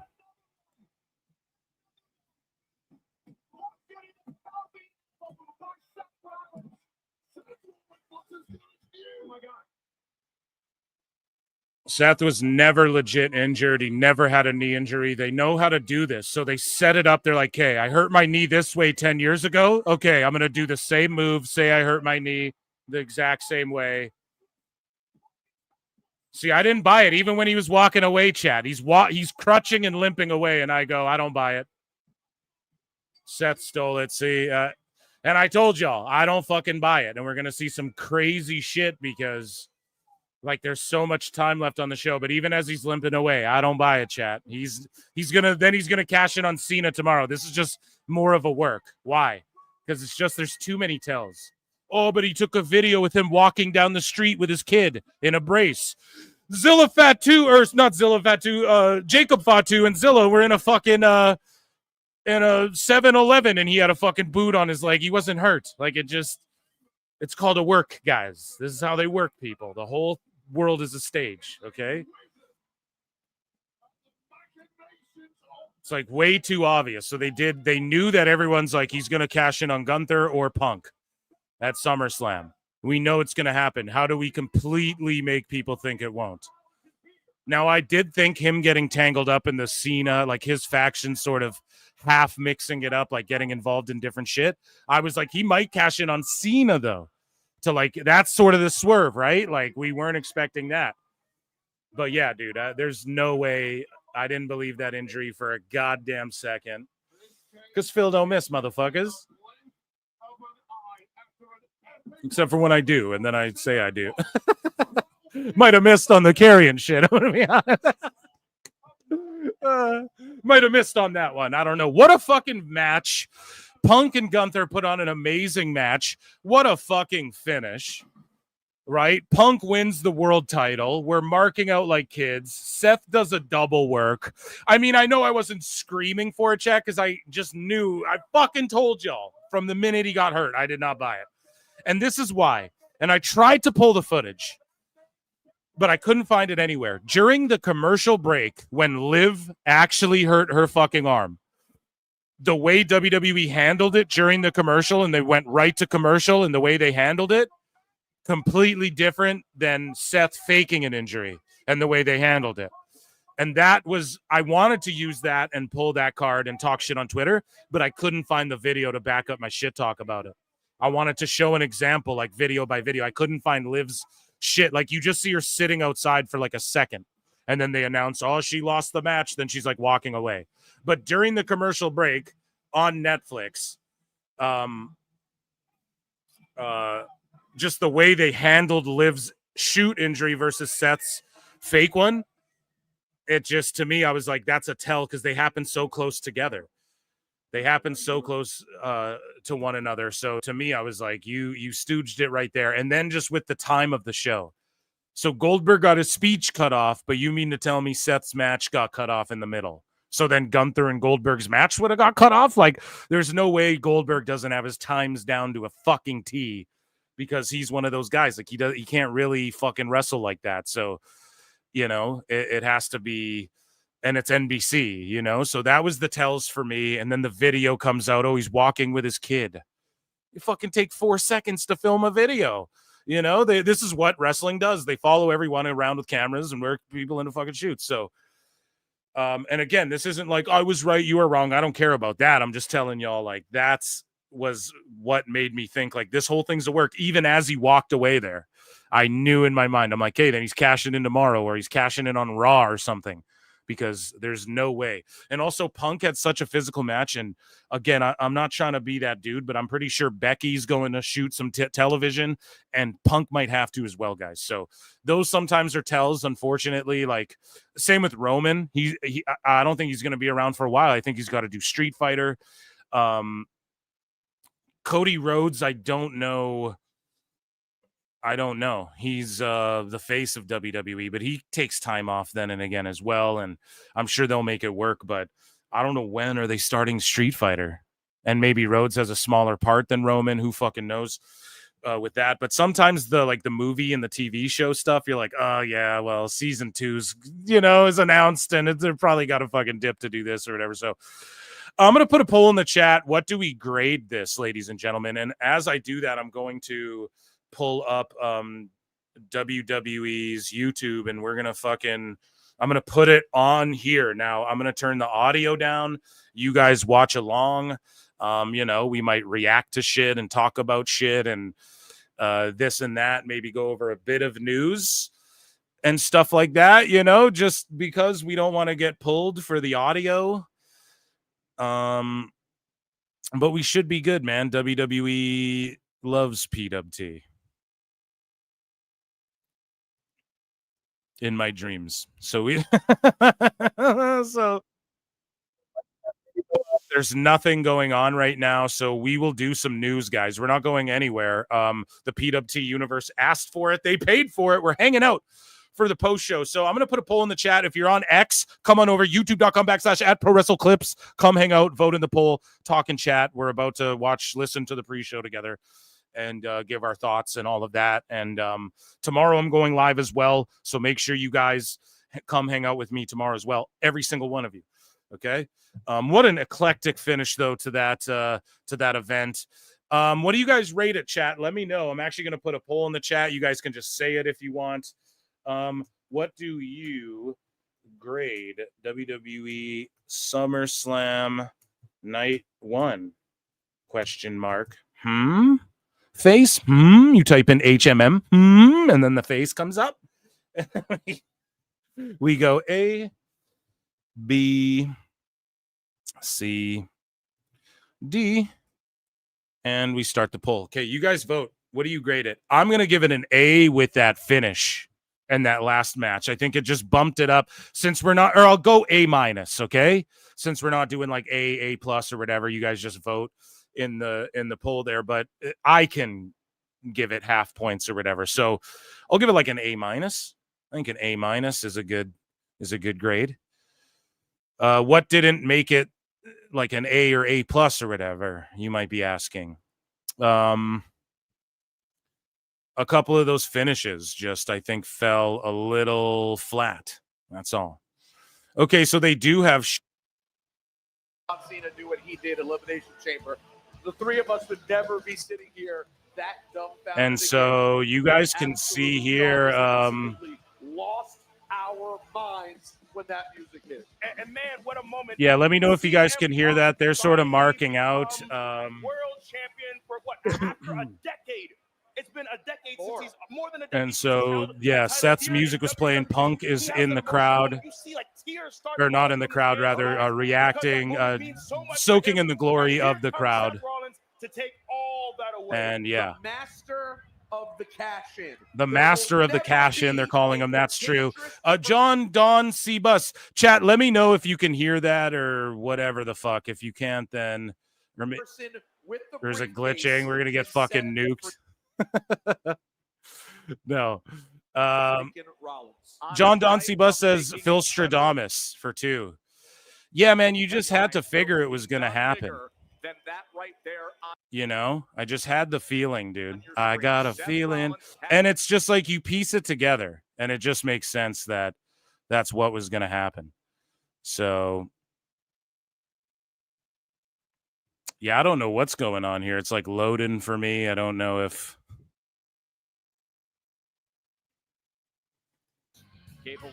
So, yeah, we'll. So he's headed back.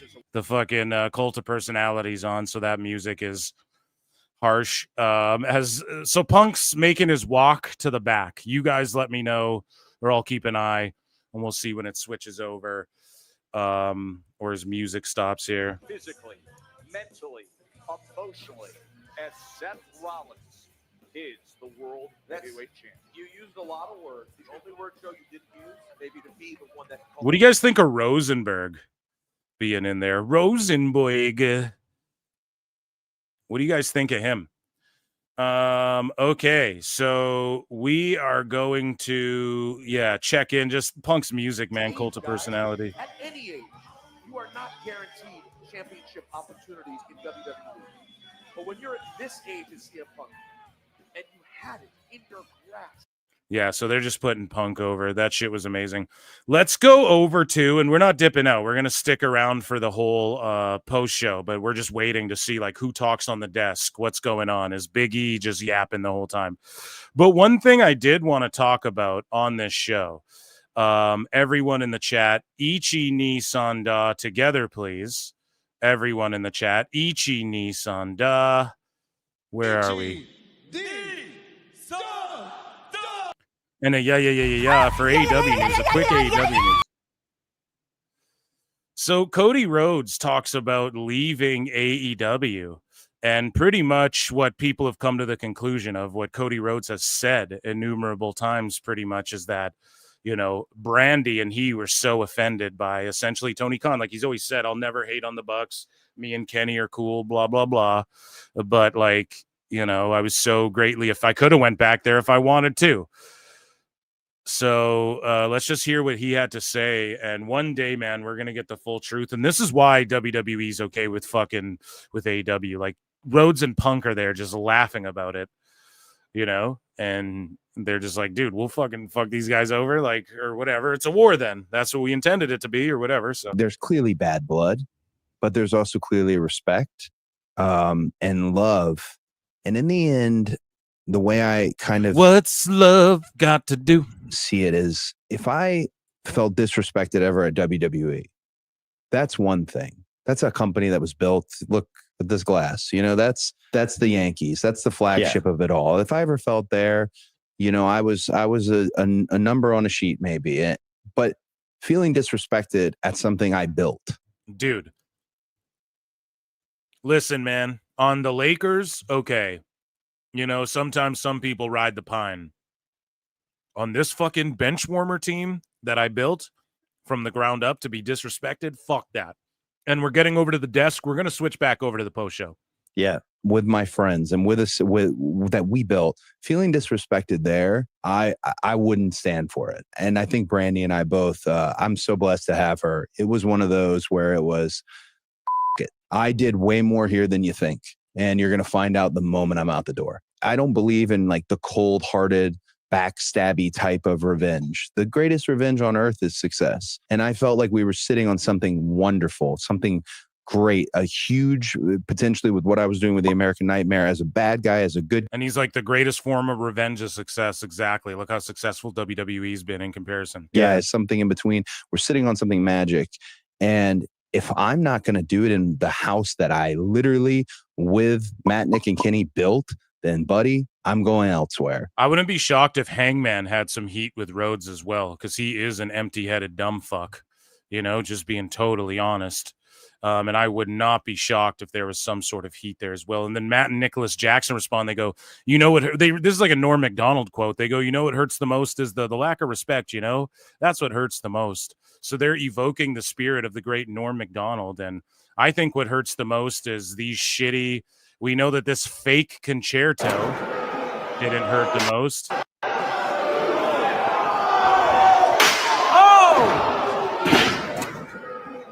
That looks so phony that AEW's pulling down fan videos of.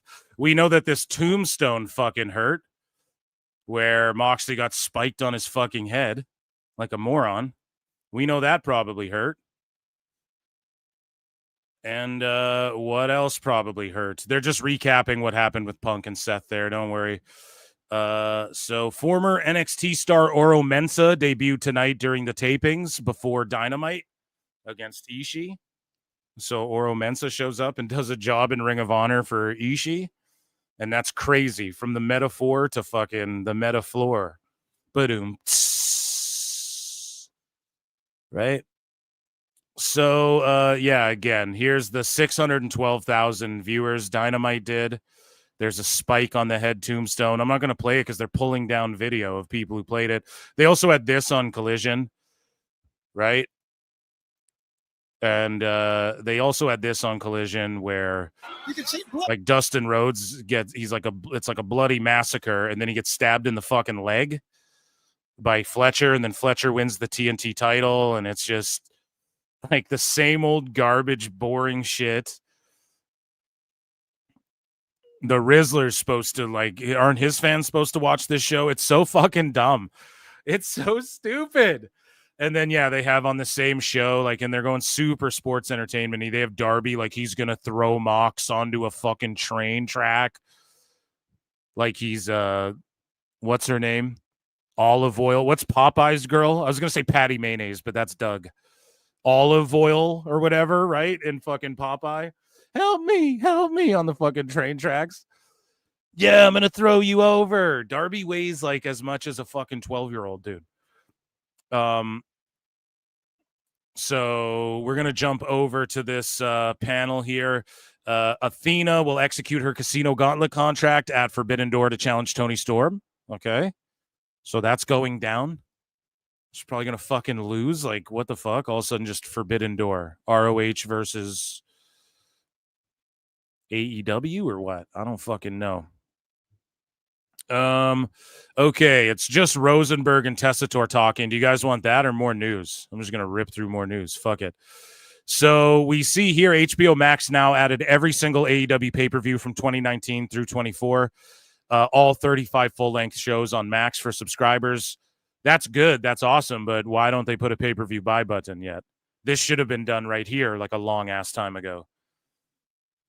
So Pesner says the Dustin Rhodes entrance music that he came out to tonight on Collision was from the early 90s Slam Jam album. So Tony paid money for him to come out to some random fucking song to get stabbed in the leg with a screwdriver, beaten, bloody, and beaten by Fletcher. What the absolute fuck? AEW Dynamite's ratings were up from last week, but the 18-49 was the lowest in the history of the show for an episode featuring an AEW World Championship match. Crazy stat, dude. Hangman, they shouldn't have went to him. I was boo-booing on that already. You guys already know. Dynamite averaged 612K viewers year over year. Dynamite was up 0.05. Chat, do you want more news? Yeah, I'll just rip through these, and then because no one's at a desk yet, unless you guys want to hear Big E talk, and we will stick through the whole fucking thing. Don't worry.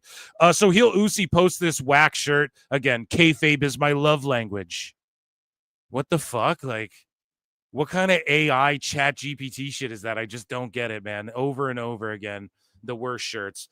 Aleister Black also buries AEW a little bit, or the notion, and it's funny because Meltzer posted Aleister Black said that this narrative is wrong, and it's you and Alvarez are the fucking ones who pushed that narrative. You guys are the ones who made it up. Well, these guys like Black and Rusev, they don't want to do any jobs and put anyone over, and they just want to fucking go back to the Fed. It's you are the ones who invented that fucking rumor, dude. So Black is like, it becomes this thing where people want to desperately have a narrative. He never wanted to be in AEW. That's completely false. That's absolutely not true. I had a great time. I had a lot of fun. Did I do everything that I wanted to do? No, but that's okay. At the end of the day, that's not my company, and I don't have any say. It's the same way he didn't want to lay down for people. If you really think that I have so much pull in that company that I can say who I'm not going up against or lay down against, you think I'm not going to vouch for myself or put myself in the main events? You think I'm going to politic? I'm not going to lay down for this person? It doesn't make sense. This is what it is. When shit popped off with Punk, Aleister Black was ready to whoop ass on behalf of Punk, and so he just got heat, and everyone started talking shit about him back there. That's all it is. Raj Giri has some more notes on AEW Dynamite. He says, 1, the show finished number 7. So Dave's like, oh, number 1 besides news and this other shit. It's a fucking lie. The show finished 7 on cable in primetime behind Gutfeld WNBA, bro. The Green Dildo fucking show is drawn more than the Green Dildos are drawn more than fucking Dynamite, dude. Maybe they should try that one next. Maybe that's the next fucking gag Moxley will pull out of his ass. Jesse Waters, Hannity, SportsCenter Prime, and a Family Guy rerun. I forgot to mention this is in the original post, but as always, the numbers don't include Max, which is nothing. July featured Dynamite 3000 or 300 is what he meant to say. The pre and post all-in shows and the episode with Mox vs. Hangman. Despite that, it averaged a 152 key demo rating this month. He's just harping on that key demo because it makes Dave look so fucking dumb as Dave tries and worms his way. So Jackie's on screen, guys. I'm keeping an eye. Layla Gray will debut her music video next show. Maybe we'll do it tomorrow or just on the Monday member show. AEW's MJF defeated Averno to win the CMLL World Light Heavyweight Championship. And I'm sitting here going, what the hell? Tony Khan won't introduce a cruiserweight title on his show, but he'll let MJF go and win the CMLL light heavyweight title. Like, what the fuck? And here's him cutting a promo. We can check it out here. Mystico, what is the difference between me and you, besides the fact that I don't wear this stupid mask? It is the simple fact that I did what you were never able to accomplish. I beat Averno for the CMLL World Championship. It's the World Light Heavyweight Championship, I improved title. which is like considered a world title. Like it's they have shit by weight classes. It's crazy. Tony Khan wouldn't have had the same approach. Time again that I am the better man because I am an American man and an American hero. Now, after my match tonight, there's another silly little luchador that thinks he wants a piece, wants a taste of this American icon. I don't even remember this schmuck's name. What's his name, Jonathan Cruz? So MJF just stealing my bits? A Daddy Magic Taste! No. Sandukan Jr. Sandukan Jr. What are you, Captain Hook? Huh? What are you, a pirate? Is this Pirates of the Caribbean? Okay. What are you, a little dick fat guy? What are you, gay? That's like all his promos. What are you, a pirate? I bet your fingernails are, I bet you're poor. So, guys, I tweeted this out. Sickos, keep the same energy or forever hold your peace. Again, I'm not going to be like, cancel Will Ospreay and all this shit. But there's Ospreay with Feinstein. Rob Feinstein, who's a P3DO, who's like canceled from the pro wrestling world. And if anybody else was hanging out with him, especially in the WWE when he was backstage at WWE, everyone was melting down and they're like, oh, trafficking, shitty, fucking whatever company. And look, here you go. Here's Ospreay, big smile, bruv. I can't even wrestle right now, but I'm meeting with this guy, bruv. Gideon's about to run in with Vitali, and they're gonna do a bust, brother. So I don't know, man. Sickos better keep the same energy or forever hold their fucking peace when it comes to this. Okay, like they better keep the same energy. They're not gonna, and I don't want anyone to try and cancel Ospreay. Honestly, I don't. Like, fuck that guy and whatever. I clown Ospreay all the time, and fuck Liefeld or whatever. Or do I keep saying Liefeld? Is that, or it's Feinstein? Why do I keep saying Liefeld? This is why.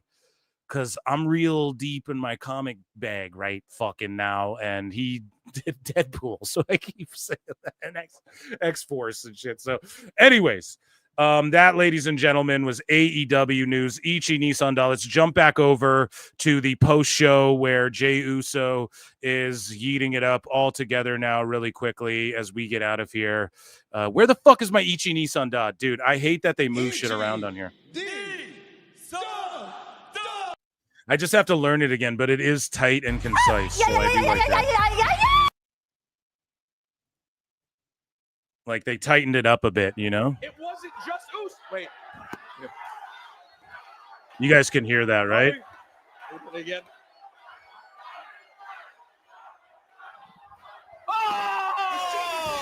Oh shit, day one-ish. They're just yeeting, dude.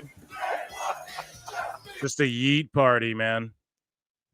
Whole place is yeeting. I don't know. Are we going to get a Triple H talkathon or is that fucking on the next one?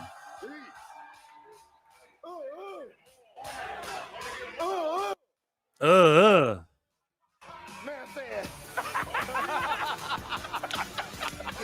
I'm still in that. It's like a baby seal. Hey, man. Shoulders are tight. His shoulders are tight. You ever remix it? You ever remix it? Okay. So Jay's on the panel. For all of us who have been with you over the course of the past year, it has been such a thrill to watch the ride, the ascent. I mean, back to last fall with your first singles win, and then what we saw at WrestleMania.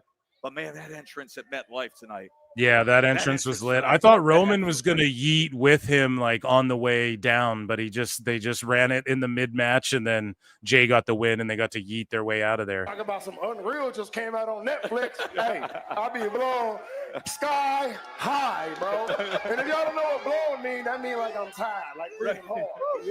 All right, so I'll give you a second then to answer this and catch your breath. So he's saying he was fucking blown up. The song says it's just me, Oos, but tonight it wasn't just you. Nope. And we got to see you in tag action, and this time, not with your brother, but with your cousin, Big Oos, the OTC. What was it like being in there with Roman Reigns? Man, like I never left, Oos. Like I never left. He's like, thank God I was in a tag match. I could catch my breath, motherfucker. He took one for you right there. He took one for you right there. Oh, there you go. Oh, sat him down. Here's how you finish it off right here. In your face. Taking down 330 pounds. In your face, E. I hit you in your face. Time to go up top. He got a big ass belly. So take us through it, Jay. He got a big ass belly. You know what I'm saying, E?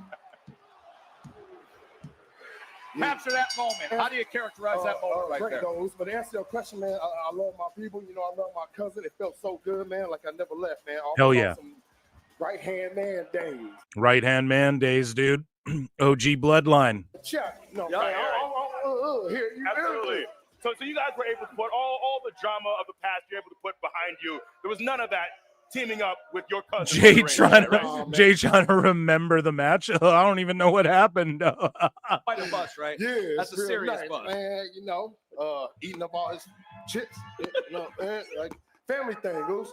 I said it tonight, man. It's a family thing. We run in WWE regardless of what's going on. You know what I'm saying? My family's number one, bro. First family in this thing, royal family. It's true. Wrestling does have more than one royal family. And it ain't just the McMahons and the Rhodes. Waiting for a time where people stop eating. But I feel like that ain't happening. That ain't happening. It doesn't feel like it's crazy. It's crazy. And I know your schedule is so stacked these days. Do you get to a point where this becomes too much, or are you still loving being in this position? Nah, I love it. You know, he likes the pressure. Know like, bro. Hey. Yeet. How many different superstars in the locker room have come up and told you? And if this portion gets cut out of the YouTube stream after, guys, I will chop out this whole like post shit and I'll put it on my Patreon. No, but I just enjoyed the ride. It was because I know what it like. It could easily just be taken, or something could just happen. You know, God forbid, get injured, anything, man. So I just try to stay humble, ready to rumble, man, and answer the call every single time. Moose, you know what it was like. There was a he's so lit, dude. Humble, ready to rumble. You can just tell when he's lit. right? You can hear it in his voice the same way I can with Nikki Bella when she's sipping that fucking wine. Moment where we sat in the back just waiting, trying to learn the game. Or that Wheatley so good I drink it neatly. Now it's like Jay is sauced, I'm on yeah, this dude. E, like man, you know. Jay's you know what I'm saying? Uber's parked out back and ready. I don't know what this Let's is. hope, brother. Let's hope, because I don't want him getting in fucking trouble again, For all of us attached to WWE because of We all have a friend or know someone who's fucking not a bad person. They drunk and drive like an idiot, or maybe you've done it and you're like, fuck. And it's like, no, you got to take care of those people. They're not bad, just fucking alcohol, but man. you Makes went people about nuts. your business to make them much better. If you like incessantly do it to the point, then like, yeah, maybe you're a piece of shit, but it's like Jay hasn't had much problems in a while, so shout him out. But that is funny. And hopefully he does have an Uber, or get a ride home in Cody's tour bus. Now, like there's a saying, man, like it's easy to get to the top, but it's hard to stay there. I got a little comfortable, so I'm not gonna lie, I was feeling myself. Did I hear Umaga's wife? Yes, we will talk about that tomorrow. We have news for tomorrow. I really doubt that there will be a bunch of news other than dirt sheets melting down. I bet you there's some dirt sheet writers fucking spurging out, arguing with people right now about being wrong about the Seth thing. And I think that'll be like in news, but that'll probably be sicko news. And yeah, we're gonna do like our other segments tomorrow for the show. We got WWE and AEW news off. I doubt much more will be added over the course of tonight until tomorrow. But who knows? But you got that light bill though. Yes. Yeet. Come up here. How about it for Jey Uso, everybody? Thank you very much. I gotta go. That's it. He's gotta go. Man, you can have the final statement. Anything you want. Man, hey man, I ain't even gonna do it, but I'm gonna let Dirty. I ain't even gonna do it, but finish the thing. Hey, look. Boom, letters. one word. Yeet. Money in your hand, right in the palm of your hand. Congratulations.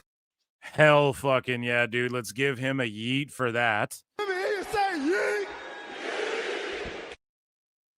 Oh, hell yeah. Peace out, Plinian. You take it easy, bruv.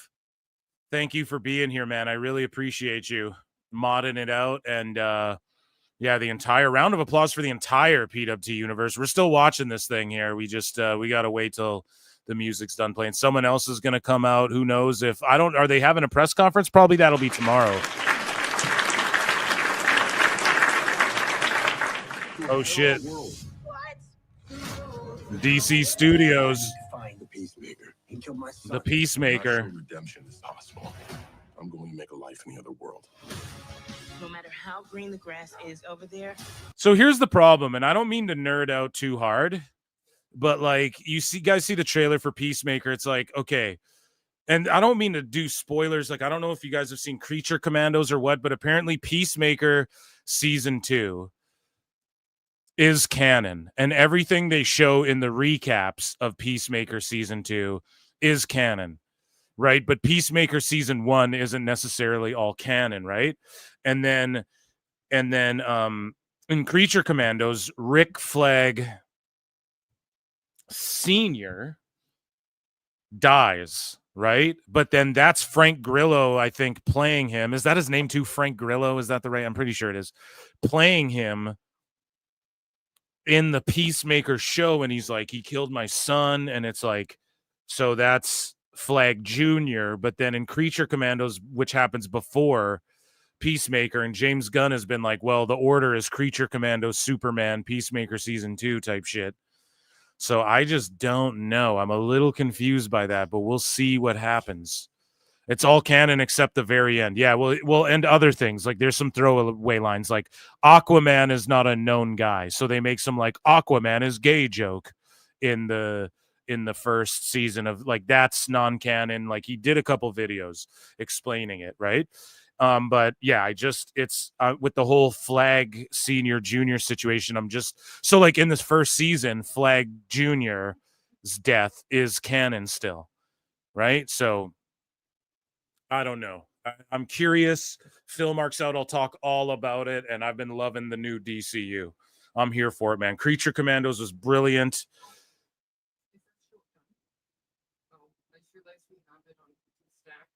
Superman was incredible. I can't wait to watch that again. Rick Flag Jr. sounds like a luchador. Comic lore. I'm sorry, dude. Kanye West loves fish too. Fish sticks. The Justice League shit isn't canon. That's it. No. I know, dude. But other stuff, though, like it's not just that. There is, like, James Gunn made a video that I watched where he breaks down, like, you know, there's just so. Well, but you're right. I guess you could just chalk it up to that. You are right. Okay, you are right. But he did get a little more specific. He's like, just watch the recaps in Peacemaker season 2. That's all canon. And they're speaking of recap. They're playing the whole cash in. I just can't hear. We'll listen to what they're saying, but and I just. Hits him directly with the briefcase now repeatedly, and at that point, it's academic. You've never won a title in slaps. Not once. I couldn't do it. This man. What a brilliant cash in. So Punk's name is on that title, but Seth fucked him out of it. At Mania, I think we're just getting Punk Seth one-on-one for the world title and just have it all come to it in like a Hell in a Cell or some shit. That's got to be what they do. And I said to you, it could be one stomp. And that's what it was. One stomp. That's all it took. 1, 2, 3. Title number 6. Unbelievable. Seth Rollins has done it again. And Paul Heyman has. SummerSlam ended. Why are we talking about comic books? Because a Peacemaker ad came up, dude. And let's not forget when this all ends. Paul Heyman sits cross-legged, pipe bomb style, staring at. It's like asking me why I'm talking about death breath or dude wipes, bro.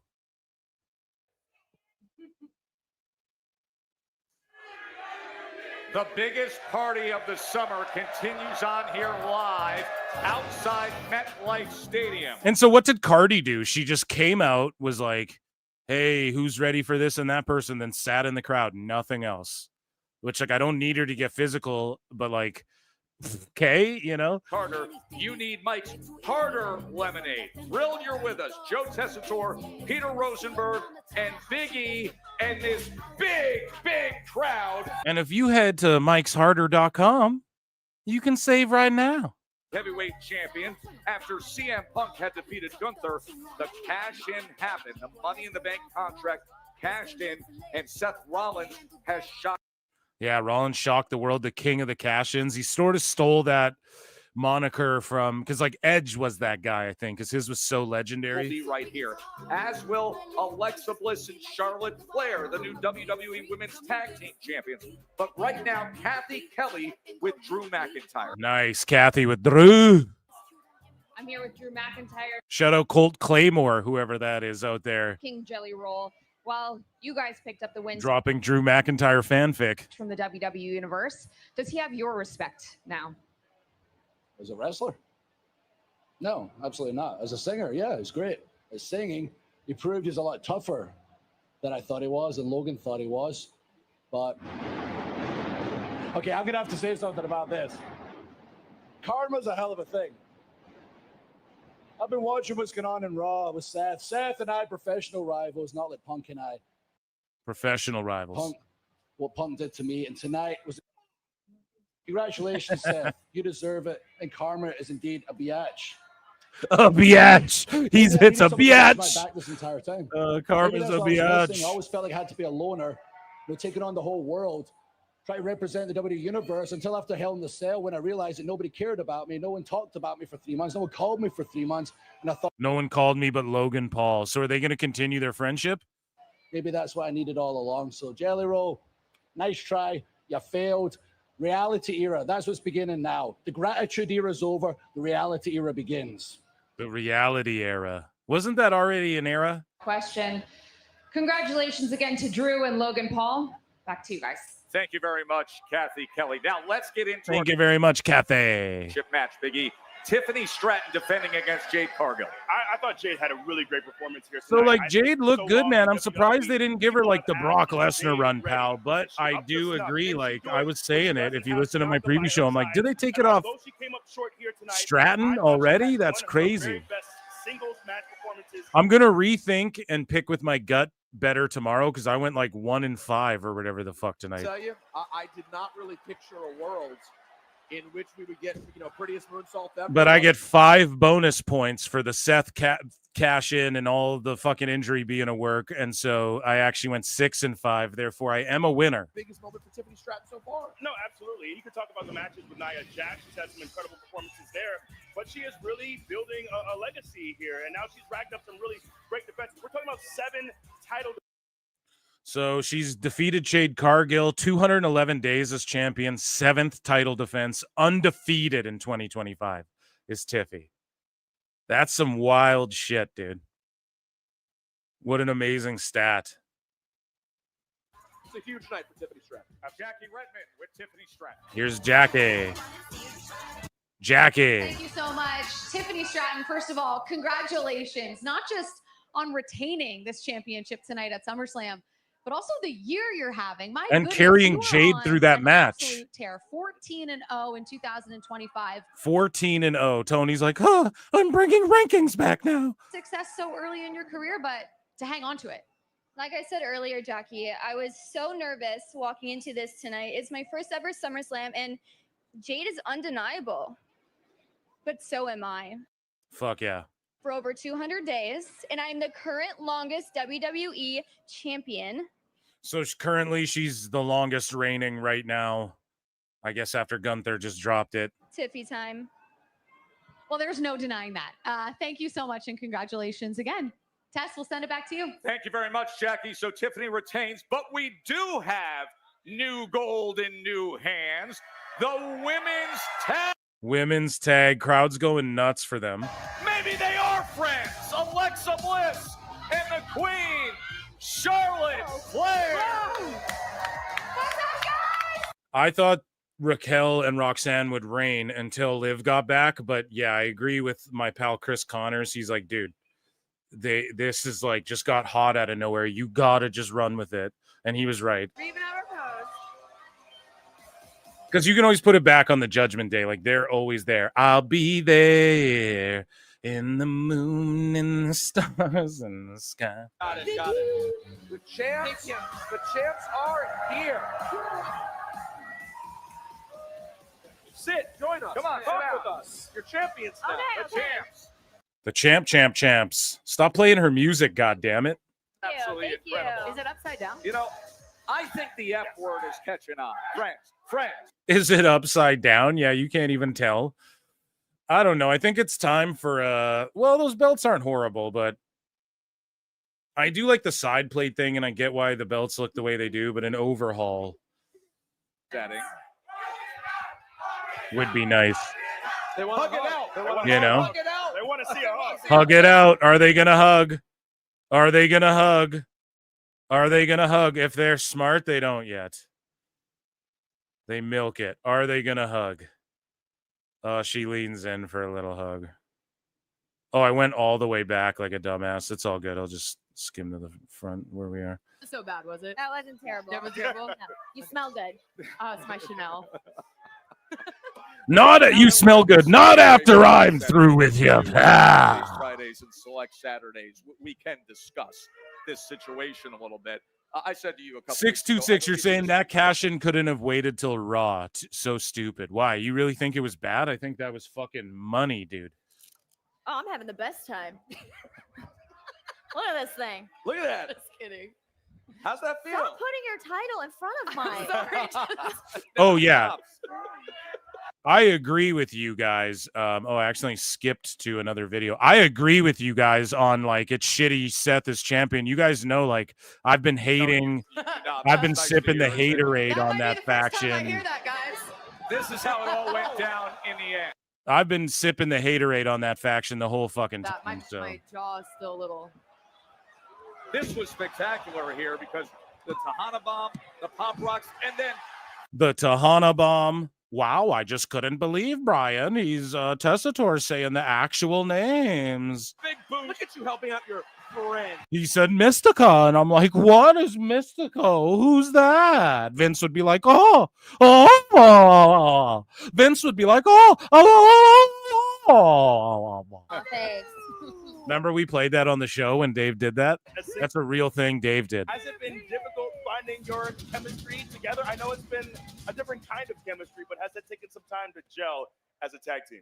I mean, it's still taking time. Yeah, to Seth gel, Rollins sucks shit. I hear you guys. I hear you guys. Yeah, no, I'm there with you. Yeah, but if it waited till Raw, I'd be like, I think I'd be like, what the fuck? Like, I'd be more like boo about it. Whereas that was like, okay, they just blew the internet away with that SummerSlam. The finish was incredible. Punk like holds it for one day, shows up, and then gets fucking stomped out. I just think maybe this was the move for that, because like I don't really give a fuck. The whole him winning the Money in the Bank thing was dumb. I buried it from the jump street. So I'm with you guys on that. Yeah, you're right. But wait until Raw. No, let's not drag this shit out any longer. That's my opinion. But hey, it's shit. Either way, you scoop at 6. So we're on the same page. I like this for them. This really feels like, because sometimes singles competitors who are big stars, who are former We champions, couldn't have one nice ending. Yeah, they can't give us one thing. everyone kind of knows. Imagine Phil being TK impersonating Meltzer. This felt like Well, actually, it would actually all be like Brian. The best guy is me.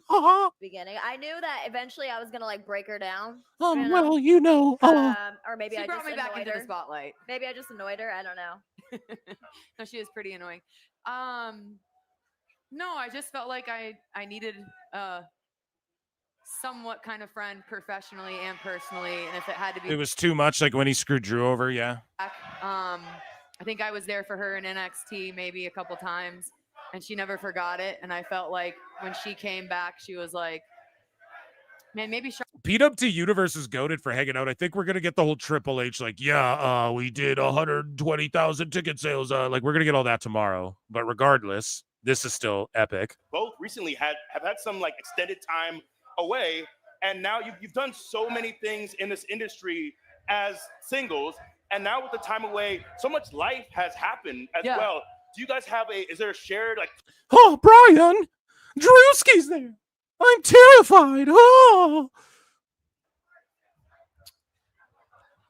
So I would have not had tagging with Lexi on my 2025 bingo card. Like I really mean that. Like when I was sitting at home for a year, I didn't think, oh man, I really want to come back and I want to tag with Lexi and I want to win the tag titles. But I think for me, it's kind of like this is what needed to happen. This is, sometimes the best things come out of nowhere that aren't expected. Like an RKO. It's very organic. I don't think anyone thought this was going to be a thing or it would work, and it is. And it's just that's when sometimes the best things happen that aren't planned. Yeah, that's the best things in life are fate, the good life. Been here tonight felt like a top 3 moment. I'm not just saying that for Wow. like Aw. this. No, but it was like I didn't expect this or want this, and it like, Just dang, like I didn't even think I was gonna be on SummerSlam after WrestleMania. So like I was very much direction. Woo! Like, damn, I came back, I gave it all, and I don't know what's next. And then like here's this little 5 feet of fury that was like, hey, what's going on with you? Like, come hang out with me. I'm like, no. And then like here we are at SummerSlam, and it was just like, damn, even after 10 years, after everything I've done. Someone said, so they're going to ban Brian's wife for no reason. No, it's not that she's barred. It's just that like Danielson has a position of power. So if Bree's working there and can see what's going on backstage and Danielson, I'm just visiting. And then he's over there stooging to fucking AEW, then that's not good for anybody, man. WWE doesn't want that. So just really think about it. It's the right business decision, and, yeah, and the way Danielson's been talking shit on WWE, like, why would they help Brie out in their minds, right? I totally get it. And then she'll talk about work to him and stuff. Why the fuck do you want that to happen? So it's unfortunate, but yeah. There was so much on the line here, and we have this really Oh, what's going on with Cross, dude? Oh, it just makes me nervous thinking about Cross and like, is he gonna leave? Freddie Prinze, start your Fed. I don't want to see him just be a guy in AEW losing to like fucking Mike Bailey or whatever. fascinated me the most with Scarlett passing this to Sammy.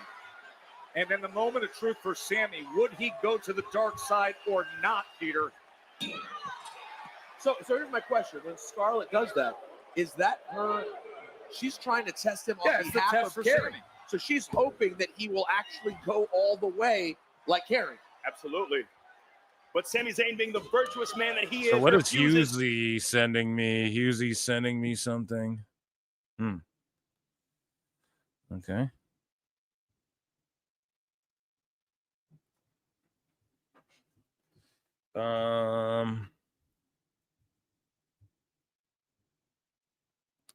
Okay, so I don't know if anything needs to be said there. Here we go.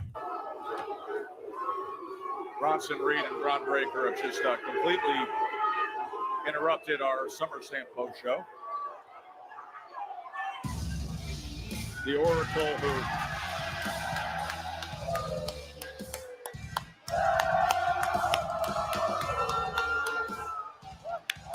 So again, they're all clapping. Seth's gonna walk up. Ha ha! I worked you all. Ha ha ha! Sassy gal. Been a member for 2 months. Says, do you think Breaker and Reed will now get the tag titles from Judgment Day? Yes, especially since the ladies dropped theirs. I think that's what happens, and then Finn gets that IC off of Dom, and then Dom goes and does like AAA wins. He could even be the mega champion. He's so over there. And yes, Sassy gal. I hope you're okay with me saying your name like that, but yes, yes, I think now inevitably that's what happens. now.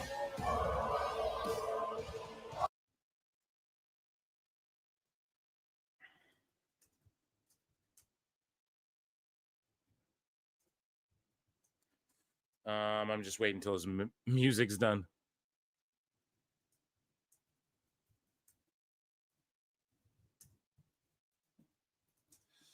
Okay. Bickety bam. Here, let's hear what he's got to say. Still going with the tunes. Still going with the hot tunes, bro. I'm just trying to see if there's anything like that we could bring to the show here that's in the feed where we're like, oh shit.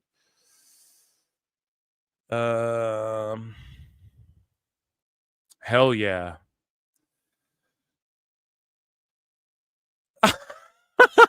My guy Ant Evans, okay? Are you guys ready for the guy Ant Evans, friend of the show? He invented the UFC Hall of Fame, like what it is and how like WWE's copying the fucking, oh, we're going to put moments in. He invented that shit. He helped TNA. He worked with Scott D'Amore. He helped TNA get back like their YouTube game on point and everything. And Ant Evans goes, Cross sucks, man. Overhyped and out of shape. Don't know why he brings his mum out with him either. Oh, shit. Oh, shit. That is crazy. That is crazy. Oh, man. That is intense here. They're just still going. They're just still going with the tunes. I want to play it for you guys, I know, but they're just chanting OTC and all that shit.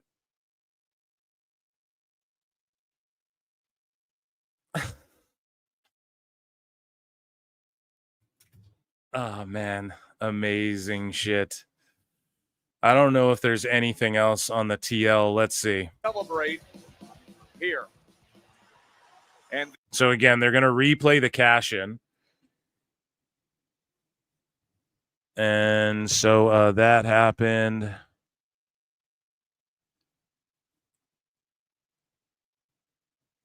A prime POV. Do you guys want to see a prime POV here of Logan Paul's splash through the...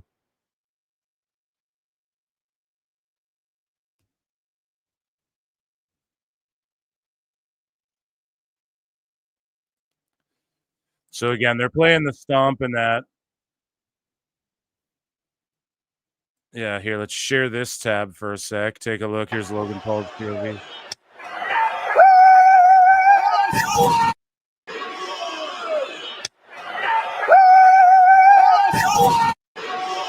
It's funny. He does shit like that, man. It's good shit, pal. What else is there? Here, let's see what they're talking about now. we are not resetting the calendar. So here's completely. Seth. He We're cashed gonna in have Money a in the Bank review contract to later become tonight, World Heavyweight Cody, Champion. Previously at held MetLife World Stadium. But here we Heavyweight are. It Championship. feels like the day after WrestleMania. For the what? night of What did they WrestleMania. say? 3 times or for, yeah.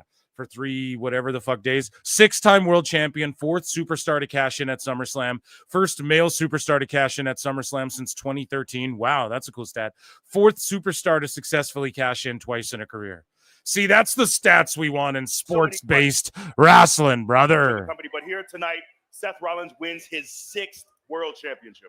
Well, the man who holds the keys to the future of the company. 2 of you assholes hit is like. called Come on, Triple H. Jericho's Well, still that- here. Perhaps some of those answers can come our way right now. So let's bring on the man who deserves so much credit for what was an absolutely outrageous night number 1 of SummerSlam. Paul, come on out here and congratulations on a successful night 1. Okay, so we do have Triple H coming out. Finally. No, I do like to hear what he has to say, you know? Like as far as business this and fucking, you know, that's what I'm mostly interested in. It's like after a fight, you know, during the post-fight presser for the UFC, I want to hear what Dana White's got to say before any of the fighters or anything, you know?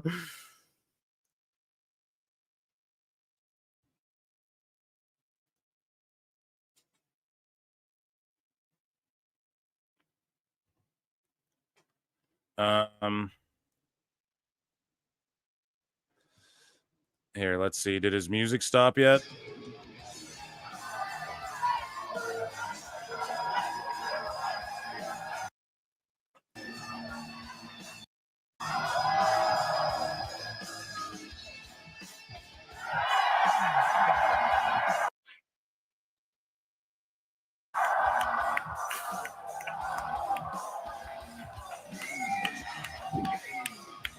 It's all about the gamer.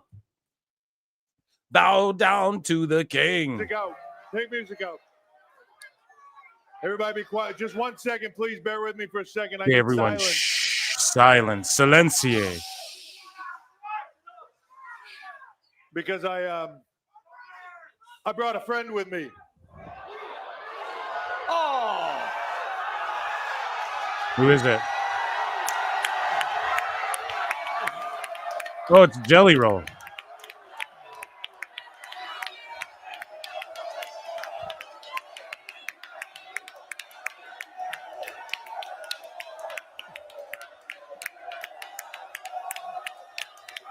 Jelly Roll. Jelly. Oh, man. Wow, did you show out tonight?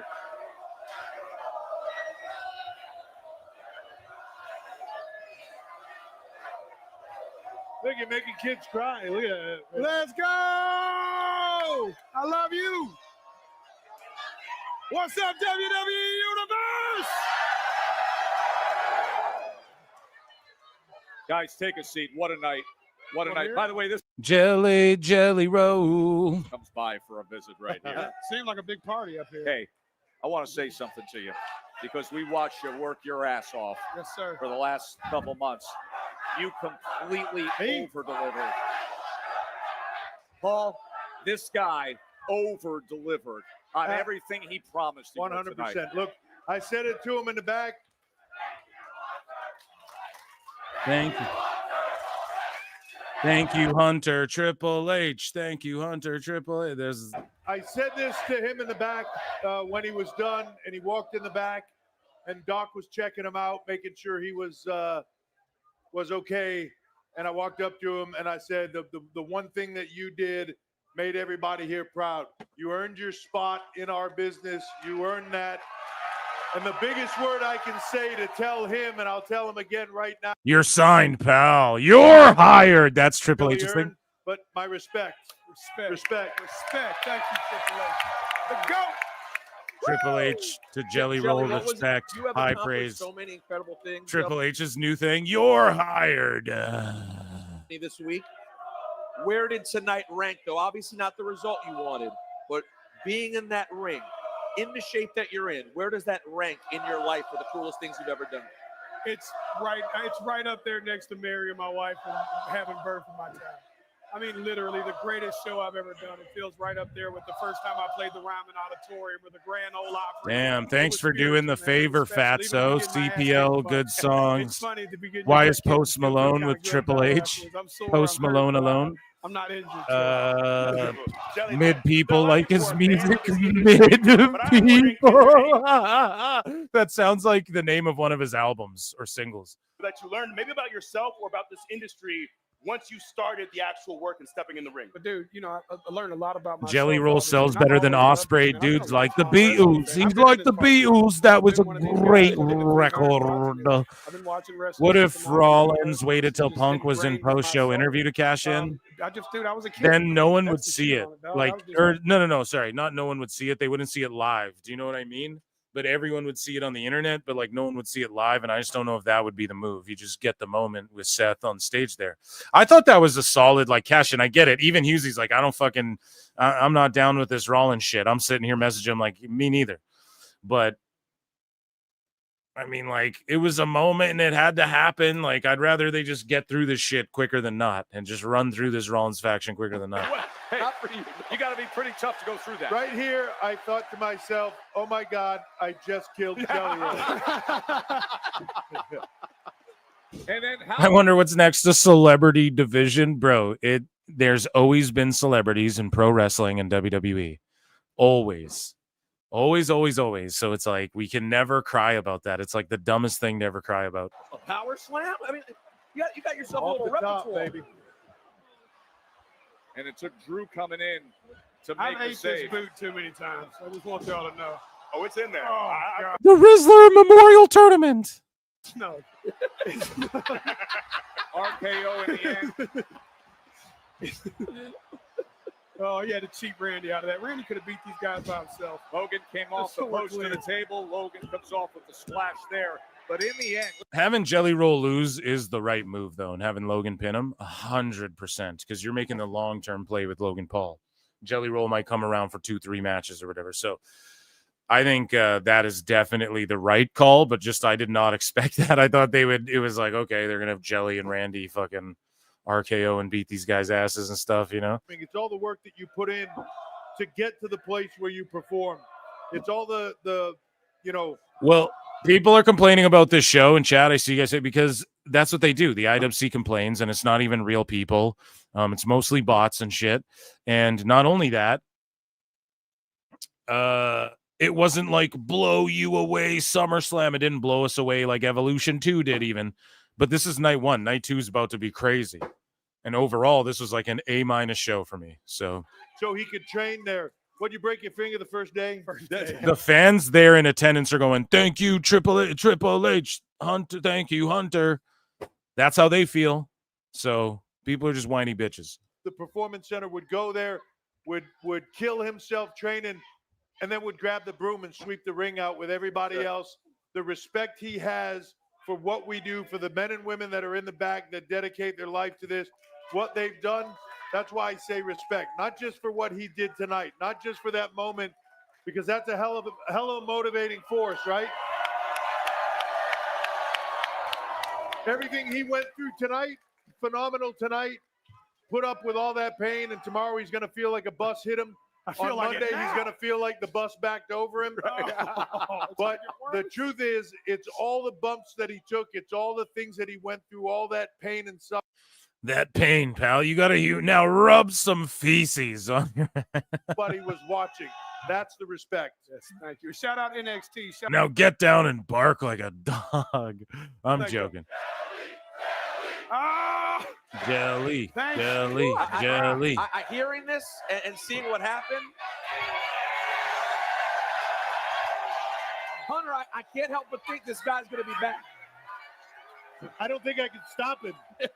Yeah, he's already talked to me about coming back. He's already talked to me about doing more. We'll see when the time is right. And you know, when you have that level of respect for people, then you want to see them be able to have that opportunity again. So, Fucking A. So we'll be talking, and we'll see what he can do. And I'm sure he's got some payback coming for Logan Paul and Drew McIntyre. They'll go one-on-one. Jelly was so blown up. Let's also talk about the rest of what we saw tonight. We are going to do that right now. And by yeah. the way, hey, here's our new format. where Triple H comes out to speak to the people directly when it comes to our post show. So take us through it. So is that tomorrow? They're going to do the same thing? Is Testator serious about that? Because that's a way better way to do it. Just let me thank everybody here in New Jersey, New York. I have some notes, so let me take them out. Yeah, no, we're getting the Triple H thing I wanted. Let's go, chat. That's what we came for. First two-night SummerSlam. First two-night SummerSlam here in New Jersey. We had tryouts here in New Jersey. Tryouts as well, Big Ben Bishop, LJ Cleary. Incredible business being done there. We had people practicing this week with the Giants, the Jets, the Yankees, the Mets. We had community events, Boys and Girls Club, Make-A-Wish. Who are you booing? Jersey? Like the Jets or the Giants? Probably the Mets. Probably the Mets? Probably the Mets. Everyone beats up the Mets. So is Jersey split? Like, do they cheer for half? They cheer for Giants, half they cheer for Jets. Like, is that kind of how it goes down in Jersey? With this, and I have to sit in the back a lot. I don't get to experience this, so this for me is awesome, man. I love all of you. Thank you. Who's coming back tomorrow? Paul, let's get to the big headline of the night. And obviously that is the shocker that we saw in the World Heavyweight Championship match, which was a grueling affair between Gunther and CM Punk until came the turn moment when CM Let's Punk. go, Cena. Cena sucks. You guys hear that? Gunther didn't like seeing his own blood, and it still took a lot from Punk to get it done with back-to-back GTSs, but he couldn't celebrate for long because of Seth Rollins. Look, when you have a match like that with a guy like Gunther, you're looking, to me, if I'm inside of Punk's mind, I'm just waiting for the opportunity where this guy makes a mistake or does something. And if I can just survive the onslaught, that's the only. Well, I mean, they had a great match. 30 minutes, pal. They had a long, like almost half-hour match, And then, the cash in. But Punk has been so gracious since he's come back. Like, I know he got that big feud win over like McIntyre, but like overall he won the trilogy or whatever the fuck, or the best of three. I think they had 2 matches or 3 matches, whatever. But it's, he's also laid down for a lot of guys and not won Rumbles and shit that you could argue he could have. Heavyweight championship. My hat's off to Seth Rollins. That's a smart way to do business. Not thrilled about bogus medical reports, but we'll deal with that down the line. It's amazing how they Not thrilled about bogus medical reports. Dirt sheets got worked again. Back to the origin of the story. We could talk about Ring of Honor, but I also was there in NXT when you were running things in 2012, and Seth Rollins was the inaugural NXT champion. Did you know when you saw Seth then that he was going to be the guy you can build around 13 years later? Yeah, I mean, he certainly had the skill set. The difference between Seth Rollins in NXT and Seth Rollins now is Seth Rollins then had a chip on his shoulder and something to prove, but sometimes to his detriment. And there were a lot of moments where, I had to have a conversation with Seth Rollins about you're no longer going to be here if we continue this. Damn. To see that growth, to see that superstar channel that mindset, to see him. Yeah, I mean, again, we're all boo-booing on it. Triple H is stoked because that's his guy, but I just don't know. Is this like their version of evolution type shit they're trying to go for? I just don't know if it's clicking with everyone the same way. Kicking himself for not being in that mindset, but he had just gone through a war to the point where he and everybody else forgot all about Seth Rollins, and that's what Seth was hoping for. There has to be a part of you that respects that Seth Rollins refuses to forget what CM Punk did. Yeah. Yes. Everyone has welcomed CM Punk back with open arms, not Seth Rollins. He has stayed here. He has been the face. And even though the tactics are questionable, there has to be a certain level of respect of how much he takes this place very, very seriously. He does, and it's his passion for this. It's his passion for WWE. Hell yeah. Well, good for him and his fucking passion, but and he should be in like the world title picture, but I just think the whole faction thing again is just because now we got to deal with like fucking Seth super faction bullshit on Raw every fucking Monday, and none of us like he's been a top guy for so long, and there's just guys where it's like, okay, so Cross is out of here. Like, what's going on? You know, we're not going to mix it up even a little bit. But that being said, like, this isn't the worst shit ever. I mean, this is better than fucking, let's be honest, we could compare it to other companies. Actions to some of the folks here on the set. Take a look at the moment of the cash-in with Seth Rollins for the World Heavyweight Championship. So again, they're going over the cash-in.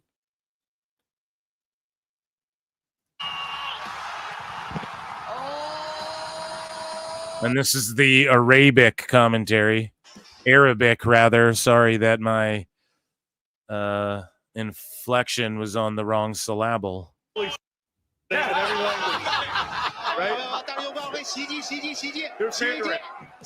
In Mandarin?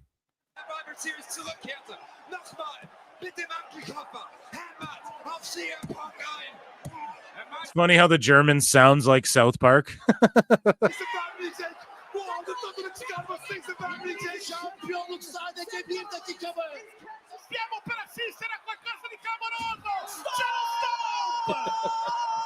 In Italian, of course.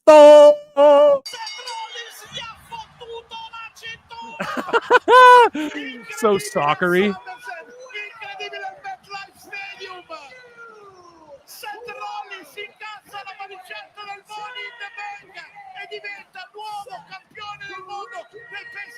Italian commentary brought to you by Papa Jen's.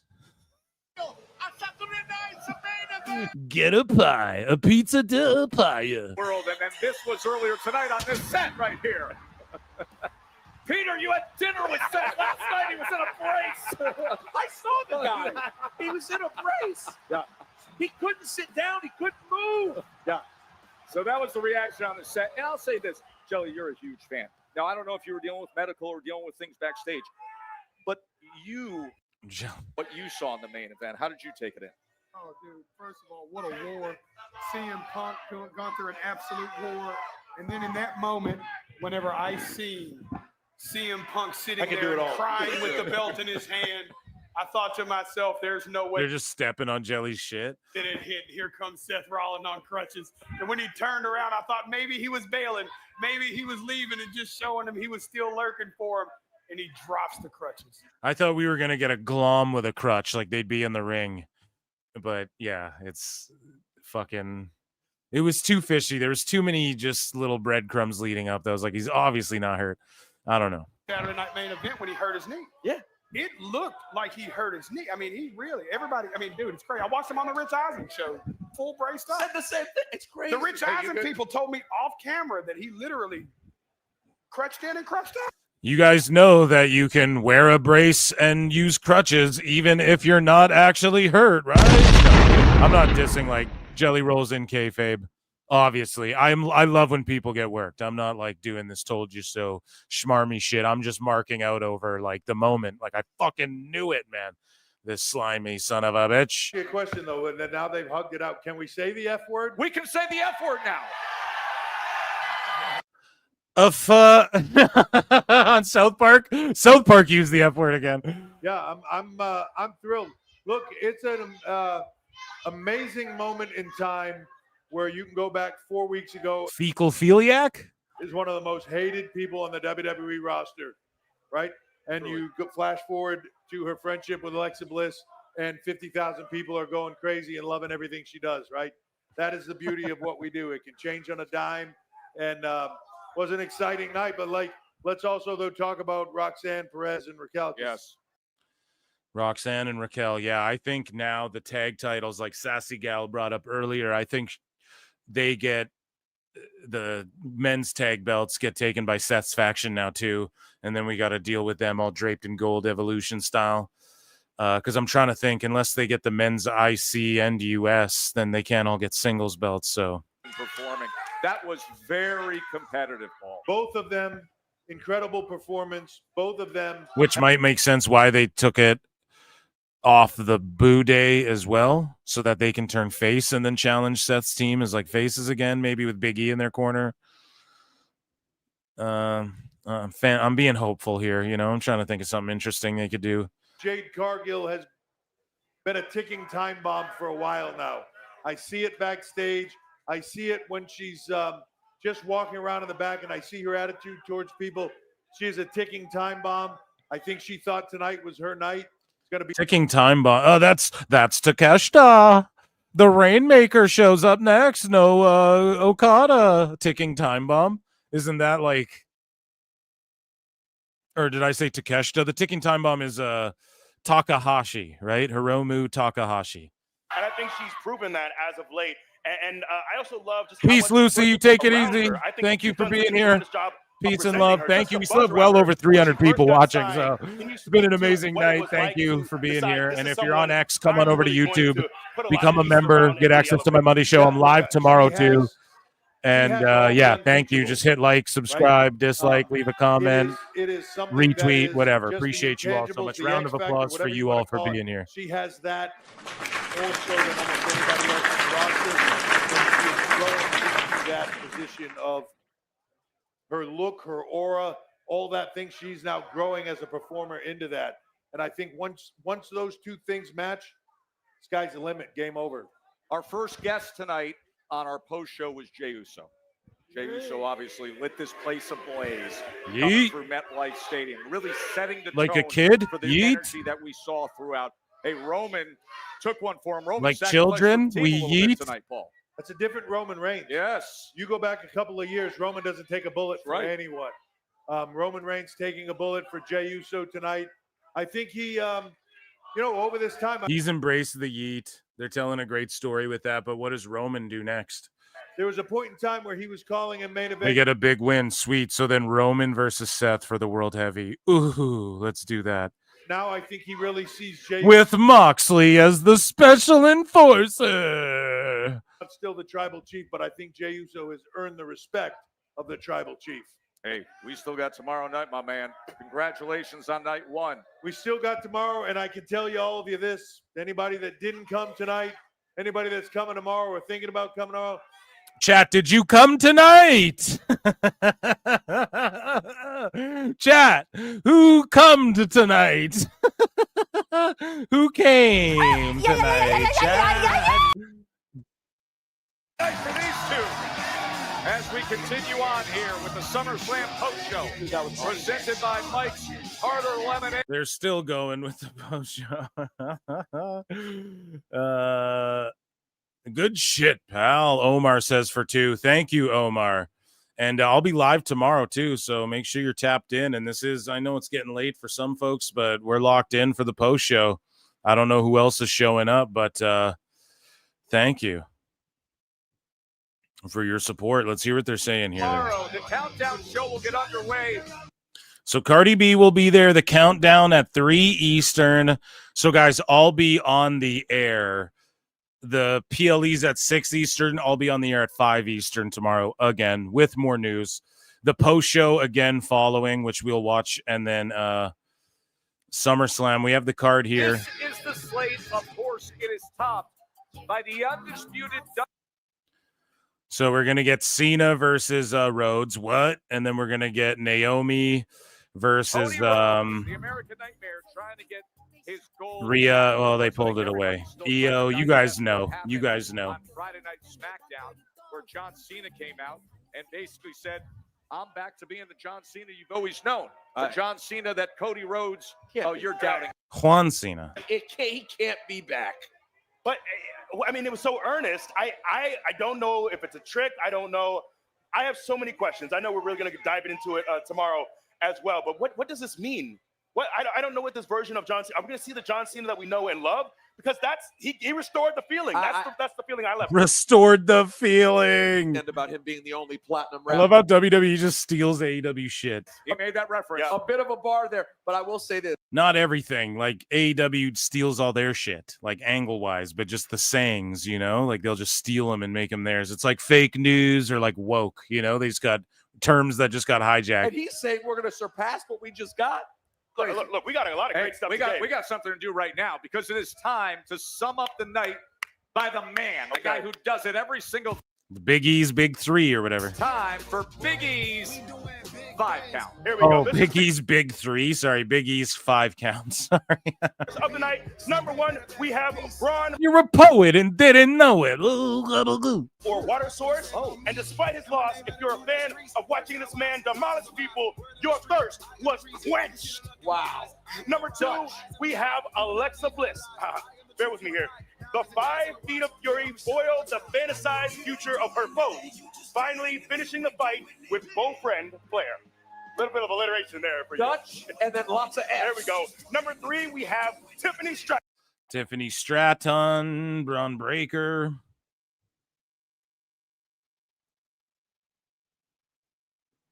The Seth Riders. Yeah, that seems to be the Tonight name. was pristine. Tiffany Stratton remains your WWE Women's Champion. Lake Minnetonka. Number 4, we got my man, Jelly Roll. Did you know that a Swiss roll, also known is a sponge cake filled, wrapped around a filling? Well, What the fuck? stuffed with a big brass cojones. I'm worried this Wall A track's gonna get me pulled, but we're grinding here. At number 5, we have Seth Rollins, a thief, And number 5, he cashed in, the cash-in king. bandit, swindler, There's his top 5, the 5 count. and his world title with another historic cash-in. How about Big E? Bless you.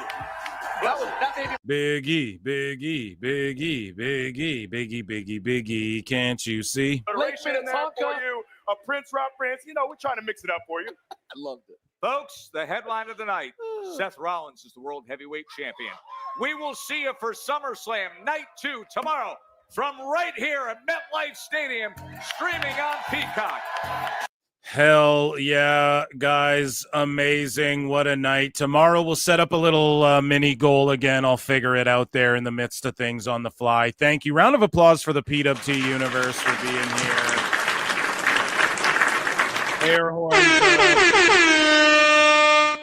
I appreciate you all. 5.5 hours. Tomorrow we are streaming again, and thank you all for being here.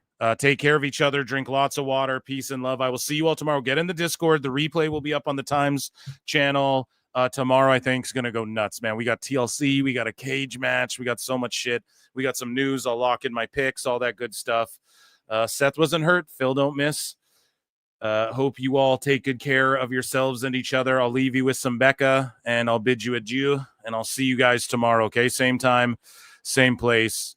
And, yeah, make sure you're here for PWT tomorrow, Sunday school special, okay? And tell a friend. Thanks, guys. Peace out. Be good. Peace out. Have a good Saturday.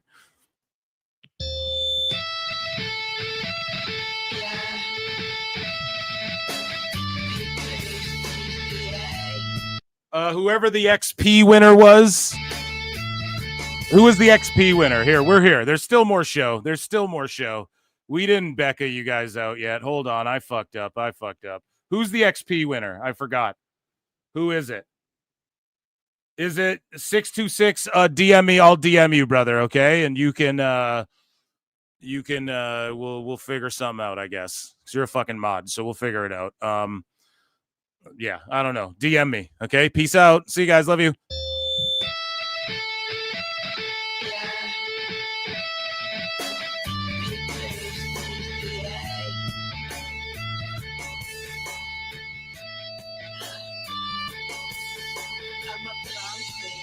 But I keep to myself, stacking high green. You're in debt to your health. AARP, ancient open my wealth. And my RP's getting dumber every day. Ha. Up in the gym, but I never need a witness. Tonic and gin, when I work it on my business. I'm Becca, I'm God. I'll make you wish you had this hot ride. I'm Becca, I'm God. I'll make you wish you had this hot ride. I'm Becca, I'm God.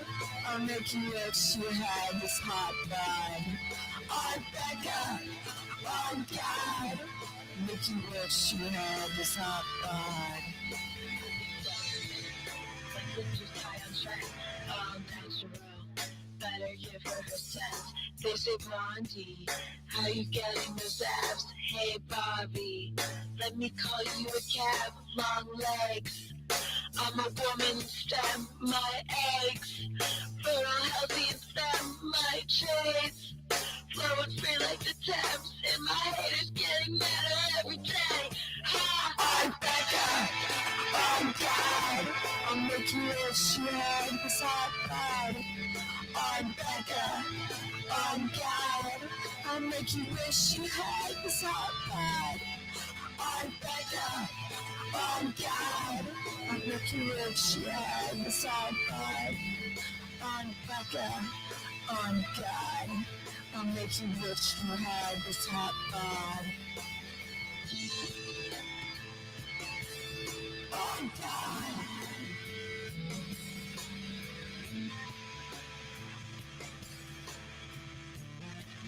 I'm God.